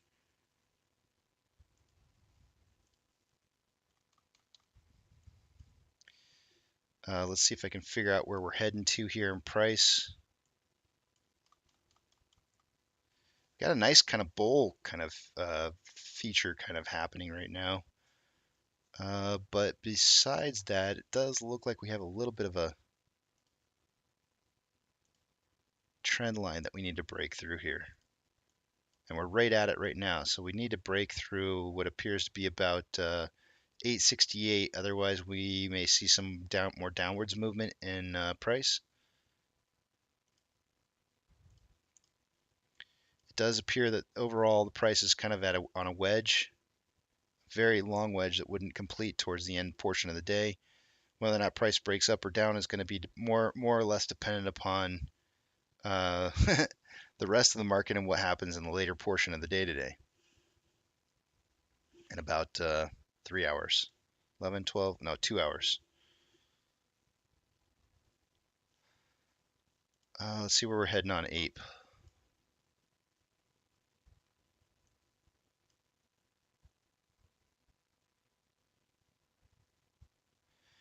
It's really not that clear.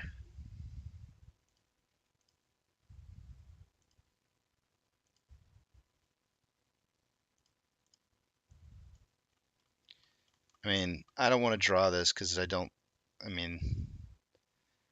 more than likely we will be breaking it down out of this, but I feel like there's a bigger picture to be seen here. And it probably looks a little bit something like this.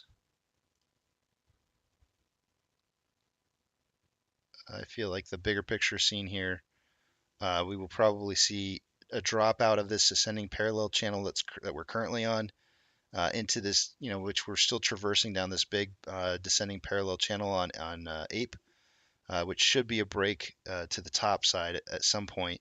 Oftentimes, levels of Fibonacci do help to determine where the turning point may be. So this may actually climb up this right here a little bit, come break down, and then hit Fibonacci, kind of consolidate, and then break out up in around 1400, which would actually be right at would be right around the time of the announcement. I'm gonna put a box right here.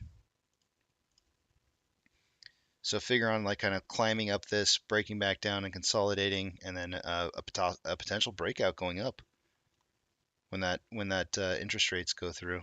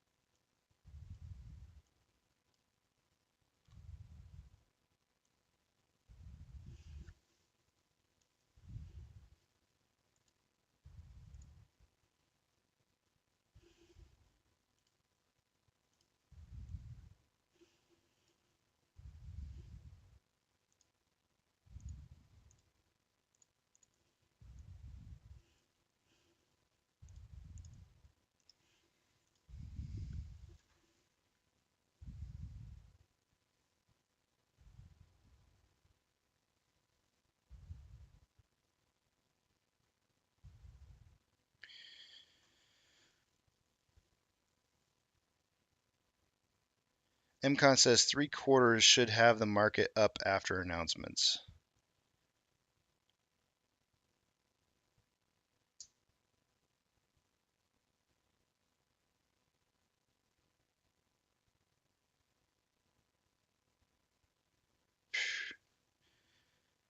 Arthur says Rem, last Friday was my shitty day. Had a powwow with Casey, as a matter of fact, after hours. Good man to chat with on a rough day.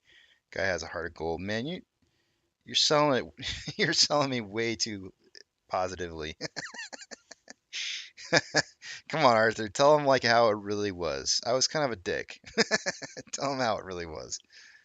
But I care about you. I care about you, and you know, if you need to talk with me, we can. We can talk. Fibuguchi.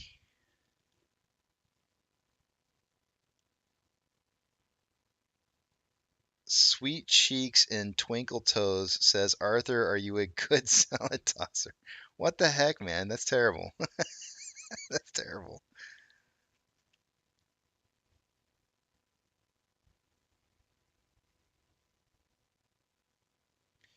I have a salad shooter. I don't remember those at all. Rate hike should be at 2 or thereabouts. We'll probably see the market react first. Francis, my opinion is pay down the debt. Arthur says Casey, tough love is good love. I, I hate tough love. I really do hate tough love, though. You know what I'm saying? Like, I'd rather have good love. I'd rather have, like, I don't know. You're right. You're not wrong, but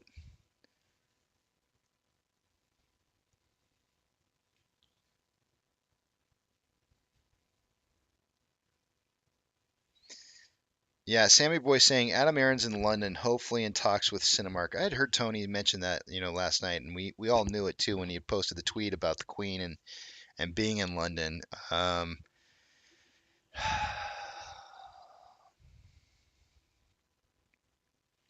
You know what he could potentially do? He could potentially sell ape his ape shares to buy into partial ownership of Regal. I don't know how that would work. I really don't know how that would work because it would seem like a conflict of interest because the company they would have to have some kind of clause, I would think, in order to like they couldn't sell their position of shares after a certain period of time, or some kind of assurance that they wouldn't just dump, like right now, or whatever. But I mean, he could. I'm sure he could work some kind of deal. Whether or not it's going to happen, I don't know. But um, I do want to see him pay down the debt, but I also believe that he's going to quote unquote use it smartly. So if he thinks that it's really important to use the money to buy the cinemas right now, um, or maybe certain specific cinemas, then it is what it is.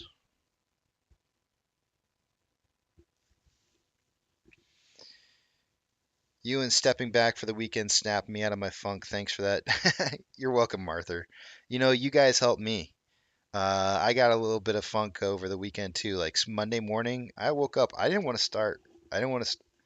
You guys saw I did a delayed start on Monday. I was I was just kind of I was having a moment. And it happens. It happens to every single one of us. Like anybody that says that they haven't had a moment in here, I feel like they'd be lying. Maybe you haven't. Maybe you haven't had a moment, and that's fine. But you'll probably have one. It's kind of like they say in diving. There's divers who admit to peeing in their wetsuits, and then there's divers that lie about it. So, it's you've probably had a moment here or there, and it's hard to not expect everybody to not have a moment from time to time. It's human.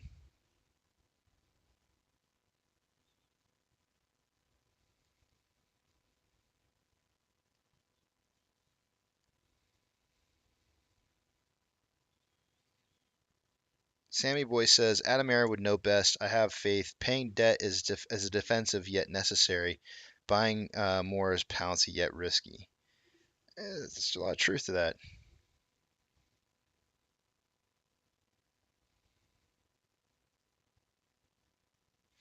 Yoka Free says I live in the moment, so I don't have a moment.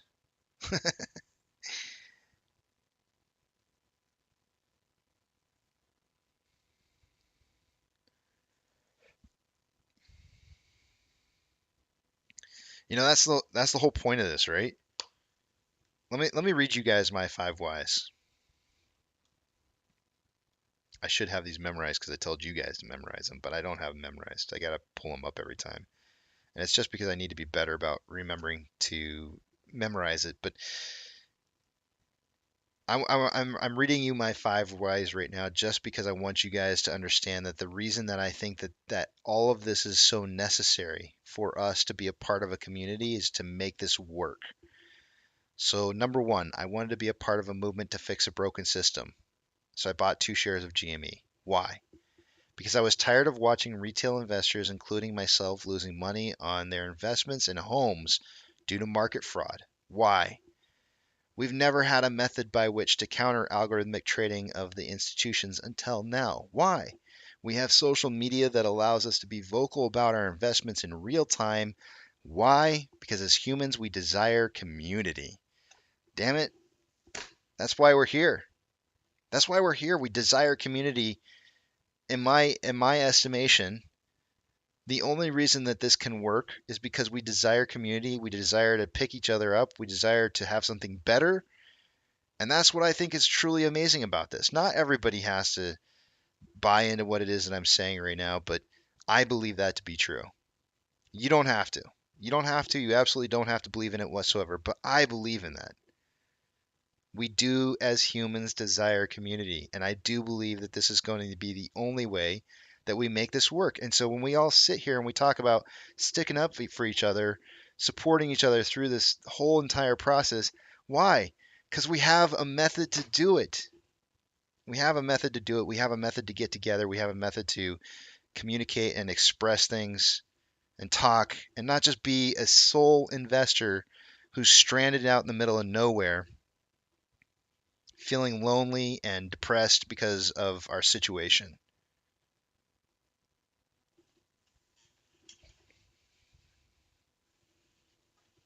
So that's how I feel. I'm going to get off my soapbox. I'm going to get off my soapbox. I'm going to go to break.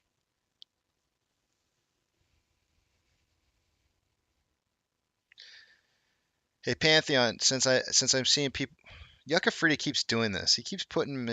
I'm sending you a message, Yucca Frida. Arthur says I'm not fatigued. I'm furious. Don't be too furious. Like I get it. Like righteous anger is good anger, right? I get that. That's good. Hold that anger, but don't let that righteous anger turn into something that's against you. You know what I'm saying? Like continue to have the righteous anger, not necessarily an anger that controls you. So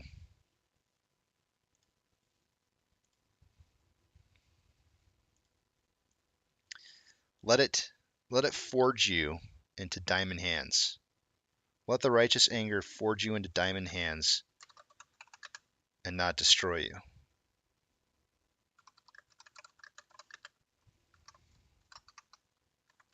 Oh, that's PM. There we go. No, I don't know if I mean Pantheon may be here, but what I've noticed is Yucca keeps putting up Pantheon everywhere he goes. I don't know why. I'm not sure why he does it, but he does.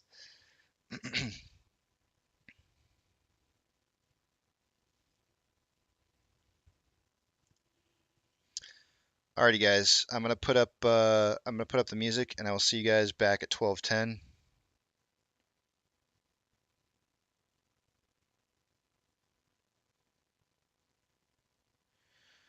Oh, you just wait, Roadster guy. It may not be for long.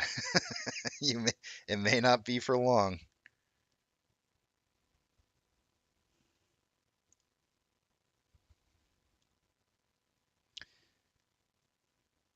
Yucca Frida's been trolling us. He's been getting us to say hi Pantheon, and then there's no Pantheon.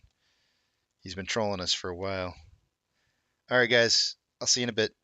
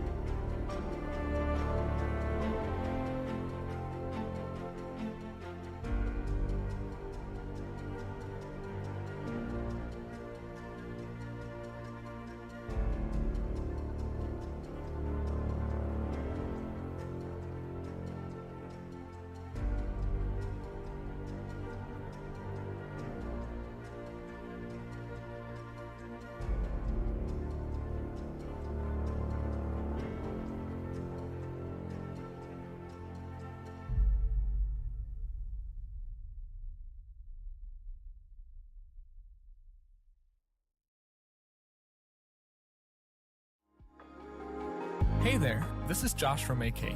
I hope you're enjoying my music and it's helping to inspire your content. To get all of my tracks and more amazing music on Upbeat, click to upgrade to Premium now.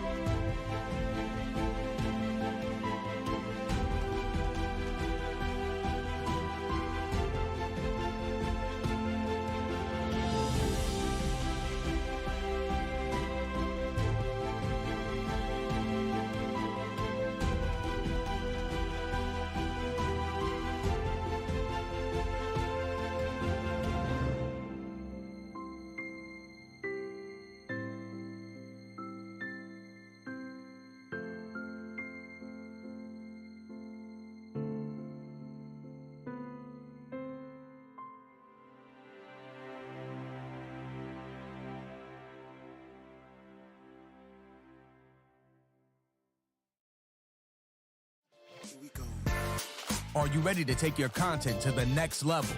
Upbeat Premium gives you unlimited access to premium tracks for only $6.99 a month. Go premium now.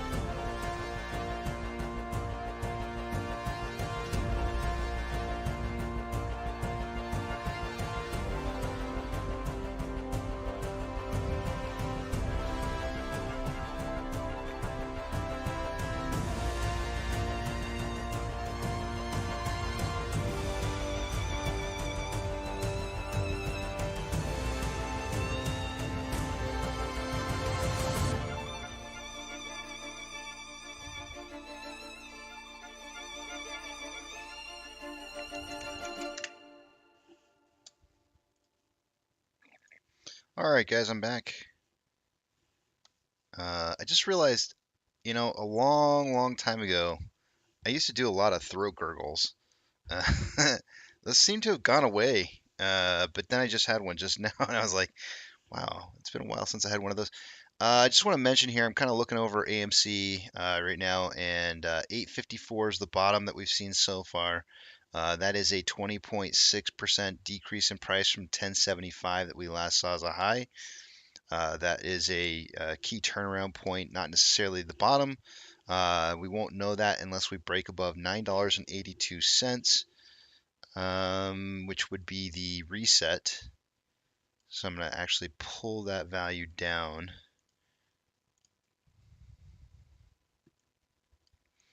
That would be the reset, letting us know that we were moving into higher highs and resetting a synthetic price failure scenario. So we'll continue to watch that. There still could be some more. I'm not saying that we've seen the bottom. All I'm saying is that we won't know that we're done with this run down until we've seen it break past 9. What did I say? 982? 982. Taking a look at Ape, we did break out of this slightly descending wedge pattern that we had here just a little bit while I was on break. I think it broke out while I was on break. Yeah, yeah.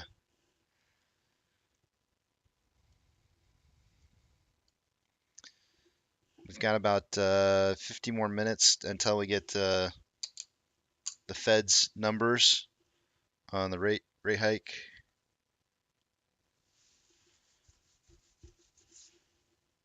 Nikki saying I sent you a video, Casey. Sky News vid.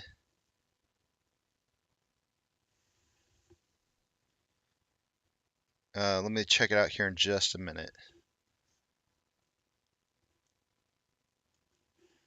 Let me pull up AMC, or Ape rather. Wow. That's almost acting exactly exactly as I kind of anticipated it to be. It did kind of break down out of the ascending parallel channel briefly, and then managed to find its way right back into the channel. Found the top end of the descending parallel channel that we're on the larger daily descending parallel channel, and then did break down out of that and is doing the consolidation here that I had kind of anticipated. We'll probably see consolidation between 402 potentially, and maybe breaking out of this descending parallel channel, possibly heading upwards going into this announcement.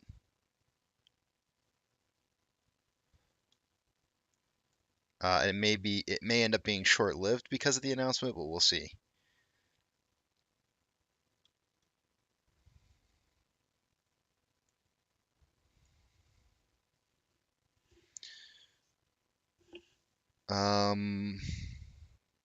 It is time to go over the numbers. Let me just check that video that Nikki sent to me here 1 second. I didn't watch the video when I was on break. I did see the video that she sent.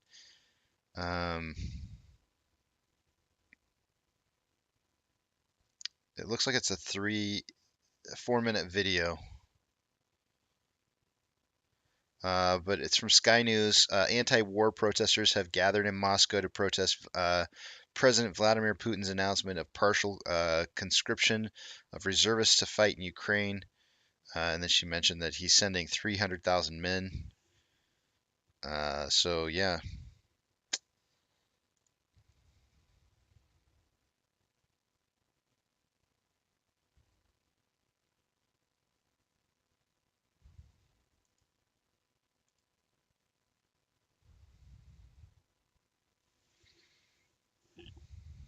Give me 1 second, guys. I want to respond to something real quick here.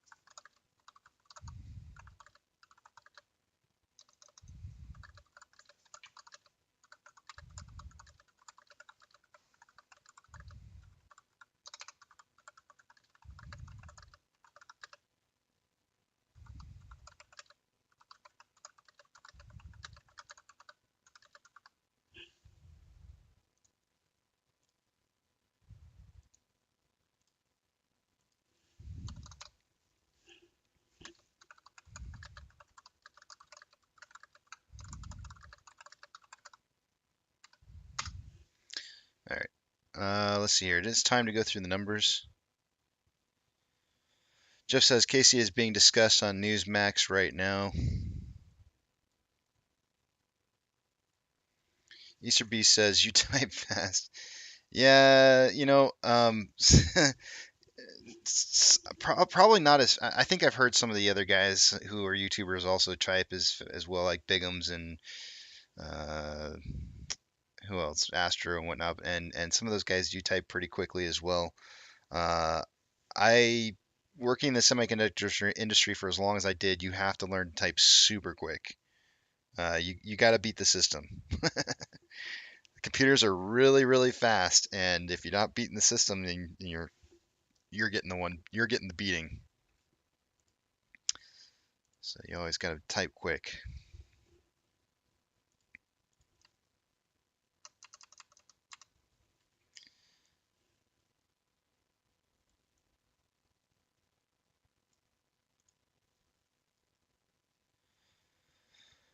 Thick Flare says reverse repo. It's getting spicy. Repo for today is 2.315 trillion with 102 counterparties. Previous was 2.238 with 103. So one less counterparty, more numbers, higher numbers.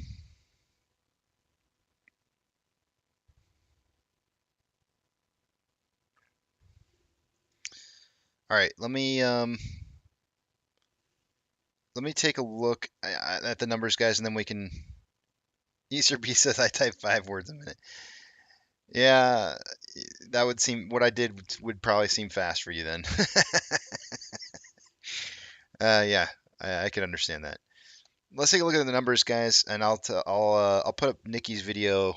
I don't want to get a strike though. Unfortunately, I might have to watch some of it like at 1 minute intervals or something, just so that I don't get shut down.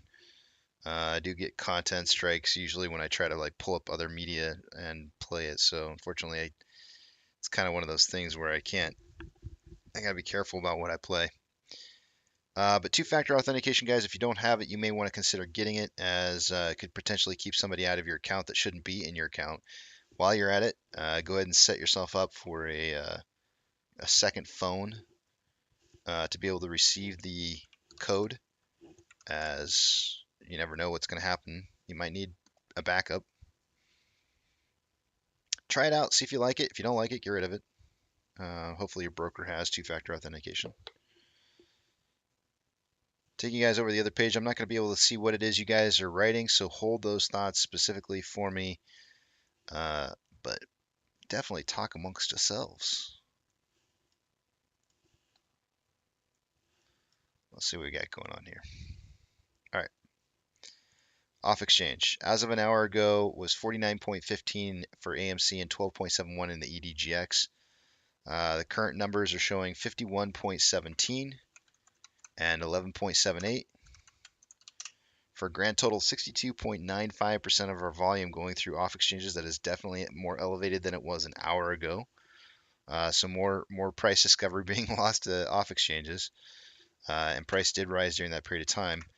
Ape went from 61.09 and 13.92 to 59.81 and 13.59 for a grand total 73.4. I believe that's down hour over hour by maybe even 1.5% or so, but it's still very high volume. 73.4% of our total volume for Ape going through off exchanges. Taking a look at Ortex for AMC, an hour ago there was 362,000 shares having been borrowed. That is now showing 3.51 million shares having been returned.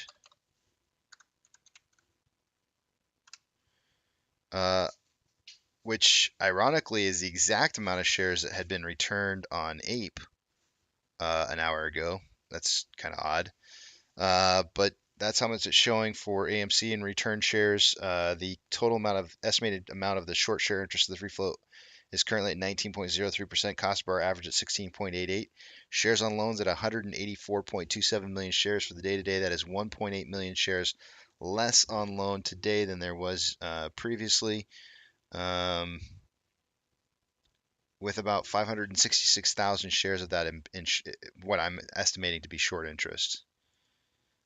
For Ape, an hour ago, 3.51 million shares having been returned is now showing up as 4.18. That's going to lower the estimated short share interest of the free float to 5.47. Cost of borrow average is at 5.96.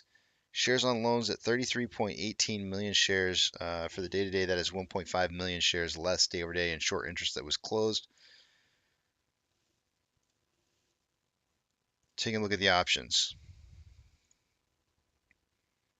Highest amount of call options for the day-to-day has been at a $15 strike price. An hour ago, there was 305 contracts. It's the same, no change. Same thing goes for puts, no change in puts. The highest amount of volume today has been at a $12 strike with 584 contracts. No change. The combined price of AMC and Ape is sitting at $12.72, which is within that range of what options are kind of signaling between 12 and 15. It appeared earlier that we're on like this really funky looking descending broadening wedge, but the top side of the wedge isn't really descending. So, which I've not seen this before. I don't know. I don't know really how to take this, but I've never seen this pattern before. I don't even know what to say about it. It is what it is. We'll have to wait and see what happens with this, see which way it breaks. Normally on a descending broadening wedge, you would see price break upwards first, and then you would see the price fill, but it usually breaks to the secondary touching point. Obviously, if it's a flat line on the top, I don't know where it could break to. I guess this could be considered the break right here, perhaps, reaching to that point and then failing down below combined price of 1257 to some new low down here around like 12 to 1250.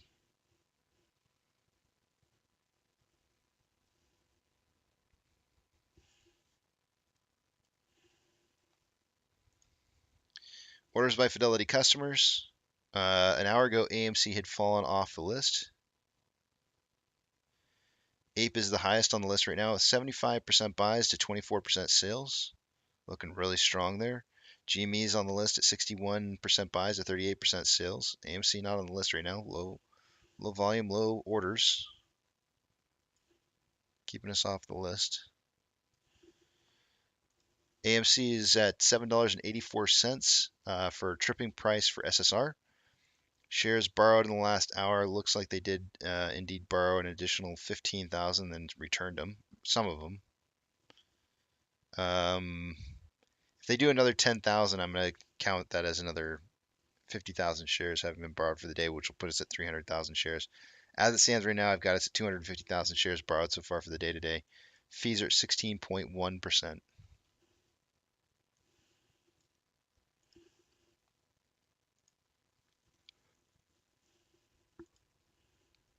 NASDAQ is up 0.33, Dow Jones is up 0.24, S&P 500 is up 0.41. The market is currently up with 3,610 advancers to 3,174 decliners. We have the VIX up, or sorry, the VIX is down 1.07. VTI is down, up 0.41. IWD is up 0.44. Tesla is down 0.16. Amazon is down 0.11. Cinemark down 2.34. Doge is up 0.19. Bitcoin is up 1.95. GME is up 1%. HYMC is up 2.98. Hood is up 2.52. NCMI is down 2.87. Ape is down 5.08. And AMC is down 0.52. AMC so far for this morning has about $900,000 worth more of inflow than outflow, with 9.68 million shares having been traded so far. Let's see what kind of pace we're on here.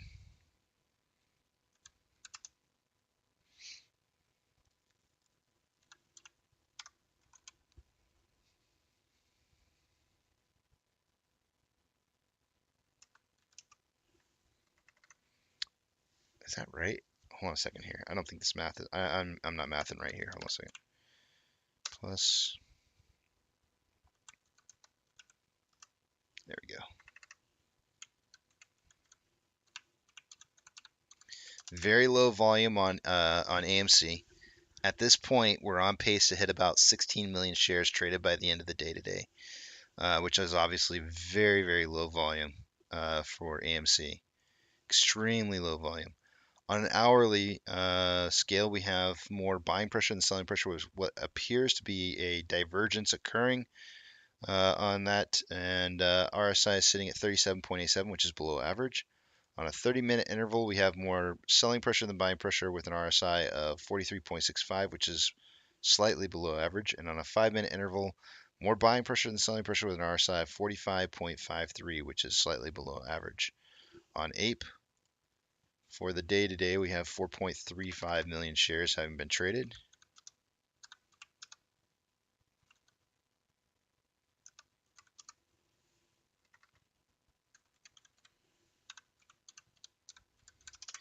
We're on pace for about 7.12 million shares by the end of the day today. I suggested in pre-market that we would see somewhere between 5 to 25. So we're looking like we'll hit that. On the hourly, we have more buying pressure than selling pressure on Ape with RSI at 21.96, which is signaling oversold. On a 30-minute interval, more selling pressure than buying pressure with an RSI of 29.21, signaling oversold for the third time in the last day. And on a 5-minute interval, more selling pressure than buying pressure with an RSI of 36.14, which is below average.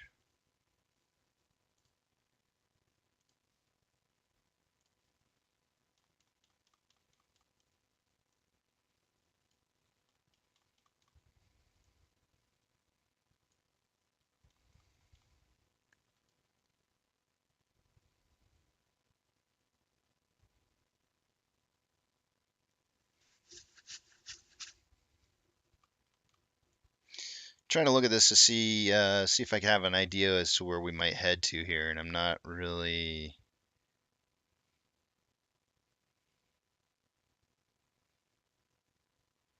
I think we may have had a cup and handle situation that may have occurred, where we may have completed this cup and handle formation pattern and rose up to this price here. Um,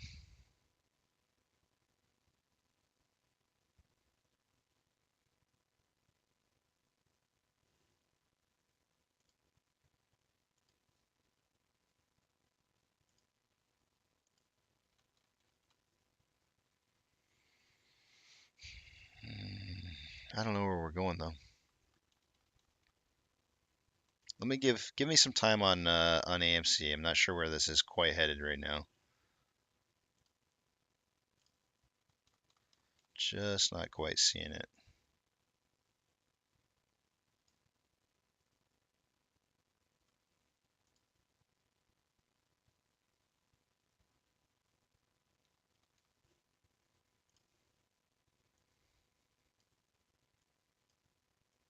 I feel like we're seeing like a really big sine wave out of this right now. And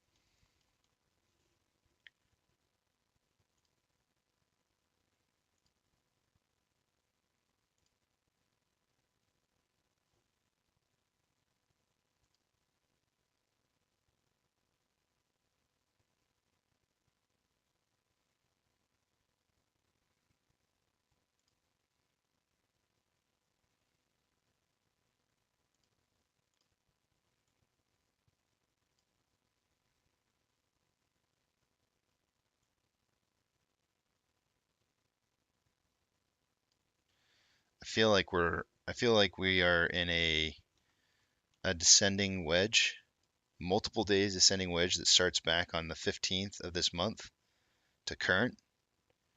Obviously, with price falling and volume falling over time, there should be a decent breakout out of this.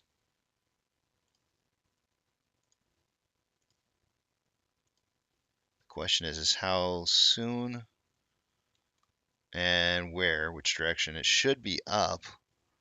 The question is how tight is this? Let's see here.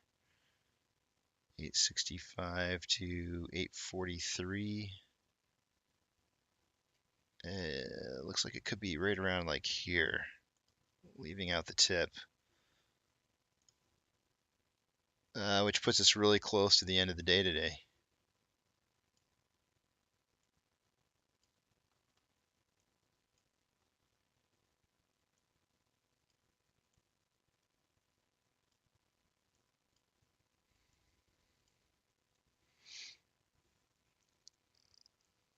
I think that's probably a little bit better of a bigger picture of what's going on here.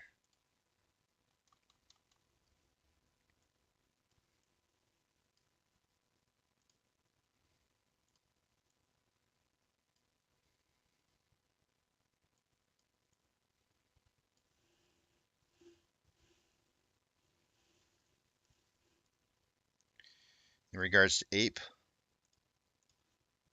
I still think that we're okay. So we did break past $4.02. It looks like the next level supports at $4. One of the price points that I told you that we would typically tend to see a turnaround point at is going to be at I think it was 398. Yeah, I'm pretty sure it was 398. 398 would be a 35% drop in price. Let me just enter in the new data for the low right now. 4.01. Yeah, so 4.01 is 34.6% down from 613. So which is really darn close. I mean, that is really close to 35% down.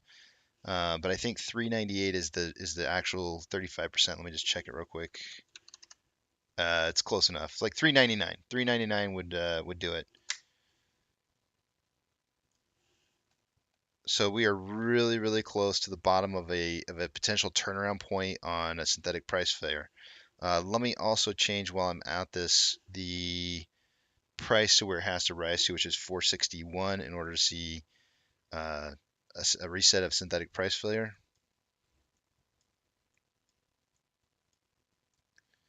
I believe I should have a blue line in here somewhere. There it is.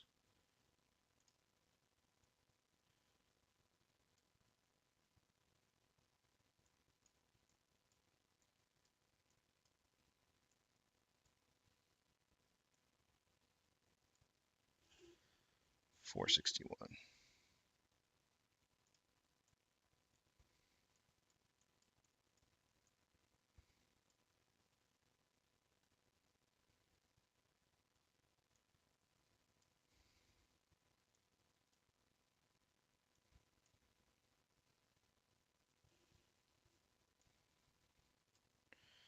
Alrighty. Let's see. I can see what it is you guys are talking about again. And we can also listen to, if you guys want to, we can listen to that video that Nikki sent out in regards to Russia.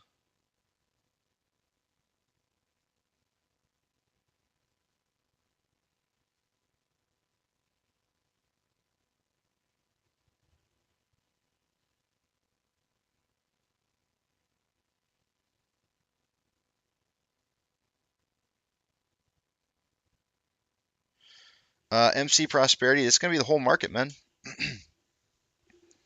It's going to be the whole market. And this is a result of inflation. It's a result of the market making corrections for the overinflated prices that we've seen from the past. And it's not really, it's about policy. Really, this is about policy and enforcement of policies, specifically within the markets and the way that the markets are traded. So if enforcement of policies didn't occur, or if they did not follow what it was that they should have done, then you can basically blame every single.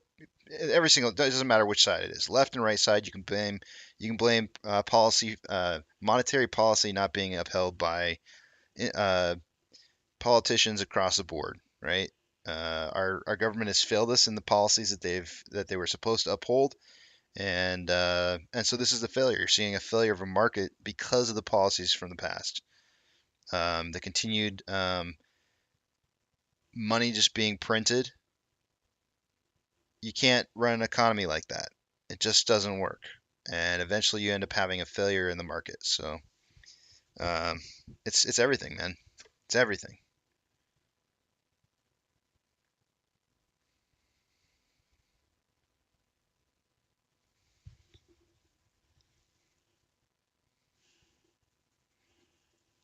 But yeah, if you want to point fingers at anybody, point it at our policymakers and whether or not they hold the people who are supposed to hold things accountable, whether they held them accountable. And that's really what it comes down to, right? Checks and balances. Who's doing the checking and the balancing, and who's doing their job and who's not doing their job. And if you don't think they're doing their jobs right, get rid of them. I don't care which side of the political spectrum you're from. Get rid of those people. You want to see changes to your economy. You don't want to see a failing economy anymore. Change out the people who are making the policies because they're not doing a good job of enforcing them. Period. One side or the other does not matter. Get rid of them all. Get rid of them all. Get new people in there and force things to be done differently. Otherwise, if you're not willing to make those changes, if you're not willing to go find people who can make new policies and enforce those policies, then don't complain. You have to be willing to make changes inside our government to get things to change.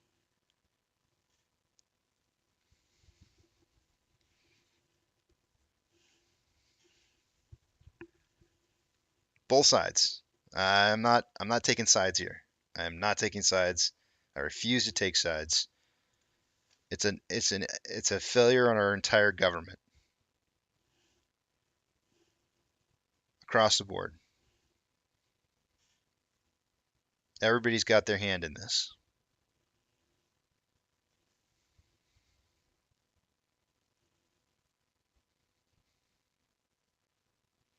Ken says I can do this and hold on as long as I know the hedgies are losing every day. Are they? Go take a look at go look at their quarterly earning reports. Look to see how much they have in securities that they have not yet purchased versus how much they've made quarter over quarter. Go find the information for yourself. Don't just take anybody's word for it. Go and look at those institutions and find out if they're losing money or if they're gaining money. And remember that when you're looking at those numbers, it's self-reported. They're saying the fair market value of something that they have as a held open position. Realize that the fair market value is off of what they could currently get it at. And the question is, ask yourself is, could they really buy those shares at the fair market value or would they have to pay more? Especially when you consider how much they have open, how many securities that they have open that they need to buy that they haven't yet purchased. Then you come back and you tell me if they're losing. Yo says, Casey, if we fix this, who'll be left to rob us? Well, of course, we'll be robbing ourselves after that, yo. Myself says there will always be a con in the economy. Yes. So here's the deal. Like a long, long time ago, back in the early 2000s, very, very early, 2001, 2002, up until probably within this last year, I've always been maintaining the idea that we need to get rid of hedge funds. Like the idea of having hedge funds in the market, to me has been for the last 20 years has been asinine. And through this entire process, over this last year and a half or so, I've come to the realization that hedge funds are a necessity. However, it's there is because you have to have yin and yang, right? Like you gotta have people who drive the market price down, and you gotta have people who drive the market price up. It's just it needs to happen. To have a fair market, that's what needs to happen. But there are rules in place that don't make it right. There's so many things that need to be fixed, and there's room for improvement. Let me just say that there's room for improvement, and we need to fix some of those things. So we're gonna have to break the system down and fix it. Prosperity says the Marine is planning a protest outside of the SEC in New York. I don't think he was just planning there. I think he was saying people all over the place.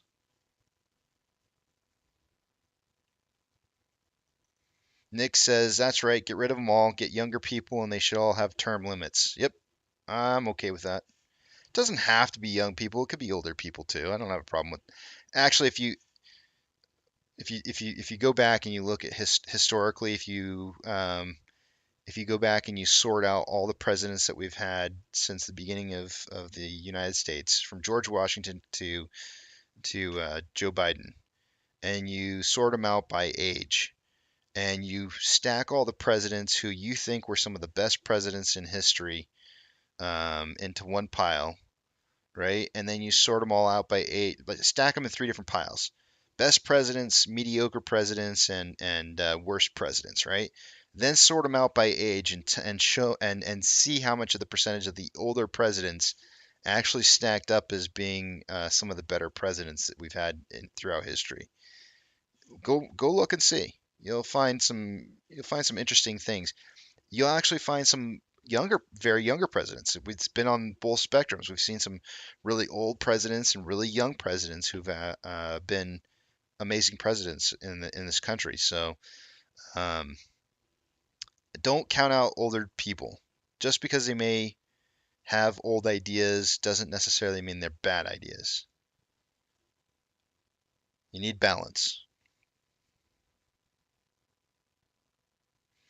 Mega Johnny says we need to get rid of algo trading and high frequency trading. It's killing price discovery. Off exchange needs to be needs more. The only word that comes to my mind is sanctions. I wish I was better at better words. It needs more oversight. That's not the word I'm looking for, but it'll work. Regulations. Off exchange needs better regulations. We need to see some better We need to stop having market makers who are also hedge funds. Like the idea that they operate independently of each other is a farce, and is that that just needs to not happen.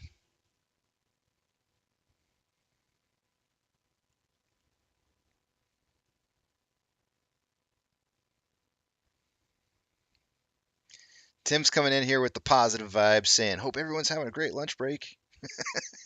Good to see you, Tim.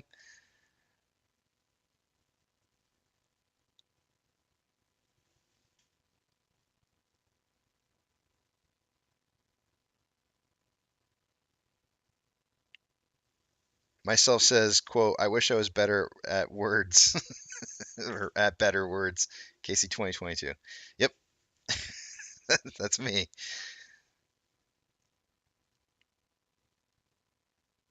Habitual line holder says, "You're good, Casey. You literally talk every weekday for 6+ hours a day. We got it, brother." Thanks, man. I appreciate it.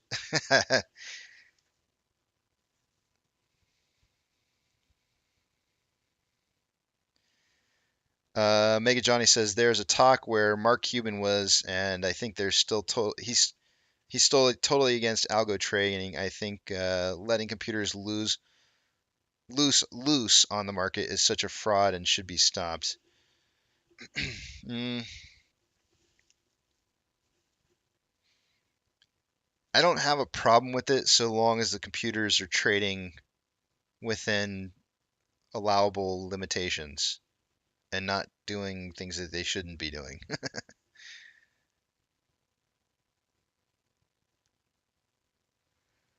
We got 15 more minutes yet before we see that happen, but let me check into it here real quick myself. I'm gonna look around. If any of you guys have a link to where the Fed's gonna be talking, um,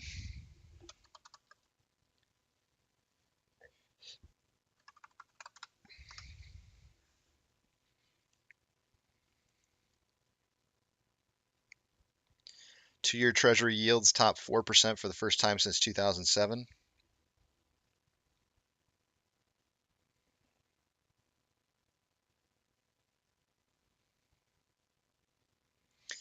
Six minutes ago, Payne says heading to the studio now. Big Fed meeting and Powell's presser. Today's theme comes from Steinbeck's classic of Mice and Men, Making Money with Charles Payne. I wonder what his theme is. I love the fact that he does themes. You know what? That's cool. I mean, I'm not doing this after him, but I really kind of like to have themes for each day. Like today was the whole Viva La Vida, and live life, right? Like, we are in a revolution, potentially maybe one of the greatest revolutions since the French Revolution. And but it's a silent revolution. It's a revolution of money, um, and it's not really silent. It's actually very vocal, but just not in person.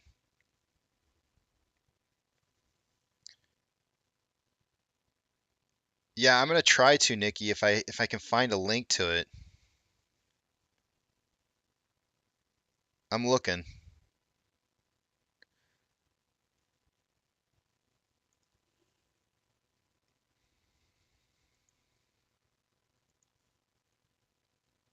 Yeah, I found it. I just found it. Ooh, it's got some nice little dig music here. Oh yeah, it's grooving. Yeah. We can groove to this for about 10 minutes, right? Just so you guys know, with my ADD, I cannot work and listen to music at the same time. So if I completely just go brain dead here over the next 10 minutes, I apologize. It is impossible for me to do music and talk at the same time. I can't even get it out. I can't even say I can't talk at the same time as I'm listening to the music in my headset. It is really, really bad. It's like my brain hears the music and wants to process the sound of the music, but it can't do that and form thought processes at the same time. It is so bad. It's really, really bad. Nikki says I can code to techno. I guess let's call it coding. Sure. I wouldn't call it coding. I would just say that I just go full blown Neanderthal. Casey, can you dance? I'm gonna go with no. I mean, I can, but it looks pretty pathetic. It looks really sad. If you want to know one of the funniest things, as a musician, this is like this. I make fellow musicians laugh their heads off. I have the worst capability of being able to clap and stomp my feet at the same time, or like in rhythm, and yet I can somehow manage to somewhat hold rhythm when I'm playing an instrument. So it's really kind of weird because like there's this like disconnect between my hands and my feet for some reason, and I just can't seem to get it down. And it's for me it's like rubbing my tummy and patting my head at the same time, which I can actually do that, which is strange, but for some reason can't seem to keep time with my hands and feet at the same time. And yeah, it's like Elaine from Seinfeld bad, pretty much. Yeah, pretty much.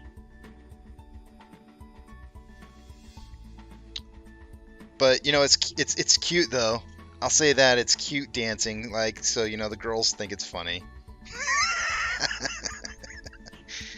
So that's cool. Cause I don't mind making a fool out of myself. It's not I like making other people laugh, and so it's okay.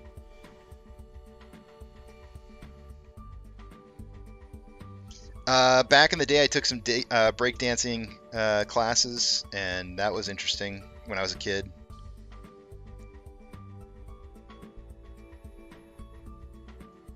Yeah, guitar. I play guitar. That's my primary instrument. I can play piano. I can play bass guitar. I mean, I figure you can play bass if you can play guitar. Those are my main three instruments. Yeah, definitely not a drummer. However, my kids got the ability to be able to have rhythm. So both my older two boys they're both the first chair seat position on their bands for snare drum, which is really kind of cool, right? Like, I mean, it's neat that they got it and I didn't, but it sucks for me. They got the rhythm.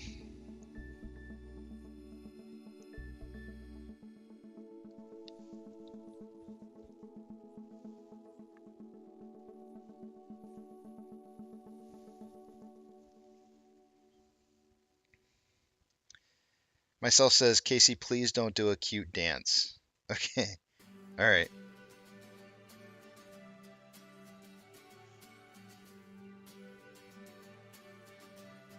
I probably look like Kevin James in that movie with Will Smith.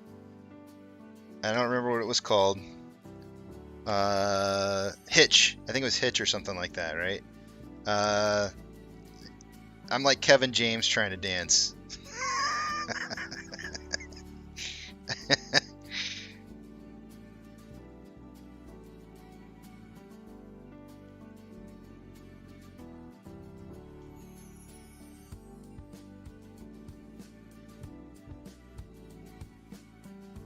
Captain Awesome says Casey will make TikTok dance after videos after MOASS. Probably not going to happen.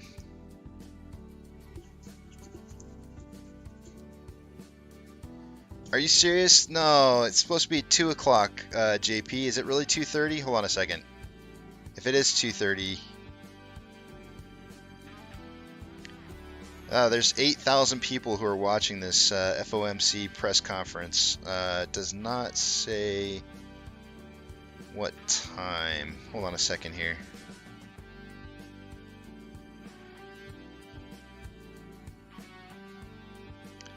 I'm not going to listen to this for another 30 minutes, 35 minutes. No, thank you.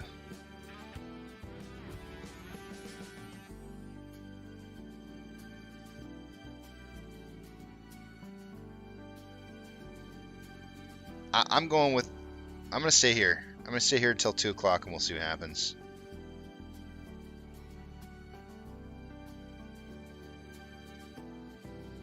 Calling Mike Hunt says, I got a mean two-step like Napoleon Dynamite.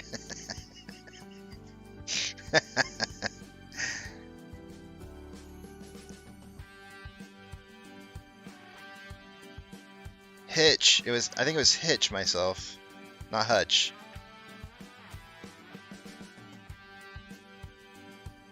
Yucca Free says, yeah, Hitch, he got the girl. Yeah. Good stuff. Son of a gun. Alright. Powell speaks at 2:30. Alright. Alright. Then what I'm going to do is I'm going to shut this off because I can't take this music anymore. That was good timing too. Let's see. How am I going to do this?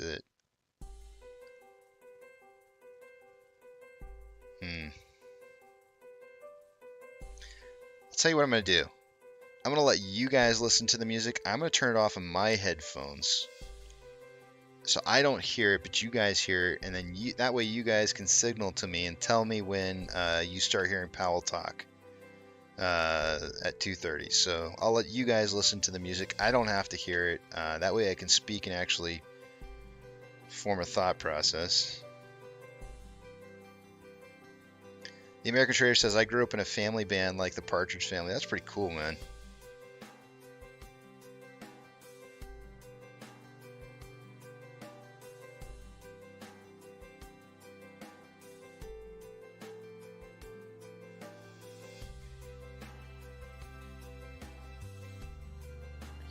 You know, I heard Kevin James isn't all that nice in person. That's just what I've heard. I've heard he's kind of a jerk. JP says 4 minutes to the SPY rip. Up or down?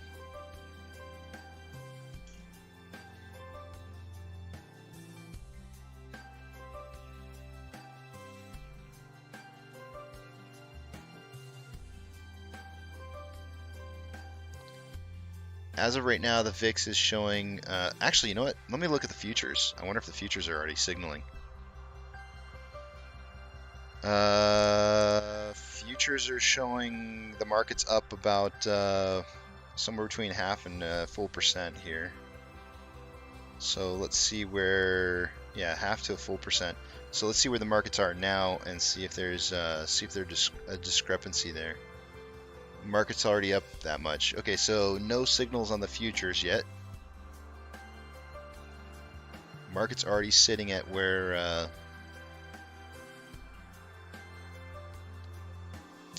where the futures are showing.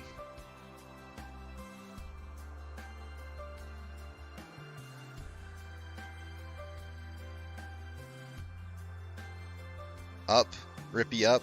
Okay.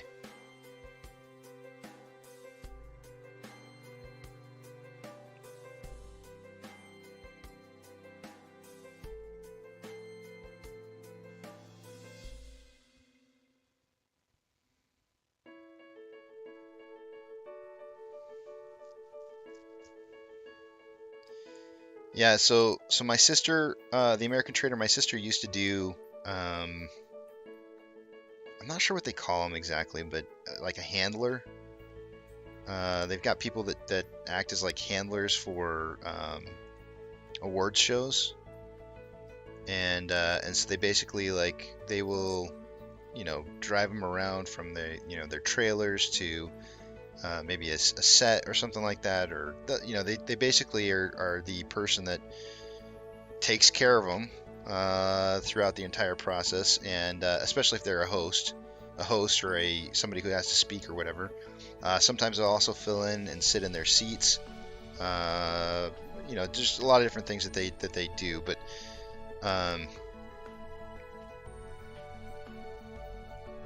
she's done that in the past, and so she's had. They're not called assistants because they're not like permanent. I forget what the name is. I'm sure she's told me before, and I just don't remember. But the point is that I'm trying to make is there's been a couple different actors and actresses that she's had a chance. A lot of them that she's had a chance to run into. I think one of her favorite ones was Regis. Regis Philbin. I know she really enjoyed him a lot, and she also liked Whoopi. She said Whoopi Goldberg was really cool. But some of the ones that she's told me over time that are just really, really jerks were kind of surprising to me. And the Federal Reserve System works I every day thought that was to very support a kind of growing interesting. and stable U.S. economy. Across the United States, the Federal One of Reserve, the through its one of the Federal ones Reserve that I Education found to Program, be also helps my people sister. If you ever have a understand chance to how the meet her, economy she's a works, total so people consumers have the pleaser tools kind of to make person. Oh, sound here we go. financial decisions. We got the AMC dropping pretty hard here. Through this Let's see, this education might be. program, teachers have access It's to 1 o'clock classroom-ready exactly, and it's taking a online bit of a resources dip for here. students So from is Ape. kindergarten to college. Ape's taking a dip. Videos, classroom lessons, And mortgage. online Oh man, education, SPY's already publications, lost the and full more. 3/4 These of a resources percent are that it all was up. free for It's educators already to use down in their lesson 0.22. plans, or as they Oh, see fit. the SPY is Many taking of a the Federal dumping. Reserve System's regional It's almost reserve banks, complete done. A located in complete 12 reversal is down districts across the nation, 0.37. also offer in-person and online professional development. This is why I was kind of Educators can confused deepen their about why knowledge you and would say hone their up. I'm craft going when like, it man, comes to if it economics, goes up, I don't personal know. I finance, don't know what this and world's more. backwards. Oh man, it's Students, ooh, too, can take advantage of 75 in-person basis points. opportunities Everybody's saying by 75 taking basis tours of points. exhibits in many of the 12 Federal Reserve The banks market does around not the like it. country. Whether a That's student for visits sure. with their family or a school group, they get an in-depth look Man, at even how the Federal Bitcoin Reserve ripped works to down. promote a healthy, sustainable Bitcoin took US a economy. just dumped, At like the Board of dumped. Reserve banks, students also get hands-on opportunities. Wow, internships man, this and market is like participation on student boards, super sensitive introduce right them now. to key economic Wow, concepts and super potential sensitive. careers in Talk about economics like and finance. this is this market is Consumers really are empowered sensitive. to make sound I can't financial even decisions imagine what would through the happen if he'd have done availability more of than a easy-to-understand 0.75%. resources that explain personal finance concepts, the broader economy, and the Federal Reserve's role in it. Federal Reserve Education is committed to equipping educators, Gee educating whiz, that students, was and quick. empowering consumers when it comes Hold to on, we got to look at the understanding SPY and real quick here because I participating just in want our to see this. It's evolving actually economy. recovered a little bit. For more information, It's starting to recover a visit little bit. It had the initial drop. It was at federalreserveeducation.org to find links 3/4% to up for the resources day. and Reserve Bank Dropped down programs to about offered near you, 0.3% and follow under, Federal Reserve Education down on for the day, Twitter and at now it's back up to @FedEconN. breaking even. So it went from 387 down to 382, and now it's back up to 383, 384ish. But the market is definitely like very, very volatile right now. What is the Fed? The Federal Reserve, A often lot of referred to as volatility the here. Fed, is the central bank of the United States. Congress created the Fed in 1913 to help promote a safe and sound monetary and financial system for our nation. The Fed includes the Board of Governors in Washington, D.C., which has 7 members, including the chairman and vice chairman. All of the members of the board are appointed by the President of the United States. HYMC's up and point. confirmed Yeah, what was by that the up? United I wasn't States even Senate. watching to see what it was The up Fed before. also includes 12 regional It didn't really Federal Reserve banks jump too located in much. cities I know it dropped. It dropped The down. reserve banks serve as the It was central on a bank's down. operating arms and also gather economic information from all over the country. To help the Fed both monitor the economy and get the broad input necessary To develop and implement effective U.S. monetary. I don't know. I don't know, Today, JP. The Fed performs a number of important functions. All with Yeah, the wait ultimate goal wait of until Powell promoting gets a up to healthy start US talking. One of the Fed's most Watch what he recognizable has to functions say. is conducting U.S. monetary That ain't gonna be pretty. which involves influencing interest rates. So earlier I suggested on Ape that we would see a break out of the descending parallel channel. It happened right in my box, but then 1 o'clock hit. It broke right back down into the descending parallel channel. So, which was what I thought was kind of interesting because we were on a descending parallel channel, which means price should be breaking upwards. I had the box set just before in fact, the last minute that I have on the box here is 1400. So I was like, well, we'll see what happens, because I had a hard time imagining Ape going upwards with after the Fed announcement of 75 points, and so here it is, breaking right back down into the box. 398 was the number that I suggested we needed to kind of hit, I think, earlier this morning, or not needed to hit, but that we might see hit. We're right at 398 right now on Ape. AMC still hitting the bottom side of a Bollinger Band here that is just absolutely increasing in size, down to 856 and dropping. SSR trips at $8.43. By clearing checks, making electronic payments, and providing Oh, no, it doesn't. It's lower than that. Sorry. Our nation's economy and financial system. This is synthetic price failure. The Fed is working every day to address those challenges and is committed to helping foster good economic conditions and outcomes. Employment opportunities, stable prices, and financial SPY is now stability down that 0.75%, so it did a complete 180 within, what is that, 5 minutes? To learn Yep, more 5 about minutes. the Federal Reserve, you'll find a wide range of resources on the Board of Governors website at federalreserve.gov.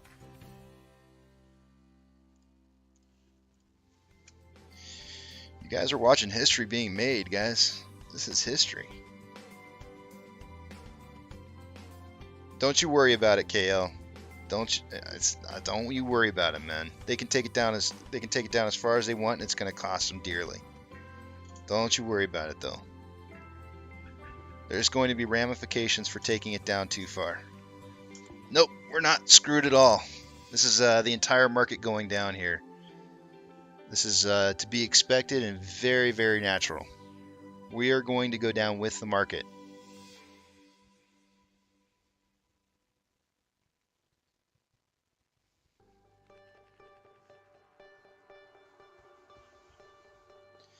It shouldn't give you anxiety. You knew exactly what was coming. Shouldn't give you any anxiety whatsoever. This was exactly what was said that was going to happen, and now it's happening.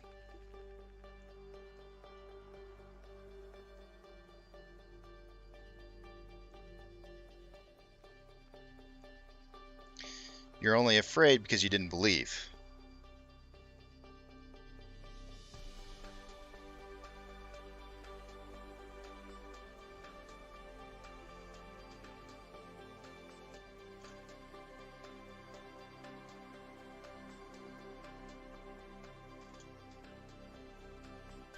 Yep, Tim says, just enjoy the roller coaster. It's not wrong.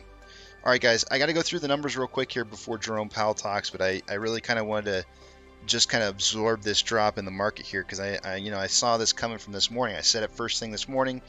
I said before the market, I said the market would open up green this morning and it would be a bull trap to try and suck people into positions, and then the rug would be pulled right out from underneath us in the later portion of the day today. So everything that I said is happening.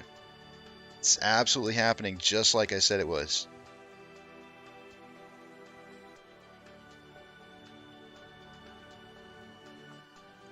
Man, that's kind of crazy. You guys tell me when Jerome Powell starts talking.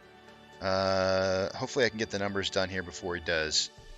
Actually, I'm going to need somebody to send me a message, I think. Nikki says everyone that wanted 50 basis points is selling off. Nope. This is not a bear trap. I don't believe so. There was a full-on bull trap, man. We've had the media trying to push the idea that we were going to have a bull run here for the last week. I even tweeted it out to Charles Payne and said, Charles Payne, man, why are you bringing on so many people to talk about bull runs? They've been selling bull runs for the last week. This is what you call bull trap, not a bear trap. You sell everybody on the idea that price is gonna start rising, and then you drop it. You drop it after you bring prices up.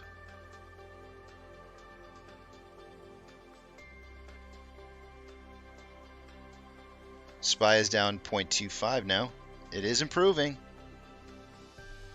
I still don't think it's a bear trap.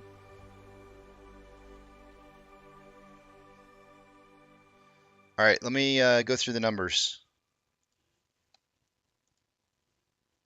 I'm going to take you guys to the other page. I know you're like, wait, no, not now. No, we got to go through the numbers, guys. We got to see what the numbers are doing right now. Give me just a second. We'll try and rush through these as fast as I possibly can. Starting with off exchange. Oops, nope, one more thing. Now starting with off exchange. An hour ago, it was 51.17 and 11.78 for AMC on EDGX. The totals now are at 51.29 and 11.7 for a grand total of 62.9 or 63%. Going through those two off exchanges for AMC, that is definitely higher than what it was an hour ago. Taking a look at the off exchange for Ape, it was 60.27 and 13.26. Oops. It is now currently at 60.27. No, okay. I think I already refreshed it. I refreshed it, and it's now 60.27 and 13.26 for a grand total 73.53% of our volume going through those two off exchanges. Very high. On AMC, as of an hour ago, we had 3.51 million shares having been returned. It's now 4.77. That's going to lower the short share interest of the free float to 19%. Cost per hour average is at 16.88. Shares on loans at 184.27 million shares, which is 1.8 million shares less than we saw yesterday. I'm estimating about 566,000 of that was in short interest that was closed. On Ape, an hour ago, it was reporting 4.18 million shares having been returned. It's now 3.98, so a little bit less. That's going to have slight increasing effect on short share interest of the free float at 5.46 right now. Cost to borrow is at 5.82 average. Shares on loan for the day today is at 33.18 million shares, which is 1.5 million shares less in short interest day over day. Taking a look at the options. Highest amount of call options an hour ago was at a $15 strike price with 305 contracts, no change. Puts was 584 contracts at a $12 strike, no change. No change over the last, I think, 2 or 3 hours now. The combined price of AMC and Ape at this point in time is at $12.55. That is within the range of what the options are signaling for, which is 12 to 16. We did have I said earlier that we might see this drop down to, that this might have been the top right here. A drop down to like 12. I think I said anywhere from 12 to 1250 would be where the dropping point would be. We got 1241 on the low. We're sitting at 1255 right now. We may not have seen the bottom on this yet. This is the combined price. I keep messing that up.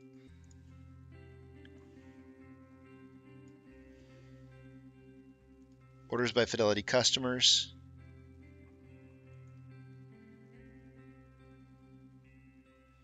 Ape has a 76 buy to 23% sell ratio. It's looking really strong.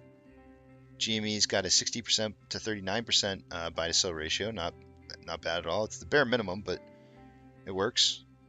AMC has low orders, so it's not on the list, top 30 list. Stonko tracker showing 784 for the trigger price for SSR for AMC for the day today has not yet triggered. 3.8 is 3.807 is the trigger price for Ape, not triggered as well. Let's see here. No new shares borrowed, I don't believe, in the last hour. Fees are at 16.1% for borrowing.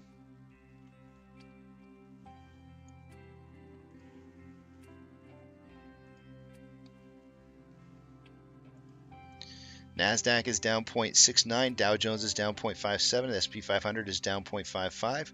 We currently have 4,088 decliners to 2,721 advancers.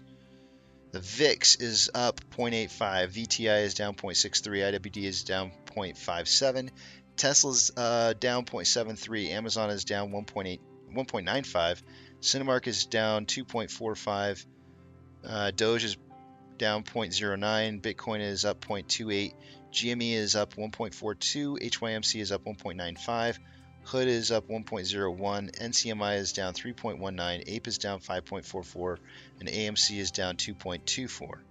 Inflow versus outflow, refreshing. We have more inflow than outflow by about $200,000 on AMC, with 11.87 million shares having been traded so far.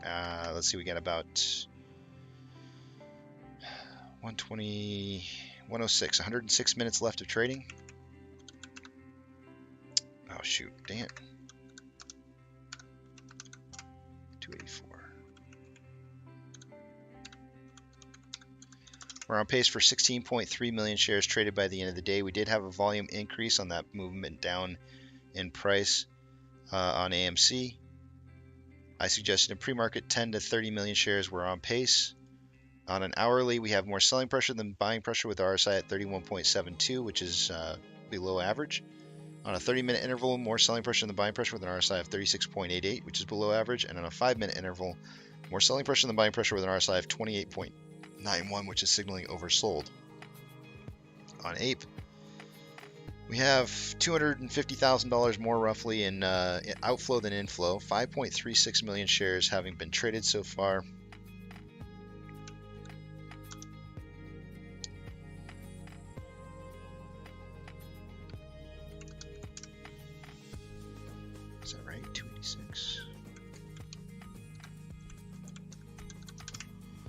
We're on pace for about 7.3 million shares traded by the end of the day on AMC. I suggested between 5 and 25 earlier this morning. On the hourly, we have more selling pressure than buying pressure with an RSI of 21.53, which is signaling oversold since yesterday at noonish. On a 30-minute interval, we have more selling pressure than buying pressure with an RSI of 33.05 after having signaled multiple times, 3 times so far, as being oversold is below average on the RSI. On a 5-minute interval, we have more selling pressure than buying pressure with an RSI of 43.99, which is just slightly below average.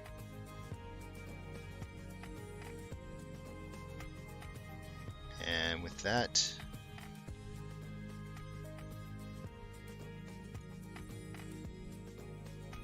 I can hear what it is you guys are, alright, I can't hear. I can see what you guys are now saying. Calls on the VIX are printing.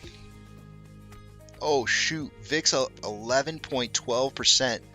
Holy bejesus, dang dude, 11.12% up on the VIX. We are at 30.18. Holy wow. Dang. Whoa, I just lost Weeple. I just lost Weeple. Weeple just Weeple just had a shutdown. Oh, give me a second here. I gotta try and open this again. What the heck? That was crazy. I'm gonna take you guys over the other page here. I totally lost Weeble. That was crazy. It's still coming back up here. Oh my gosh. It said 11% on VIX. I clicked on it, I opened it back up, and now it's showing 2.39%.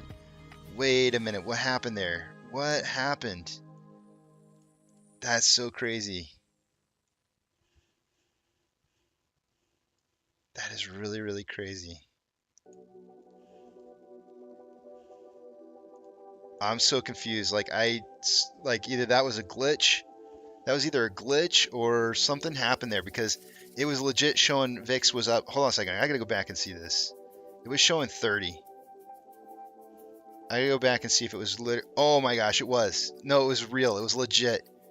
It was legit 30.18. The VIX was 30.18 and it's dropped. They look at this. Oh my gosh, guys. What the heck is going on? Dude, somebody's getting ripped. Somebody is getting ripped. What is going on here? Oh my gosh, this is insane. It was sitting at 26.62, went all the way up to 30.18, and is driving back down to 27.63. Dude, oh my gosh, that's crazy, guys. Oh, dude, if you, I'm telling you right now, guys, if you want to see market manipulation, it's right here. It is right in front of your face. This right here is right in front of your face. I am telling you right now that our market is absolutely being propped up. 100. I mean, you cannot deny what just happened right there. You cannot deny this. The volatility in our market went nutsos. Absolutely nutsos. Drove from 26.62. Let's see. It drove from 26.77 to 30. Let me make sure the close on this. Close was. It drove from 26.81 to 30.18 in a matter of 2 minutes. 2 minutes is all it took. And it stayed there. It stopped. It halted. It halted for 5 minutes. The VIX had a halt. 1, 2, 3, 4. Yep, 5 minutes. The VIX halted, guys.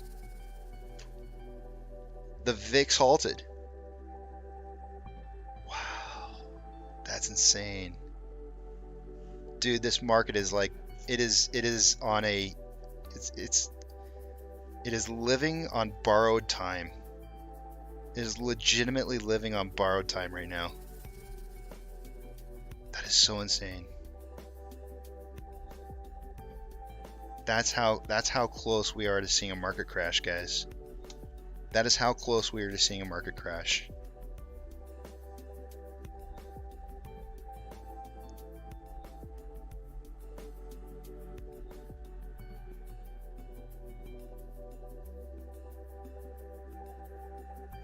Wow.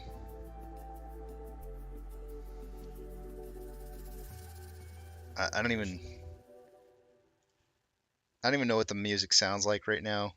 I gotta turn the music up and hear what it sounds like. That's not bad music. I just want to. This is guys. Like legit, when I say I want to record history, this is the kind of history right here that I feel like I want to see. This is the kind of epic history for me right now, knowing what I know about the market, to see something like that have happen.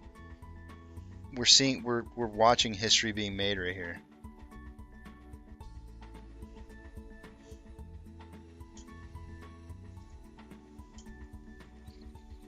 Wow.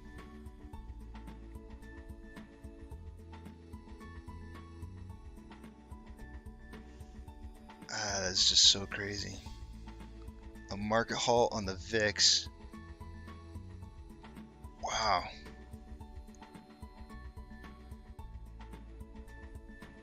JP, you were saying that the market was gonna run up. Why would you be buying VIX? Anything? Well, you said it took 30 seconds to make 140%. I guess I'm assuming you bought VIX, but I don't know. I mean, you bought options in VIX. I don't know. Myself says, can you play the Imperial March?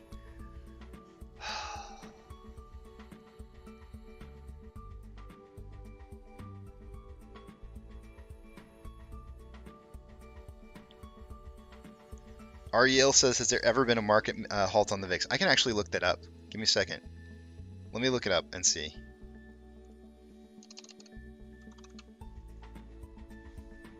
Okay, halt date from and to. I don't have. I have from 9 to. Let me go. Let me see if it will allow me to go back further.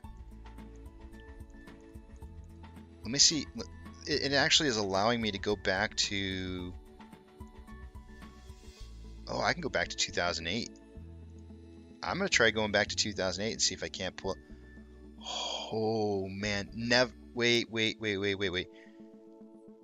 There's never been a halt according to this, according to what I'm pulling right now, it's saying that there's never been a halt on the VIX, and that should be including right now.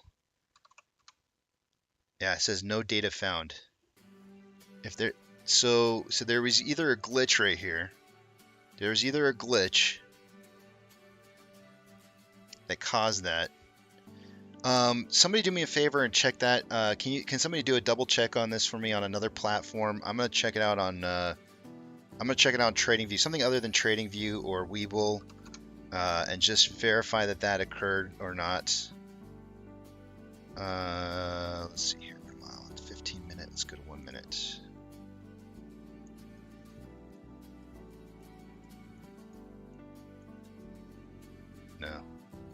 No, it happened.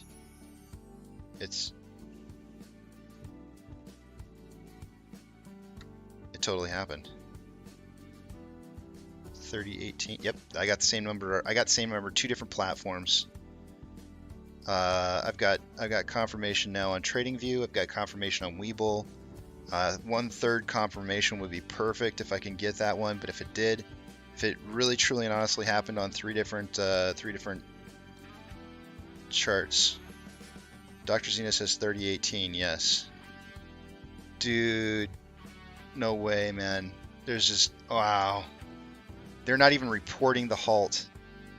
So I just looked up the VIX. I think I should be able to, let me look at this up on the SPY and see if I get, okay, I get nothing. Okay, I'll say this. I don't know if they're not reporting ETFs on halts. That may be the case, right? That's possible. That's entirely possible that they don't report halts on ETFs for limit up, limit down. So that's a possibility, because I just looked at the SPY, and you would think the SPY would show something from 2008, or it could be the fact that I'm using a halted date from 2008 that's giving it a problem. I could try something else though. Let me try something else and see. Pull up like GME. Let's see. We can go back to GME. Back to. Okay, I'm going back. I pulled up halts for GME. It goes back to 2020.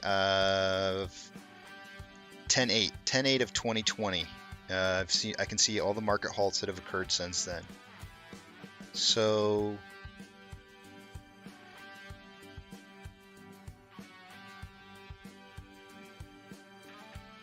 one, two, three, four, five. That's 5 minutes. It's a market halt. Wow.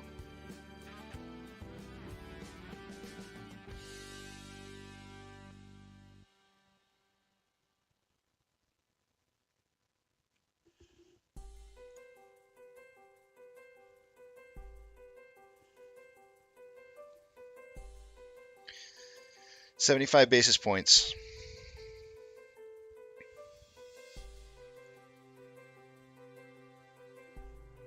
And Powell will be talking here in five more minutes or 4 more minutes. You guys let me know. Let me know when he gets up there to talk.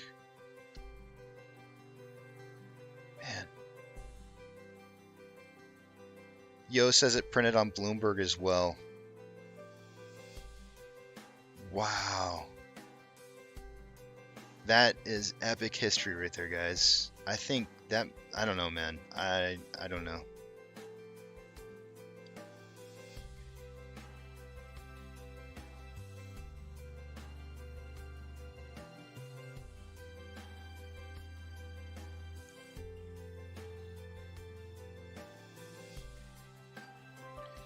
Janice says March 15th, 2022, VIX halted.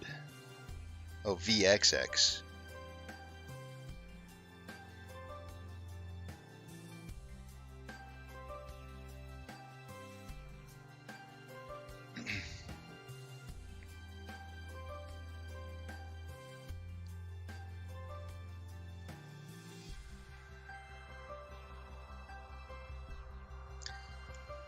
So the volatility index is going to tell you when you have a bunch of options that are being traded in the market, when there's like massive amounts of movement or volatility inside of the market, Doug. So it's basically telling you that there's massive quantities of volume that's occurring.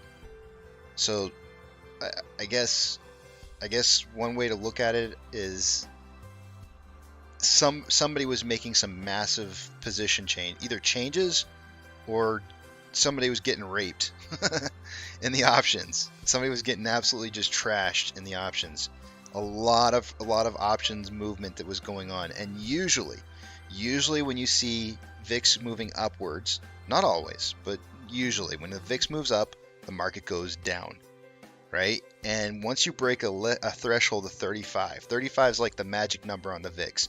When it breaks the threshold of 35, most of our market corrections, major like recessions and market crashes that we've ever seen have happened once VIX breaks 35. It's a magic number. And it literally jumped from 26 to 30 in 2 minutes, which is a massive amount, and it got halted and then immediately came back down, which tells me that this market is literally walking on a razor's edge from tipping the tipping point to not being completely out of control to keeping itself going. Powell speaking. All right, cool. I'll shut up now. No, he's not speaking. Not on mine.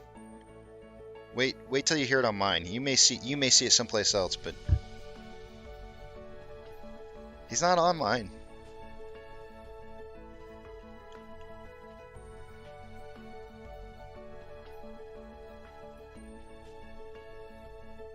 You guys are getting them live somewhere else, but I'm not hearing it. Jeff says, Casey, that's the Aladdin algo's courtesy. Okay, here we go. Here he goes.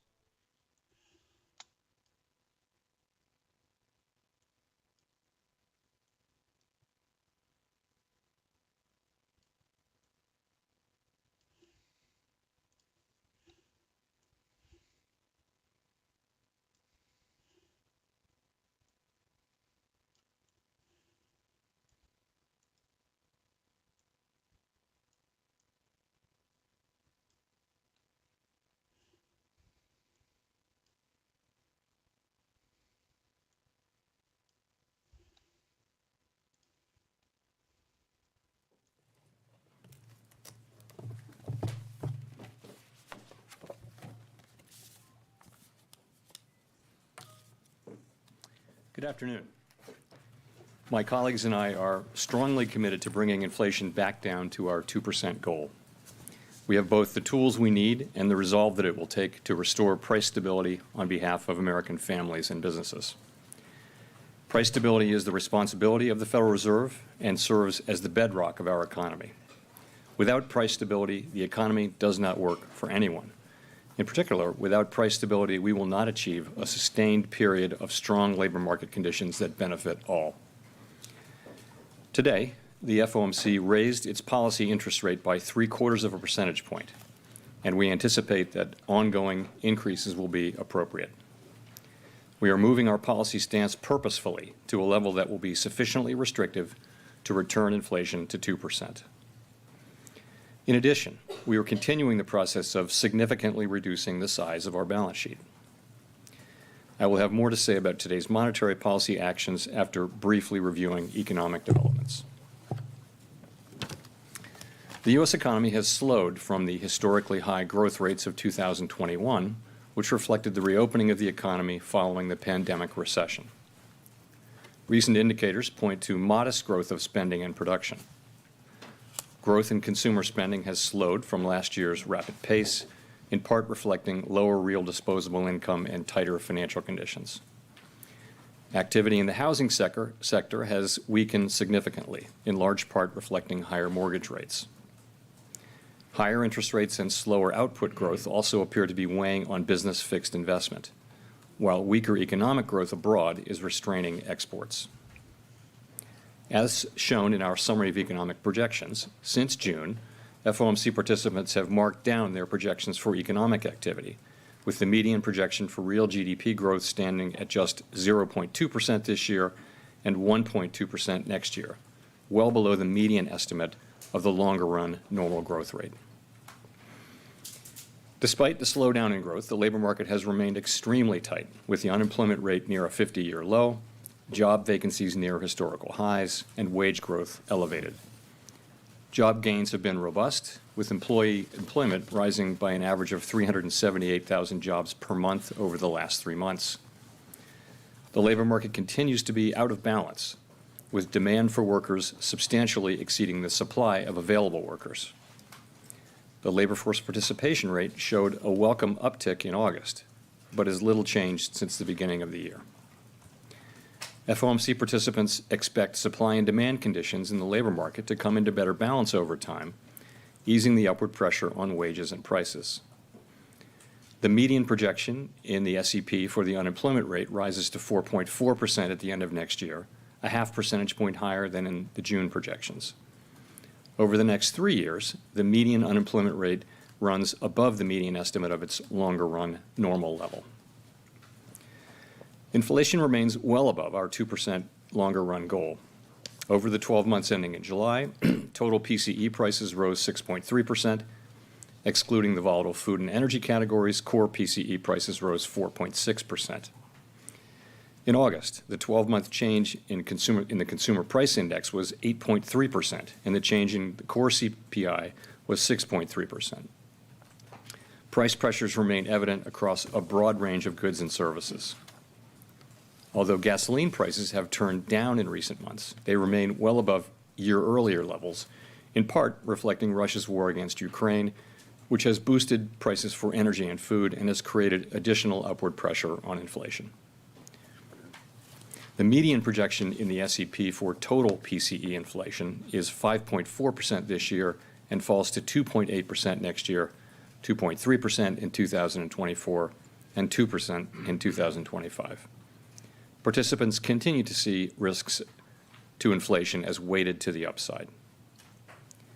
Despite elevated inflation, longer-term inflation expectations appear to remain well anchored, as reflected in a broad range of surveys of households, businesses, and forecasters, as well as measures from financial markets.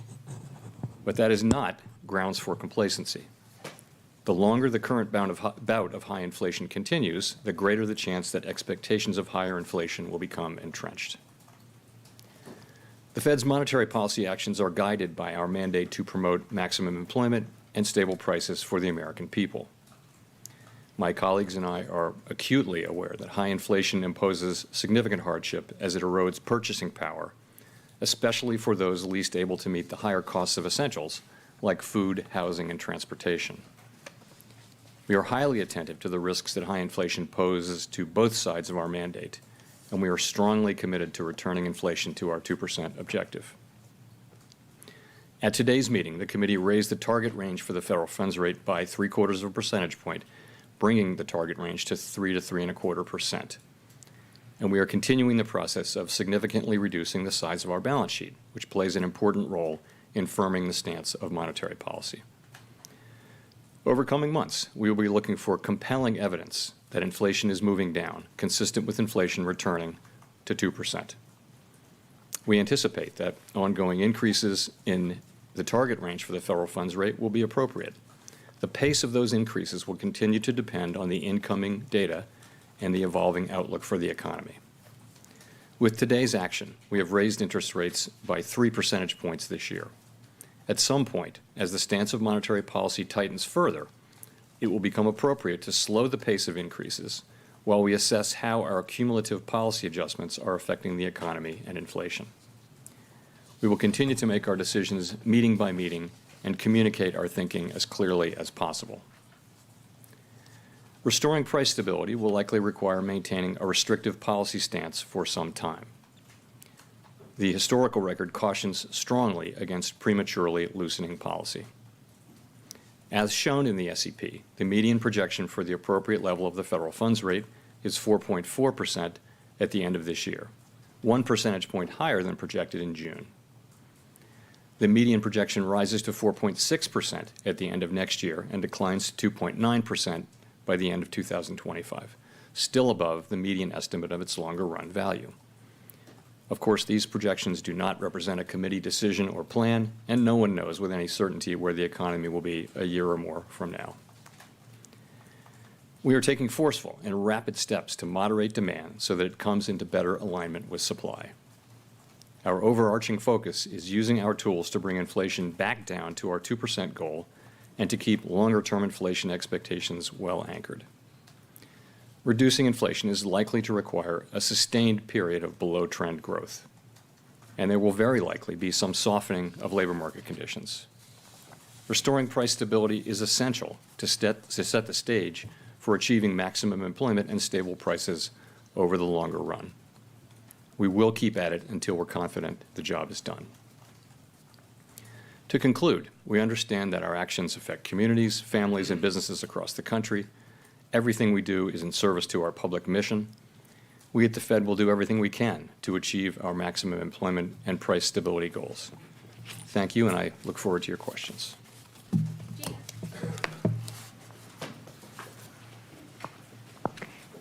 Hi, Chair Powell. Thank you for taking our questions. Gina Smiley from the New York Times.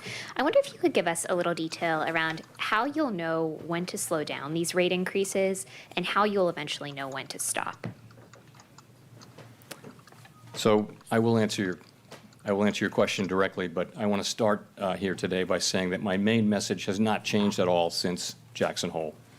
The FOMC is strongly resolved to bring inflation down to 2%. And we will keep at it until the job is done.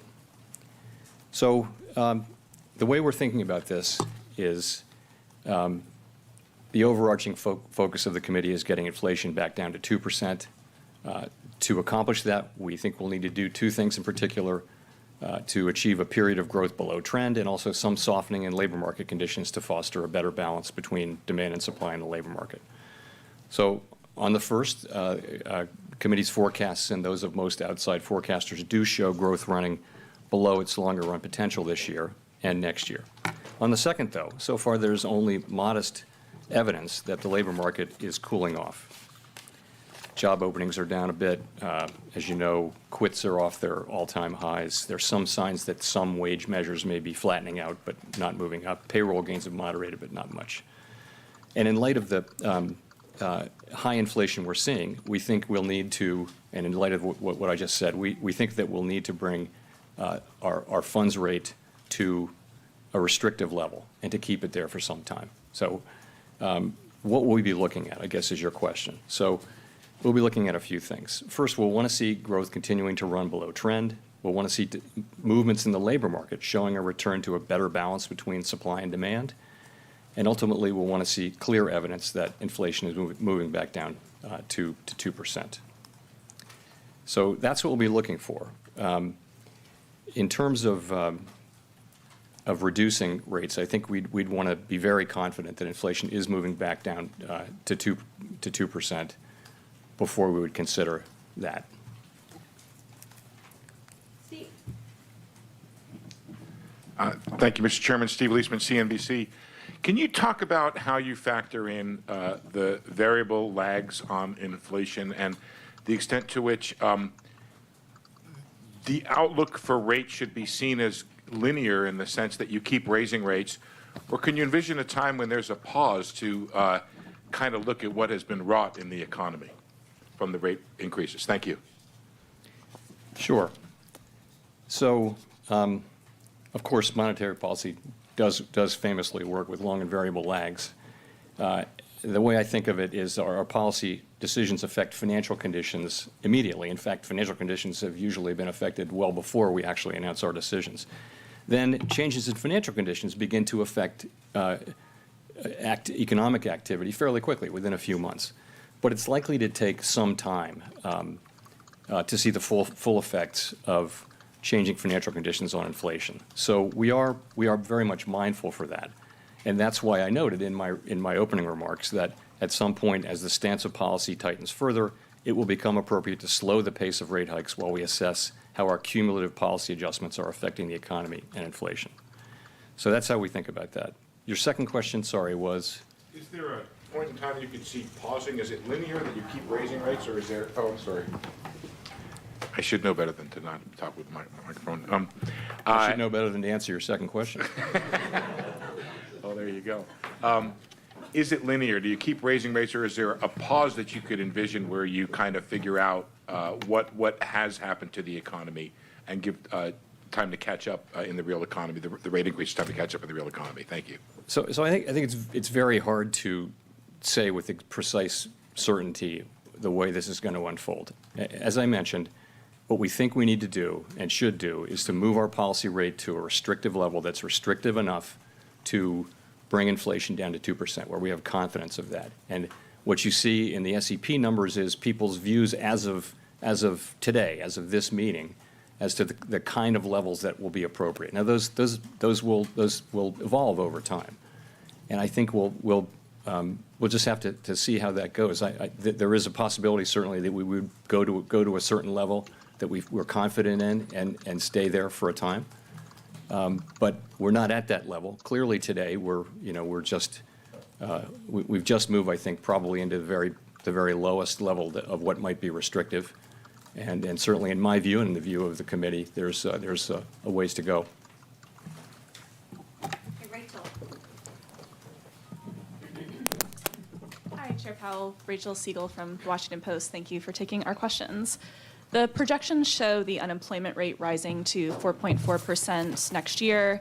And historically, that kind of rise in the unemployment rate would typically bring a recession with it. Should we interpret that to mean no soft landing? And is that kind of rise necessary to get inflation down? Right. So you're right. In the SEP, there's what I would characterize as a relatively modest increase in the unemployment rate from a historical perspective, given the expected decline in inflation. Now, why is that? So really, that is what we generally expect, because we see the current situation as outside of historical experience in a number of ways, and I'll mention a couple of those.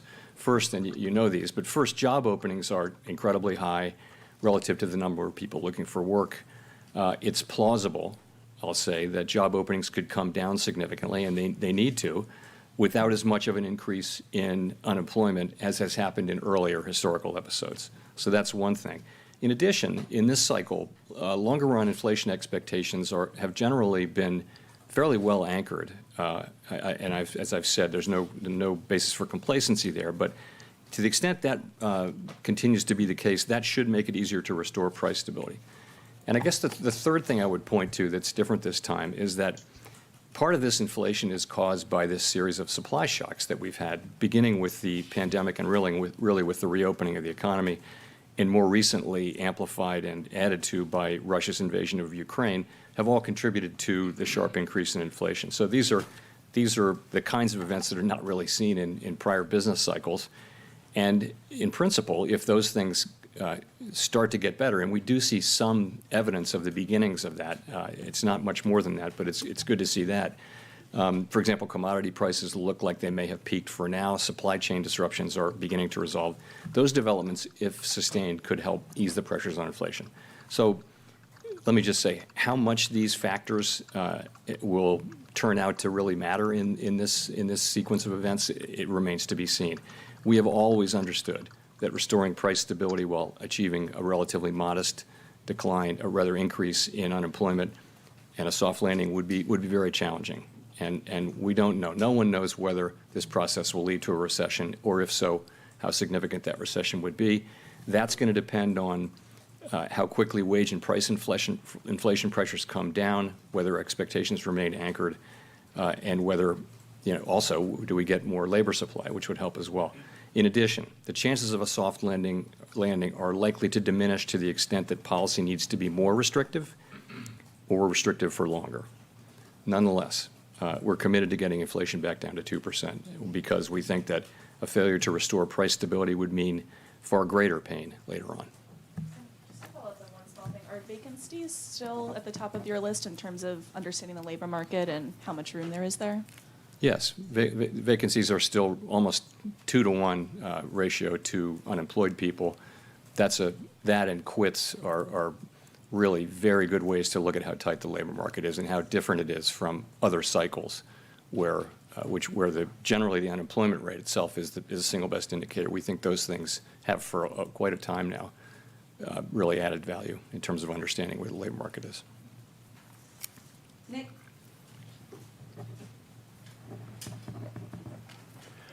Nick Timmeros of the Wall Street Journal. You said not too long ago in describing the policy destination, there's still a way to go. But I imagine you have to have some idea about how you're thinking about your destination, whether it's a stopping point or a pausing point. And so I was wondering if you could discuss how you are thinking about, as the data come in, where that destination is, how it's moving up if inflation doesn't perform as you expect. Do you want to have a policy rate that's above the underlying inflation rate, for example? And do you have an estimate for where you think the underlying inflation rate might be in the economy right now? Well, so again, we believe that we need to raise our policy stance overall to a level that is restrictive. And by that I mean is meaningfully putting meaningful downward pressure on inflation. That's what we need to see in the stance of policy. We also know that there are long and variable lags, particularly as they relate to inflation. So it's a challenging assessment. So what do you look at? You look at broader financial conditions, as you know. You look at where rates are, real and nominal in some cases. You look at credit spreads. You look at financial conditions indexes. We also, I would think, and you see this this is something we talked about today in the meeting and talk about in all of our meetings, and you see this, I think, in the committee forecast. You want to be at a place where real rates are positive across the entire yield curve. And I think that would be the case if you look at the numbers that we're writing down and think about, you measure those against some sort of forward-looking assessment of inflation expectations. I think you would see, at that time, you'd see positive real rates across the yield curve, and that is also an important consideration. Howard. Hi, Howard Schneider with Reuters. Thanks for the opportunity. I just want to be clear on the steps. You say it's meeting by meeting, but it sure looks like we're going 75, 50, 25. Is 75 next month the baseline? So we make one decision per meeting, and the meeting decision we made today was to raise the federal funds rate by 75. You're right that the median for the year end suggests another 125 basis points in rate increases. But there's another fairly large group that saw 100 basis points addition to where we are today. So that would be 25 basis points less. So, we're going to make that decision at the meeting. We didn't make that decision today. We didn't vote on that. I would say that, we're committed to getting to a restrictive level of for the federal funds rate and getting there pretty quickly. And that's what we're thinking about.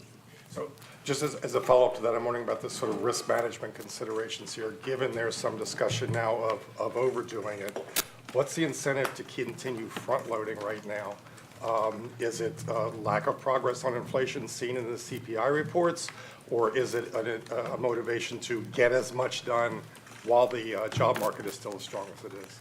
So what we've seen is inflation our expectation has been that we would begin to see inflation come down, largely because of supply-side healing. By now, we would have thought that we would have seen some of that. We haven't. We have seen some supply-side healing, but inflation has not really come down. If you look at core PCE inflation, which is a good measure of where inflation is running now, if you look at it on a 3, 6, and 12-month trailing annualized basis, you'll see that inflation is at 4.8%, 4.5%, and 4.8%. So that's a pretty good summary of where we are with inflation, and that's not where we expected or wanted to be. So what that tells us is that we need to continue, and we can keep doing these, and we did today do another large increase as we approach the level that we think we need to get to. And we're still discovering what that level is, but people are writing that down in their SEP where they think policy needs to be. So that's how we're thinking about it. Let's go to Colby. Thank you. Colby Smith with the Financial Times. Chair Powell, how should we interpret the fact that core inflation is still not forecast in the SEP to be back to target in 2025, and yet the dot plot projects cuts as early as 2024? And does that mean there's a level of inflation above the 2% target that the Fed is willing to tolerate? So I guess core is at 2.1 in 2025, and in the median, and headline is at 2.0. So that's pretty close. I mean, we write down our forecasts and we figure out what the median is and we publish it. So it's not. I mean, I would say that if the economy followed this path, this would be a pretty good outcome. But you're right, it is a tenth higher than 2%.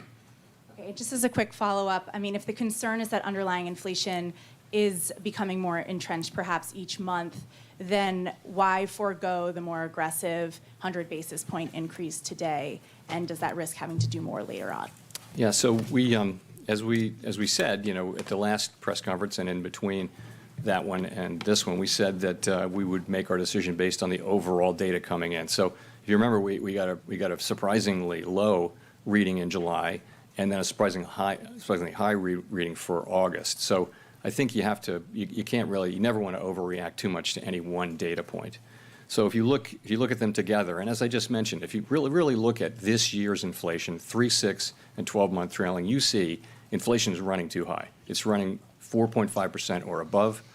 You don't need to know much more than that. If that's the one thing you know that this committee is committed to getting to a meaningfully restrictive stance of policy and staying there until we feel confident that inflation is coming down. That's how we think about it. Victoria. Hi, Victoria Guido with Politico.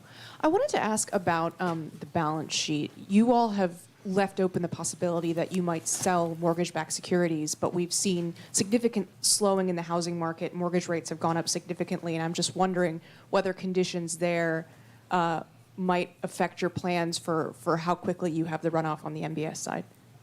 So what we said, as you know, was that we would consider that once balance sheet runoff is well underway. I would say it's not something we're considering right now, and not something I expect to be considering in the near term. It's just it's something I think we will turn to, but the time for turning to it has not come and is not close.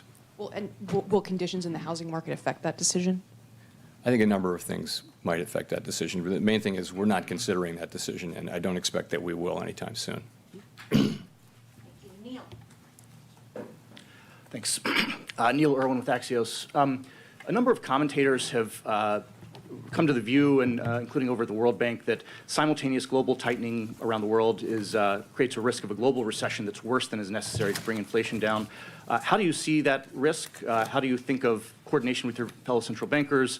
And is there much risk of overdoing it on a global level?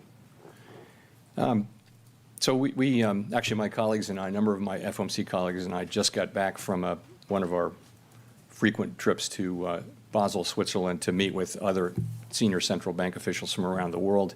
We are in pretty regular contact, and we exchange. Of course, we all serve a domestic mandate, domestic objectives, in our case, the dual mandate, maximum employment and price stability.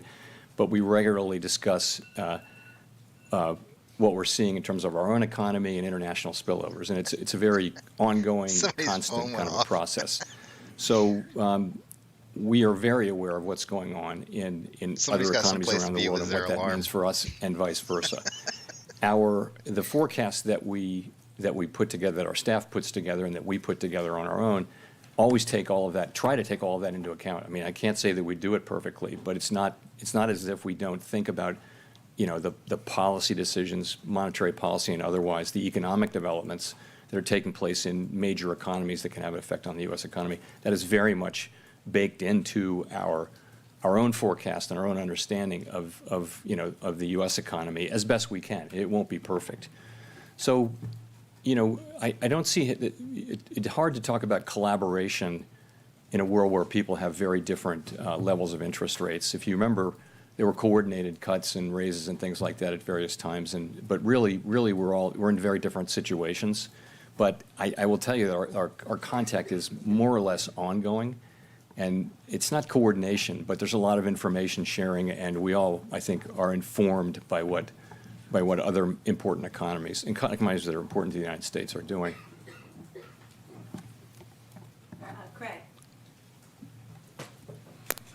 Craig Torres from Bloomberg. Chair Powell, you talked about some ways the higher interest rates are affecting the economy, but we've also seen a resilient labor market with durable consumption, strong corporate profits.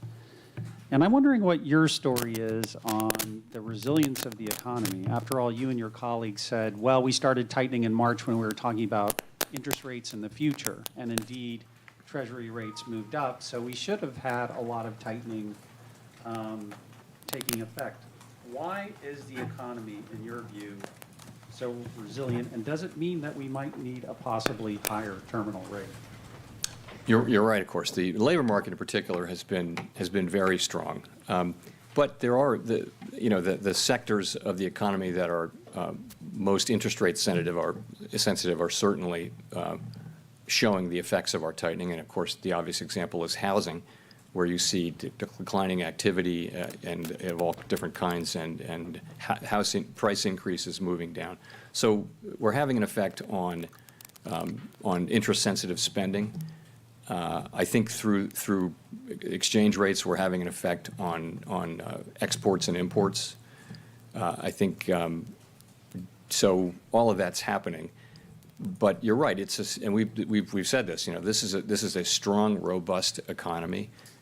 People have savings on their balance sheet from the period when they couldn't spend and where they were getting government transfers. There's still very significant savings out there, although not as much at the lower end of the income spectrum, but still some savings out there to support growth. The states are very flush with cash, so there's good reason to think that this will continue to be a reasonably strong economy. Now, the data sort of are showing that growth is going to be below trend this year. We think of trend as being about 1.8% or in that range. We're forecasting growth well below that, and most forecasters are. But you're right. There's certainly a possibility that growth can be stronger than that, and that's a good thing because that means the economy will be more resistant to a significant downturn. But of course we are focused on the thing I started with, which is getting inflation back down to 2%. We can't fail to do that. If we were to fail to do that, that would be the thing that would be most painful for the people that we serve. So for now, that has to be our overarching focus, and you see that, I think, in the SEP, in the levels of rates that we'll be moving to reasonably quickly, assuming things turn out roughly in line with the SEP. So that's how we think about it.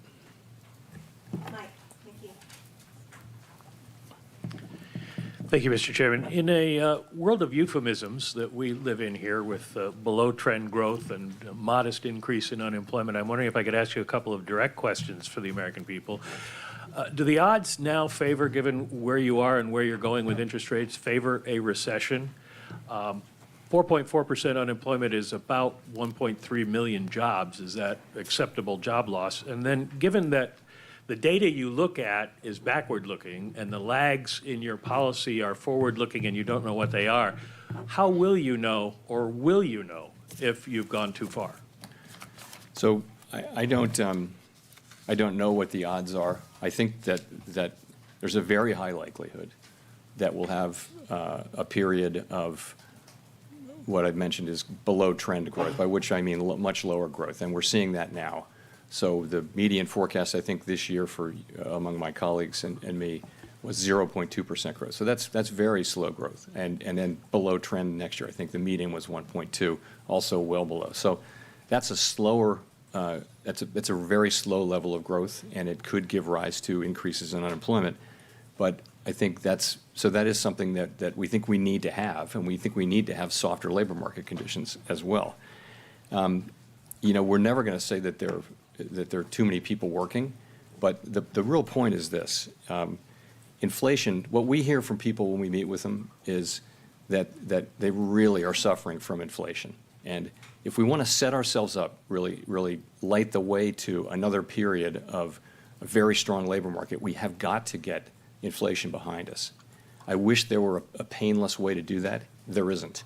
So what we need to do is get rates up to the point where we're putting meaningful downward pressure on inflation, And that's what we're doing. And we certainly don't hope, we certainly haven't given up the idea that we can have a relatively modest increase in unemployment. Nonetheless, we need to complete this task. Well, how will you know, or will you know, if you've gone too far? It's hard to hypothetically deal with that question. I mean, our really tight focus now continues to be ongoing rate increases to get the policy rate up where it needs to be. And as I said, you can look at this SEP as today's estimate of where we think those rates would be. Of course, they will evolve over time. Chris Rugaber. Thanks. Chris Rugaber, Associated Press. I wanted to follow up with what you just mentioned about the labor market. You've said several times that to have the labor market we want, we need price stability, and you've suggested maybe there isn't a trade-off in the long run. But in the short run, there is a lot of concern, as people have been expressing here, about higher unemployment as a result of these rate hikes, or as a result of the rate hikes. So can you explain, though, what about high inflation now threatens the job market? I mean, you seem to suggest that inflation, high inflation will eventually lead to a weaker job market. So can you spell that out a little more for the general public and how that would work? So for starters, people are seeing their wage increases, their wage increases eaten up by inflation. So if your family is one where you spend most of your paycheck, every paycheck cycle, on gas, food, transportation, clothing, basics of life, and prices go up the way they've been going up, you're in trouble right away. You don't have a cushion, and this is very painful for people at the lower end of the income and wealth spectrum. So that's what we're hearing from people is, it very much that inflation is really hurting. So how do we get rid of inflation? And as I mentioned, it would be nice if there were, a way to just wish it away, but there isn't. We have to get supply and demand back into alignment, and the way we do that is by slowing the economy. Hopefully, we do that by slowing the economy, and we see some softening in labor market conditions, and we see a big contribution from supply side, improvements and things like that. But none of that is guaranteed. In any case, our job is to deliver price stability, and I think you can think of price stability as an asset that just delivers large benefits to society over a long period of time. We really saw that for a long time. The United States had 2% inflation, didn't move around much, and that was enormously beneficial to the public that we serve. And we have to get back to that and keep it for another long period of time. To pull back from the task of doing that is you're just postponing. The record shows that if you postpone that, the delay is only likely to lead to more pain. So I think we're moving to do what we need to do and do our jobs, and that's what you see us doing. Thank you for taking the question, Mr. Chairman. Edward Lawrence for Fox Business. So you had said that Americans and businesses need to feel some economic pain as we go forward. How long from here should Americans be prepared for that economic pain? How long? I mean, it really depends on how long it takes for wages and more than that, prices to come down, for inflation to come down. And what you see in our projections today is that inflation moves down significantly over the course of next year, and then more the next year after that. And I think once you're on that path, that's a good thing, and things will start to feel better to people. They'll feel lower inflation. They'll feel that the economy's improving, and also if our projections are close to right, you will see that that the costs in unemployment they're meaningful, and they're certainly very meaningful to the people who lose their jobs, and we talk about that in our meetings quite a lot. But at the same time, we'd be setting the economy up for another long period. This era has been noted for very long expansions. We've had 3 of the 4 longest in measured history since we got inflation under control, and that's not an accident. So when inflation is low and stable, you can have these 9, 10, 11, 10-year expansions, and you can see what we saw in 2018, 19, and 20, which was very low unemployment, the biggest wage gains going to people at the low end of the spectrum, the smallest racial gaps that we've seen since we started keeping track of that. So We want to get back to that, but to get there, we're going to have to get supply and We're in demand trouble. back in alignment, and that's going to We're take in tight, deep you fucking know, tight trouble. monetary policy for a period of time. It shouldn't have been DFE. It should have What been is that DFT. economic pain in your mind? Is it job losses? Is Oh my it gosh. the higher interest rates on credit cards? What is that economic pain? So it's all of those things. You know, higher interest rates, slower growth, and a softening labor market are all painful for the public that we serve. Oh, wait. But they're not as painful as I failing think I get what he's saying. to restore price stability, and then having to come back and do it, you know, down the road again, and doing it at a time when actually now people have really come to expect, you know, high inflation. If the concept of high inflation becomes entrenched in people's economic thinking about their decisions, then sort of getting back to price stability, the cost of getting back to price stability just rises. And so we want to avoid that. We want to act aggressively now and get this job done and keep at it until it's done. Nicole from CNN. I'll explain here in a minute, guys. Thank you, I think I Chairman get Powell. what he's Nicole saying. Goodkind, CNN Business. Existing home sales have fallen for 7 months straight. Mortgage rates are at their highest level since 2008. Yet mortgage demand increased this week, and housing prices are still elevated. Now, at the end of your June press conference, you mentioned plans to reset the housing market. I was wondering if you could elaborate on what you mean when you say reset, and what you think it will take to actually get there. It's the secretary in office. So the when I office. say reset, I'm not looking at a particular specific, you know, set of data or anything. What I'm really saying is that we've had a time of a red hot housing market all over the country where, you know, famously houses were selling to the first buyer at 10% above the ask before even seeing the house, that kind of thing. So there was a big imbalance between supply and demand. Housing prices were going up at an unsustainably fast level. So the deceleration in housing prices that we're seeing should help bring sort of prices more closely in line with rents and other housing market fundamentals. And, you know, that's a good thing. For the longer term, what we need is supply and demand to get better aligned so that housing prices go up at a reasonable level, at a reasonable pace, and that people can afford houses again. And I think we probably in the housing market have to go through a correction to get back to that place. There are also longer run issues though with the housing market, as you know, where you know backing everybody's mortgages. Difficult to find lots now close enough to cities and things like that. So builders are having a hard time getting zoning and lots and that's workers the and reason materials why. and things like Yeah, that. that's But it. from a sort of business cycle standpoint, this difficult correction should put the housing market back into better balance. Wow. Shelter made up such a large part of this hot CPI report that we saw.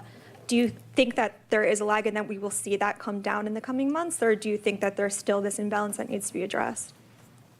You know, I think that shelter inflation is going to remain high for some time. You know, we're looking for it to come down, but it's not exactly clear when that will happen.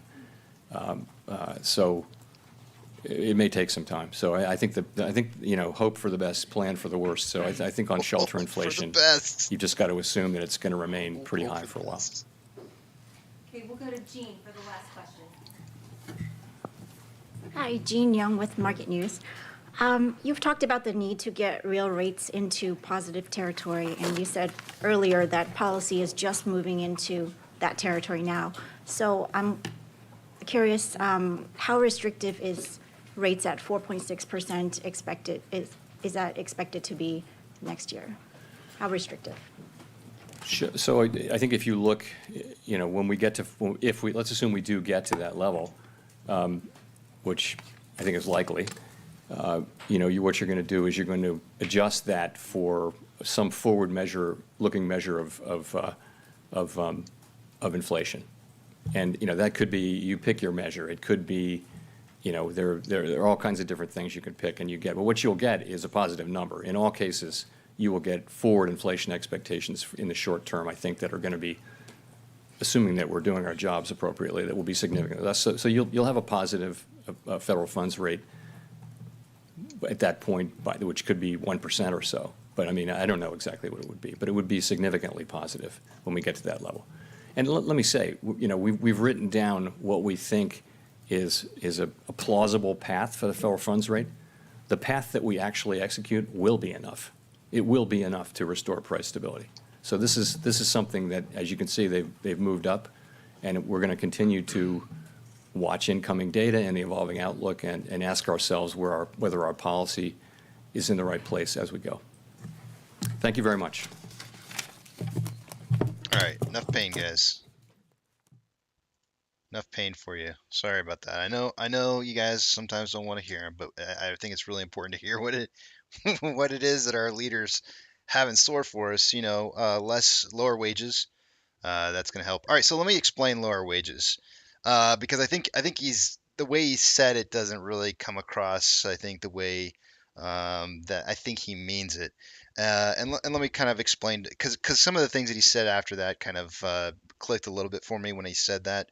And I think what he's including in lower wages is borrowing, right? So, in terms of people using credit, line of credit, they don't really make that as a wage, right? I get that, right? You and I, we all get that, but I think they're counting how much people are using in credit as part of their wage. Or they're saying that basically people are spending too much and they're using it all on credit, and they're not necessarily buying through yeah, he means less spending power. Exactly. So basically, lowering the amount of credit that people have available to them, so that they can't continuously spend the way that they've been spending. The way he said it, though, man, I'll tell you what, this sounded really crappy. It did not. That is not the way that I would say that. Telling people that they need to make less, because that's not how you do it.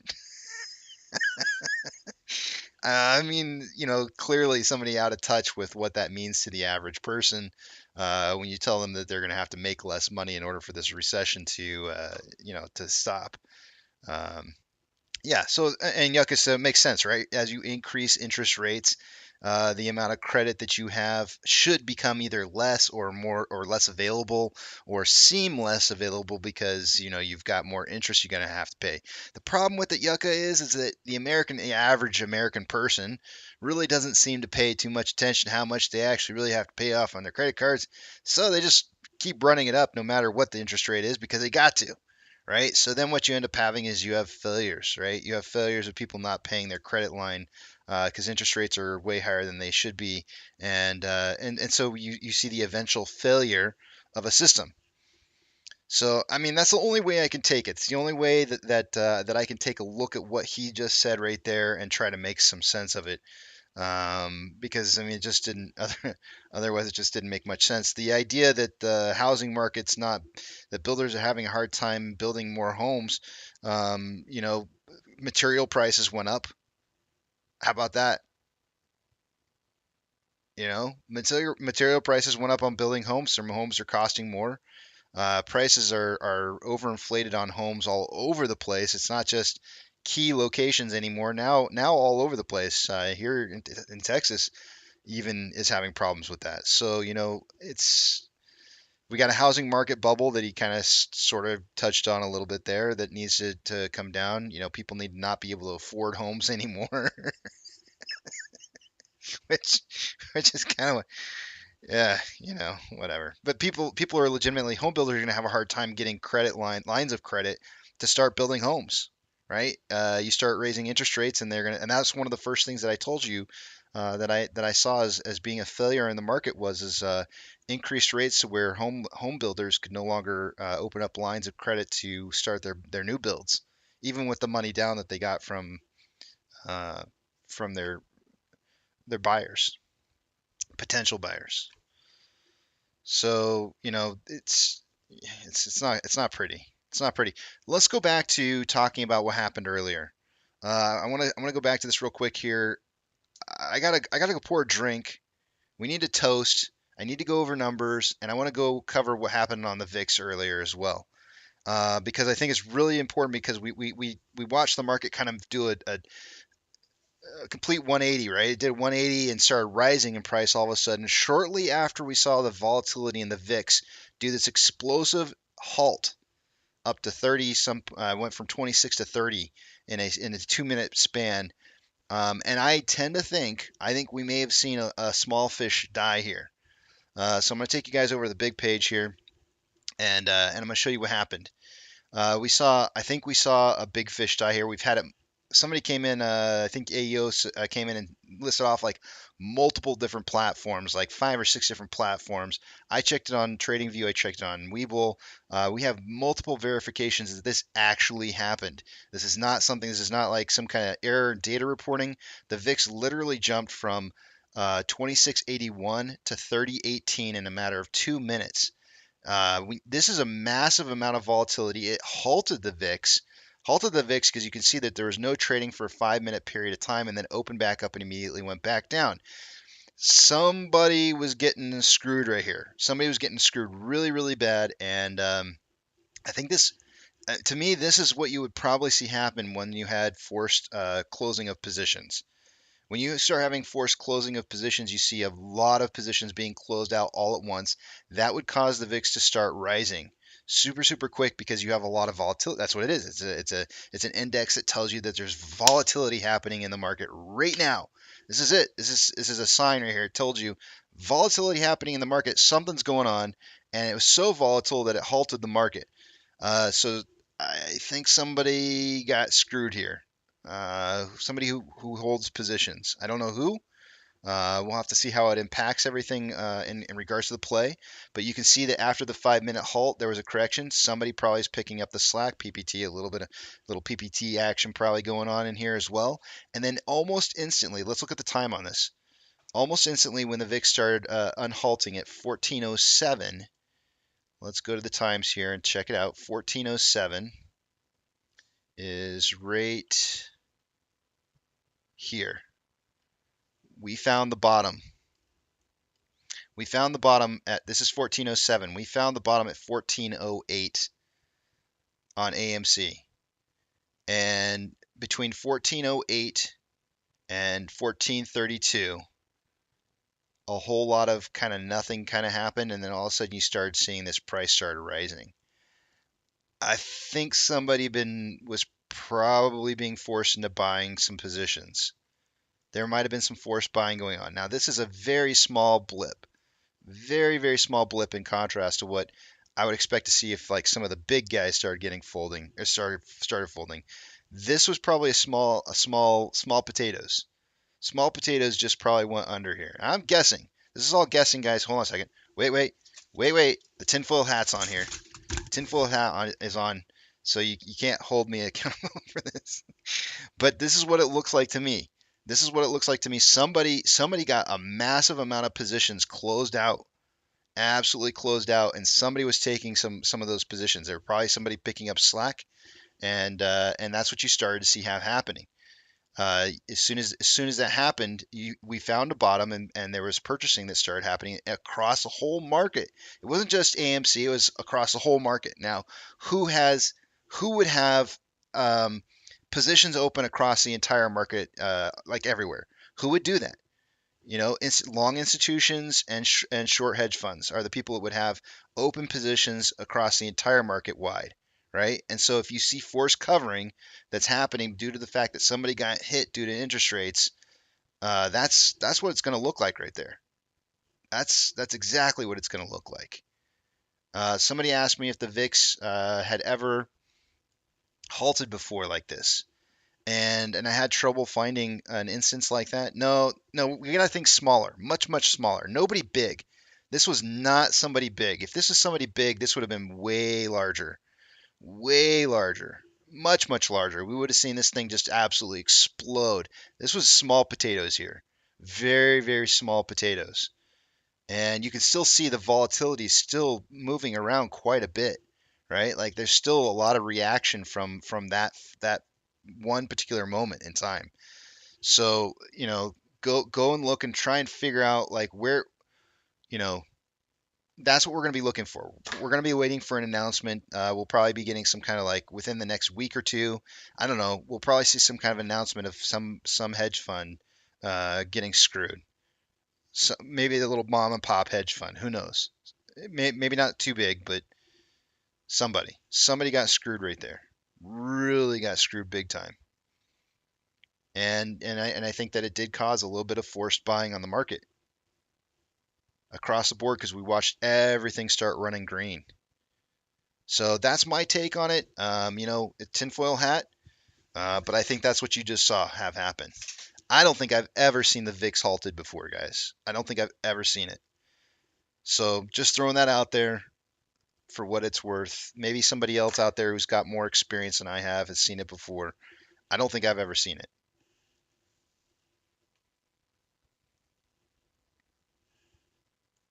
So taking you guys back to the other page, let's take a look at our numbers and see how that impacted everything. Yeah, no kidding, right? Mac and B's, the VIX halted. That's what it did it for 5 minutes. It halted. All right, let's take a look at our numbers, and then I'm going to look at the numbers. I'm going to go grab a drink, and then I'll come right back. So let me just pull up the numbers real quick here. I'm going to take you guys over to the other screen, so I'm not going to be able to continue to see what it is you guys are writing. Excuse me. Some crazy stuff today, guys. Two-factor authentication. If you don't have it, you may want to consider getting it to keep somebody out of your account that shouldn't be in your account. While you're at it, when you're setting up your account, make sure you get 2 phone numbers in there for 2 different cell phones, and that way you can have multiple phones you can send the code to, so you're not screwing yourself. When something accidentally happens to your phone. And then try it out, test it out, see if you like it. If you don't like it, get rid of it, and I don't know. It's better to be safe than sorry. Let's take a look at these numbers here. Final numbers for the day on off exchange. We're getting is 51.04 for AMC and 12.37 on the EDGX for a grand total 63.41. That's a little bit lower than what I would expect to see at the end of a day. Not too much, 1 or 2% low. On Ape, final numbers for the day today is 56.53 and 14.17 for a grand total 70.7%. That is definitely high. 64 is kind of average, so that's high by like 6%. Obviously that'll change overnight, but as there's some trading that occurs in the after hours. AMC, as of an hour ago, had 4.77 million shares having been returned. It is now 4.28. It'll be very interesting to see what happens to numbers tomorrow after that just happened. Actually, over the next 2 days. Over the next 2 days, it'll be very, very interesting to see what happens to all of our numbers on Ortex. If what I'm saying is true and it's correct, then we may see some kind of weird stuff going on with some of these numbers over here. But so far for the day today, it's showing a return of 4.28 million shares. That's going to have a hold on a second.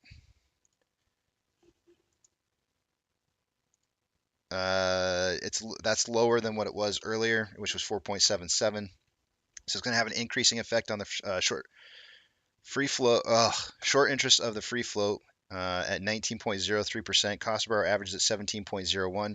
Shares on loans at 184.27 million shares, which is 1.8 million less than it was day over day. 566,000 of those shares I'm estimating was in short interest. On Ape, an hour ago, there was 3.98 million shares having been returned. It's now 5.83 million. That's going to have the effect of lowering the short share interest of the free float for Ape to 5.29%, cost bar average at 5.82. Shares on loan decreased by 1.5 million shares day over day, which was all short interest, and it is now sitting at 33.18 million shares on loan. Options. Highest amount of call options today is at a $15 strike. There was 305 contracts an hour ago. There is now 483. On puts, no change.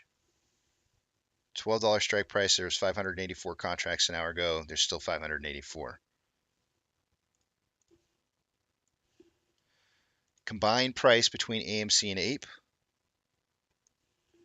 sitting at $12.80.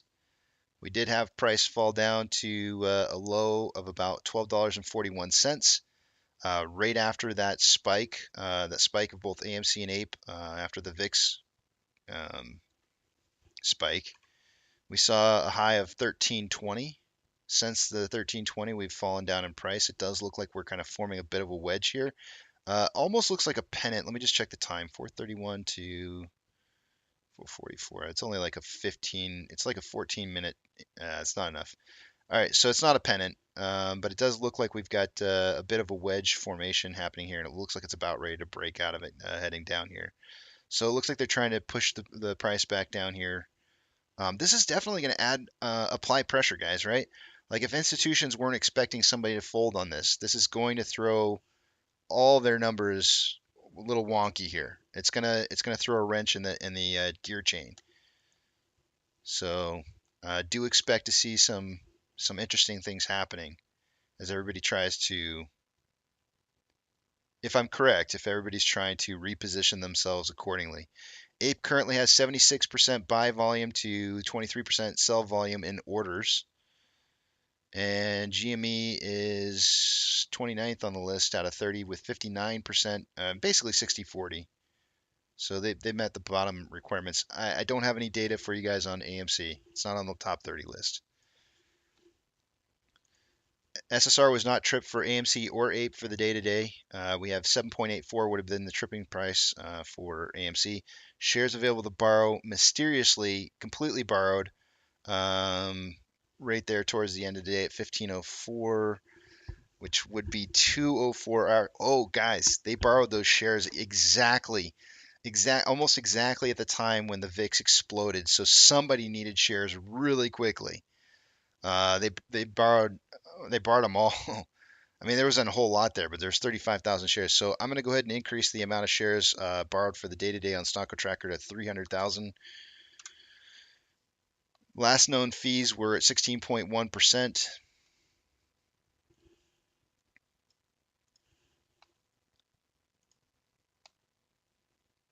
Somebody got a good old fashioned screwing. Nasdaq is down 0.51% for the day-to-day. Dow Jones is down 0.75. S&P 500 is down 0.63.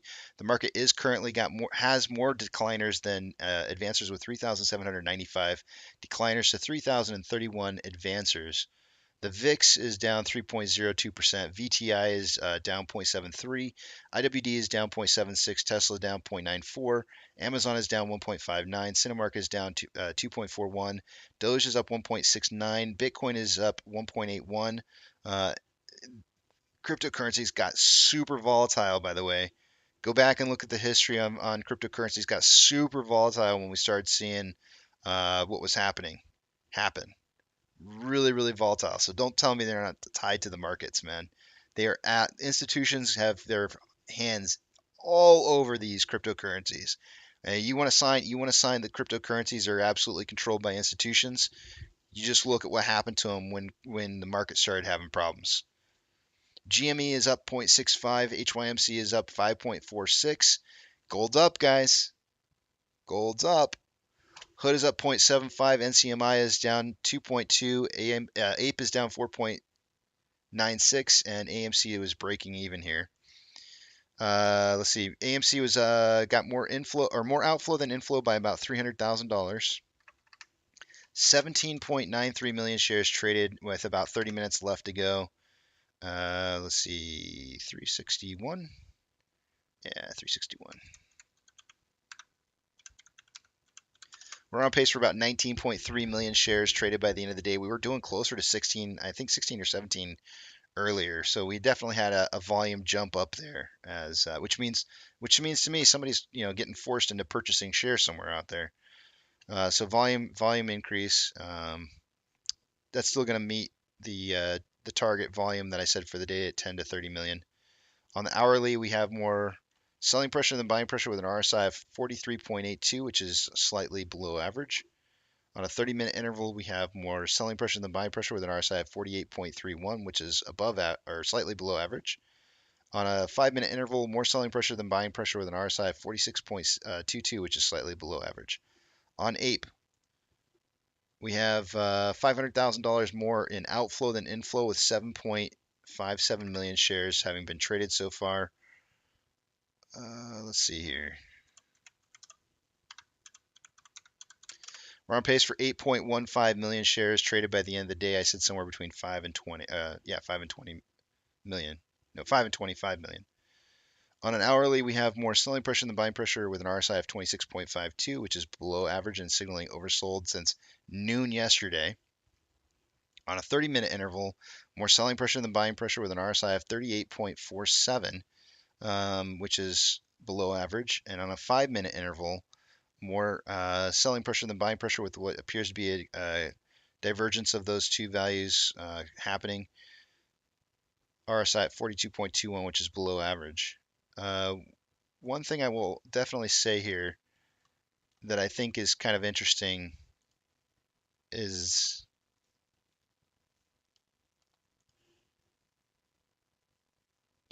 well, what I'm going to say is there wasn't as much of a volume impact. I mean, you can definitely see that there was a volume impact here, but I don't feel like there was as much of a volume impact on Ape as there was AMC when we saw the spike in price or purchasing, which I think is kind of interesting and should just kind of be noted in the back of your head and just, I guess, homework for you guys. Sit and think about that for a little bit. Why would that be the case? Why would volume not be as heavily impacted? Or maybe I'm wrong. Maybe you can prove me wrong on this, but it looks to me like volume wasn't as heavily impacted by this price movement as it was for AMC. Like we had a much bigger. I'd say the average volume was throughout that period of time when it was elevated was probably up to about 76, 70, 75,000 shares a minute, whereas Ape was probably sitting around 27,000 shares a minute. I don't know. Look into it. See what you think. I have a theory for why that would be, but I'm not going to say it. I'll let you guys do some homework.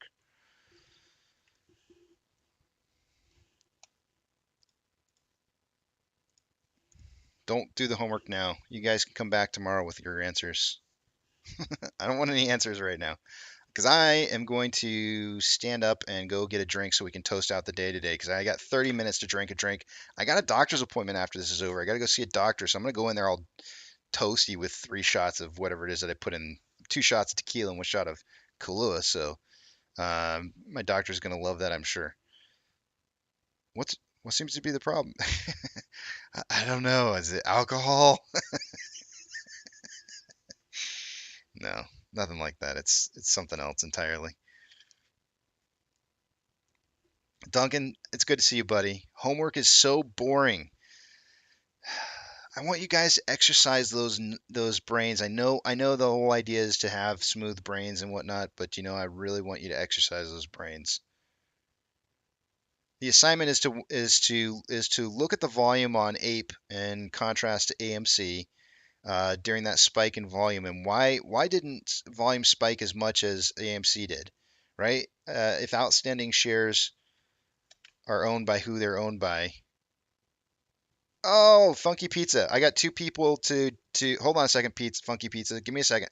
I'm gonna go make a first year anniversary, dude. That's awesome. Funky Pizza. Hold on a second.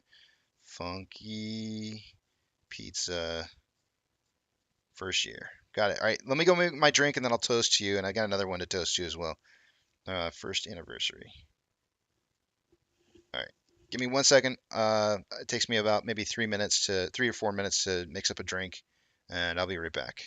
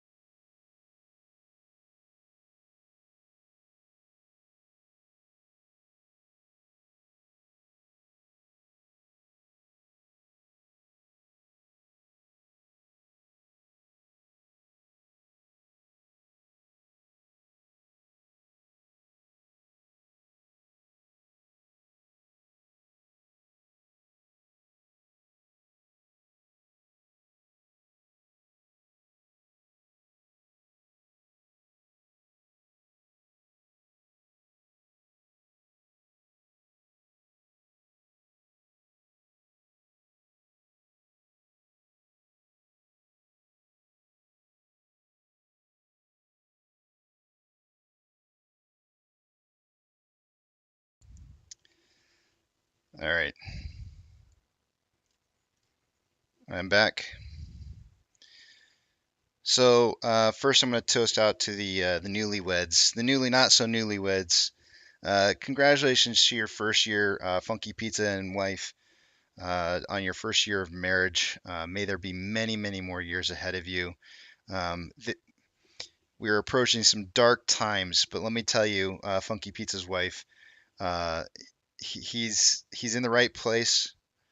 Uh, if he's invested in AMC or GME, he's probably leading you towards a situation to where you are in the best possible place you could possibly be for dark times in our futures. So, but let me just tell you something. Money is not what life is about. So long as you have each other and you can care for each other, that's what's important. So cheers to you on your first anniversary. Cheers. Now, a belated birthday. A belated birthday to Scarlett, Tony's wife. She had a birthday over the weekend. She's a very young 30 something year old. We won't know because women don't tell their age. It's not appropriate, right? It's just not going to happen. I'll just tell you this: she doesn't look 30. She looks much younger. Tony said 49, but we all know he's lying about that one. So cheers to Scarlett. Scarlett, I hope you had a wonderful birthday weekend. It sounded like you had a great time while you were away, and to many more birthdays. Cheers.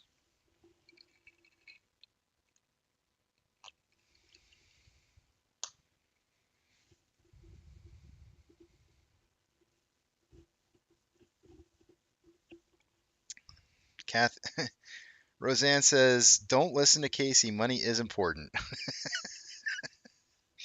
I mean, it is, but you know what though? As long as you can rely on each other, you can get through anything. You really can.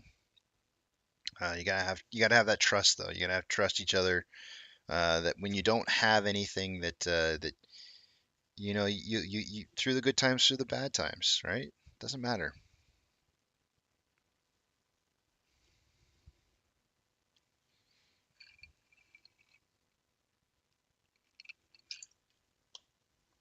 All right. How are we gonna close out this day here? Looks like we're gonna close out red. VIX was up 1.1%. Sorry, I said up. I meant down. I keep doing that. VIX is down 1.1%. Man, I am so pumped, guys. Legitimately, like that history, as far as history being made, man. I really, truly, and honestly believe what you witnessed was history being made right there. I don't know if the VIX has ever been. I don't even know if I've ever seen an ETF, any ETF, trip a market halt. Let me. What would be volatile like that? Hmm. I don't know. I'm telling you guys though, a market trip on an uptrend on the VIX absolutely reeks of a market that is absolutely in utter despair. Cuddy Cut says, Casey, I just noticed on your Discord a super chat refund channel. Laugh out loud, please hold. Yes, yes. Go ahead and ask. Go ahead and ask for a refund though. I encourage anybody to ask for a refund anytime. Yuli says, Casey, can you please explain something to me? Between yesterday and today, over 16 million shares have been returned. Why does it not reflect in total shares on loan? Because they borrow shares as well. So that not only do they return shares, but they also borrow shares, right? So you have to include that. So if you're looking at for example today's numbers, there is a return of 10.5 million shares, and then the amount borrowed was 6.21, which means that there was only 4.28 million shares.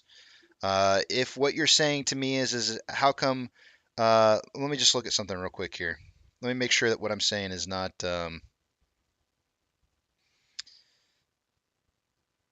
Let me make sure what I'm saying to you is not counterintuitive, because you may actually already be doing that math for me, and I'm just being the idiot here and pretending like I don't know what you're talking about.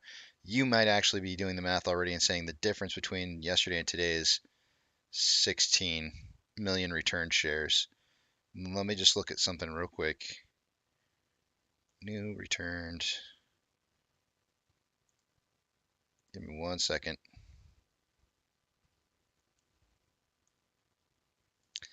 Give me 1 second while I stop being an idiot. All right, 8.93. We're just looking at return, so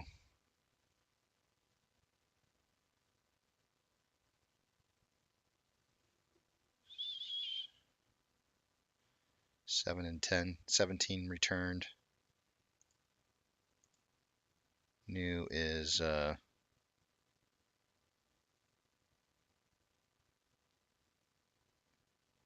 10.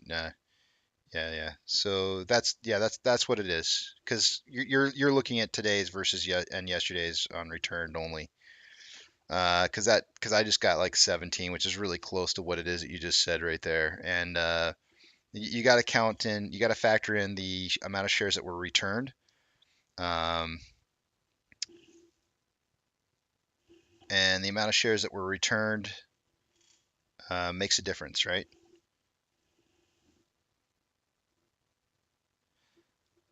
I guess the other part that I'm gonna Yuli, that I'm gonna say is that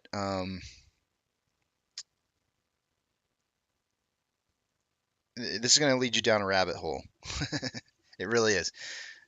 Once you start just looking at borrowed shares, though, borrowed versus returned shares, they don't always match up with the amount of shares that are on loan day over day. So so you wouldn't be wrong in stating how come the amount of shares like if you just simply took the borrowed versus returned and then added or subtracted that number from on loan amount currently from previous day, why don't they match up? And there's a very good I think there's a very good reason for that, and that reason is that those shares, those additional shares that you're seeing in there that haven't been that are just kind of out there in existence are shares that they're holding on to, and perhaps having used those shares for. I'm making an accusation here. I can't make accusations. I think I have to say I think here. I'm going to throw on the tinfoil hat. I think those are the shares. The difference between those are the shares that they're using to manipulate the market. This is a very strong accusation. It's just what I think is happening. I can't prove it, but it is very obvious that the amount of shares that are on loan versus the amount of shares that have not been returned do not match. And if you add up the numbers over time, they add up into the hundreds of millions of shares. So it's going to lead you down a road of discovery about how many potential shares are on loan out there that are not being reported as on loan. Tinfoil hat off. It is truly and honestly the answer about, I think that a lot of people are seeking.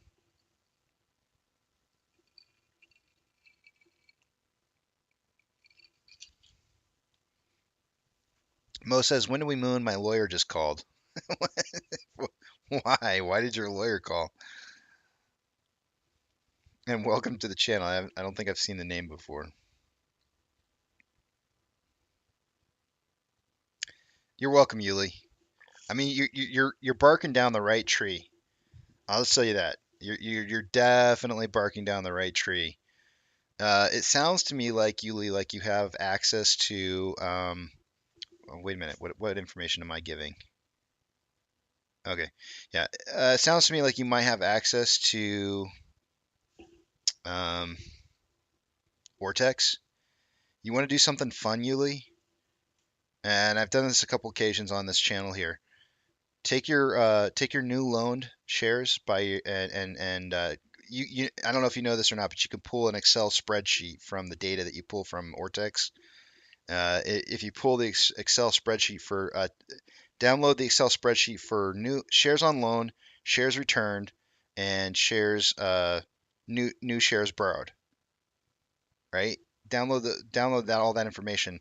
Put it in an Excel spreadsheet. Do a quick formula of shares borrowed versus returned, or new versus returned per day, and add it all up. and over like a year period of time, right? And then look what the value is, the remaining value of shares that are on loan, and stack that up year over year over year, and look at what those are in comparison to what's showing on loan currently, and walk away knowing that you've seen the light.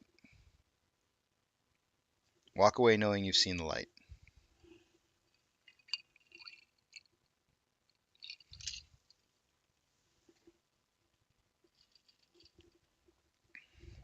Man, Maximus says, "Who's Vix? Some Vato." You know what I just learned recently, Jeff? That Sancho is a word for a guy who steals your woman while you're in jail. It's a new thing. Oh, I'm your Ortex? Okay. All right. My bad. Um, it's really shocking to find what I just described to you. It's really shocking to find out. VIX is the volatility index of the Chicago-based options exchange, and it's a 30-day out. It's a 30-day volatility index, and basically, to kind of summarize it very short, like to dumb it down into ape version, when the VIX goes up, the market goes down. When the VIX goes down, the market goes up. It's an inverse indicator to the performance of the market, and if that Sancho knows what's good for him, he best go run and hide. Sorry, I had to throw that out there. But no, no. It's an inverse indicator to how the market should be performing. So I monitor it because it really does show you where there's a lot of when you see a lot of volatility in the market, you know something's going to happen.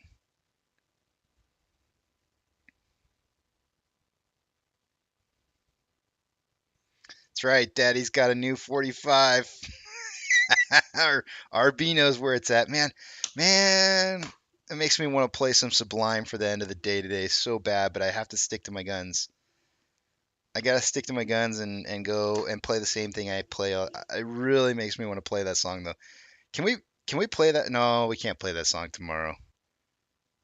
We can't play that song tomorrow because tomorrow I think I might have a special guest tomorrow, and I'm gonna let that person decide what we play. Yucca says, Casey, but the VIX is down and the SPY is down also. Is it? I see the VIX is up right now, 0.59. And I see the market's down 1.28. So I don't agree.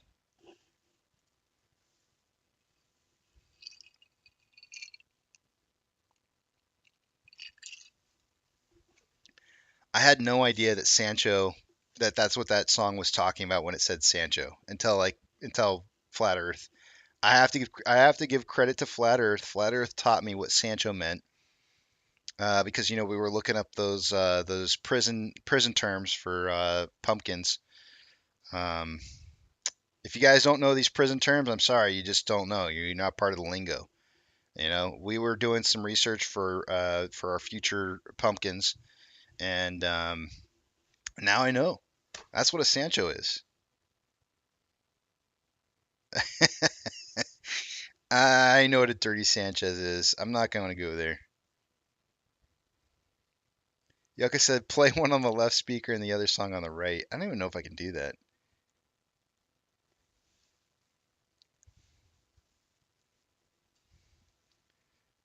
Santoria. Sanchoria. Yeah, I know. The apes and me and the apes use says flat earth cry. Man, I'll tell you what, man. I'm missing it. I'm missing it. Cause he would be nailing me right now. He'd be nailing me right now over the whole Bitcoin's at 19K. And let's see. Well, we're still inside my window. We're still inside my window here, so it's not quite broken down completely yet here, but he'd be giving me a hard time, like, oh, you should be 15 by now.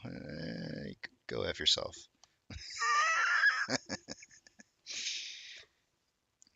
F me. For kids that are listening here now, that means, gone. Goodbye. F yourself. Yeah, whatever. It's too late. I said it.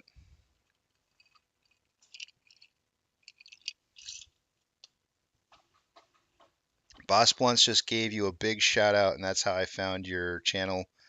Hope they don't take Ape down under $2, but think they will. Boss is a good guy, man.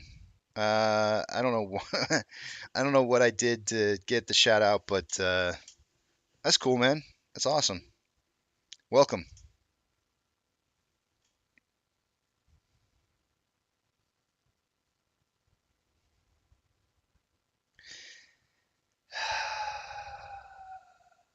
Roseanne. Roseanne, come on. Don't go there, Roseanne.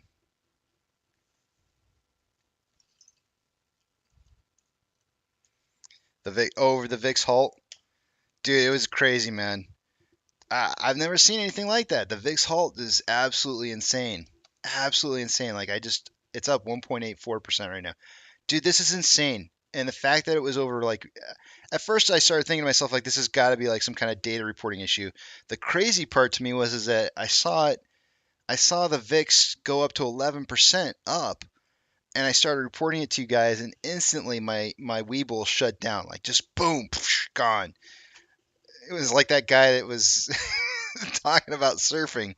Boom, you right up in the curl, and then you're like, bah, pshaw, and then you get up on the lip, and you're like, yeah.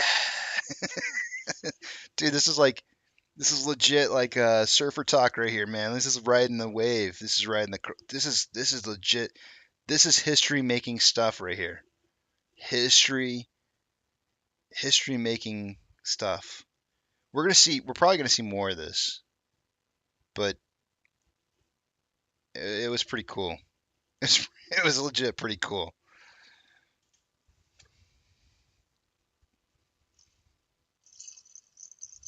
Far out, man.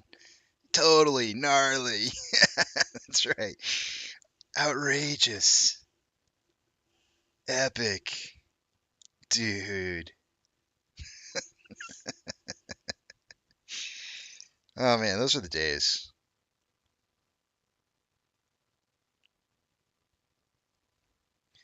Mo, man, I know you see red, man. I know. It's welcome to the channel. I haven't seen the name before. You see red, I see green, man. I see green. I know you see red. But if you've been prepared for this, if you know what's happening, this is all part of the process.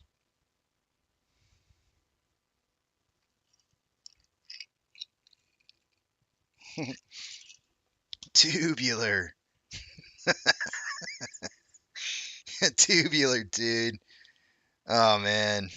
You guys are taking me back to like the California days. No way. Sweet bitchin'. That's right. I love you guys. You guys are awesome.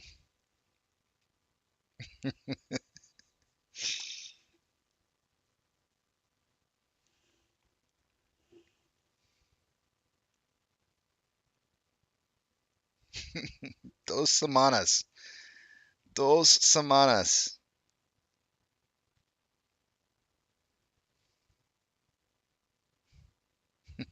Prometheus says, Casey talking like me now. Dude. I call everybody dude, Prometheus. It's kind of funny, like, especially with like, people who get sensitive these days to like, whether you're calling them a male or female. Like the whole, I don't even know, man. Everybody's been dude my whole life. Like, it doesn't matter who it is, it's dude. Like, it's everybody's dude, man. And so now people are getting all offended when I call them dude and stuff. And it's like, dude, you don't understand, man. I come from a time where everybody's a dude, man. You're a dude. She's a dude. He's a dude. That chimp's a dude. You know what I'm saying? Like, everybody's a dude, man. Like, that's the way it is. It didn't matter what it was. It was just dude. Dude, that wave. I don't know. I come from a different era. I'll tell you what I do know. I don't know about, language these days and all that kind of good stuff, but around these parts, it's that time of the day. Eat, sleep, drink, get plenty of rest. I caught you. Spend time with your family, spend time with your friends. Go walk your pet. Maybe go see a movie, because after all, you do support a movie theater. But above all else, don't have a good day. Have a great day.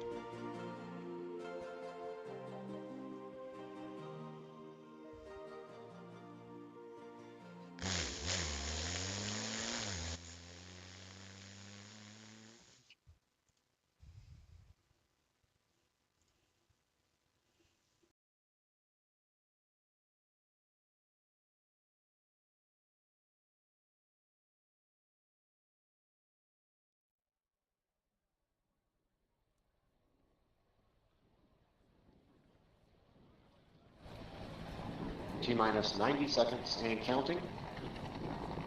All systems are go. We're about 90 seconds from the launch of Space Shuttle Discovery.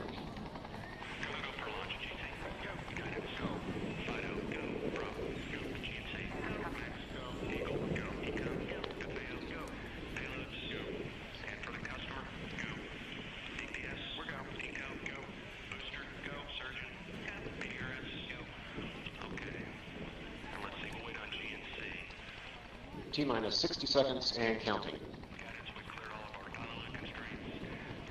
We are transferring to orbiter internal power at this time. Discovery is now running off its 3 onboard fuel cells. Coming up on a go for auto sequence start.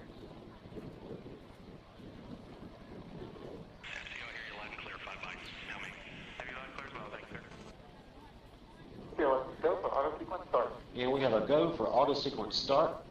Discovery's onboard computers have primary control of all the vehicle's critical functions. T-minus 17 seconds and counting. 15, 12, 11, 10, 9, 8, 7, 6, start, 2, 1, booster ignition, and liftoff of the Space Shuttle Discovery, returning to the space station, paving the way for future missions beyond.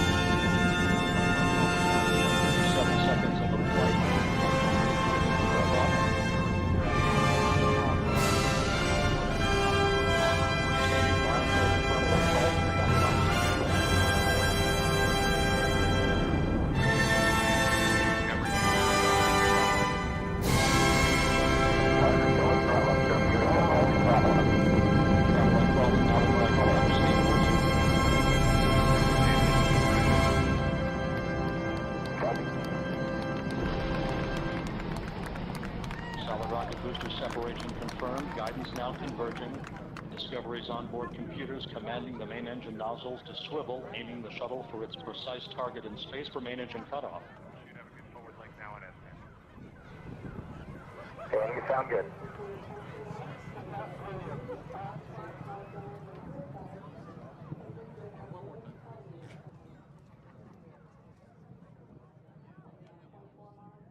Discovery Houston, negative return. Copy, a negative return.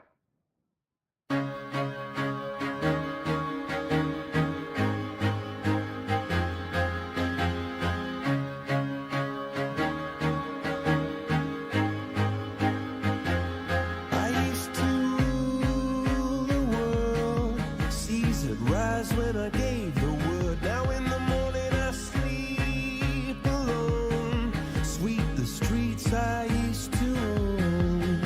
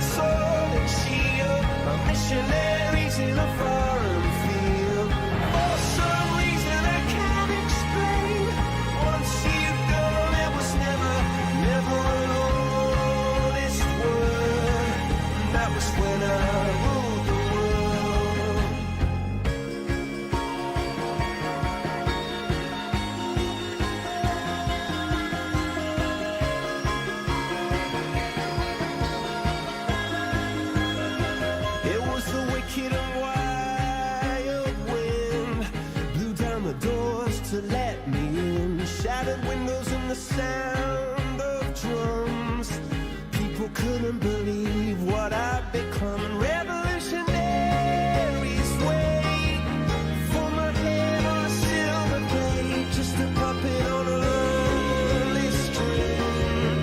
Oh, who would ever wanna be king? I hear Jerusalem bells are ringing, Roman cavalry choirs are singing. Be my mirror, my sword and shield, my missionaries in a foreign field. For some reason I can't explain, I know St. Peter won't call my name, never an honest word, but that was when I ruled the world.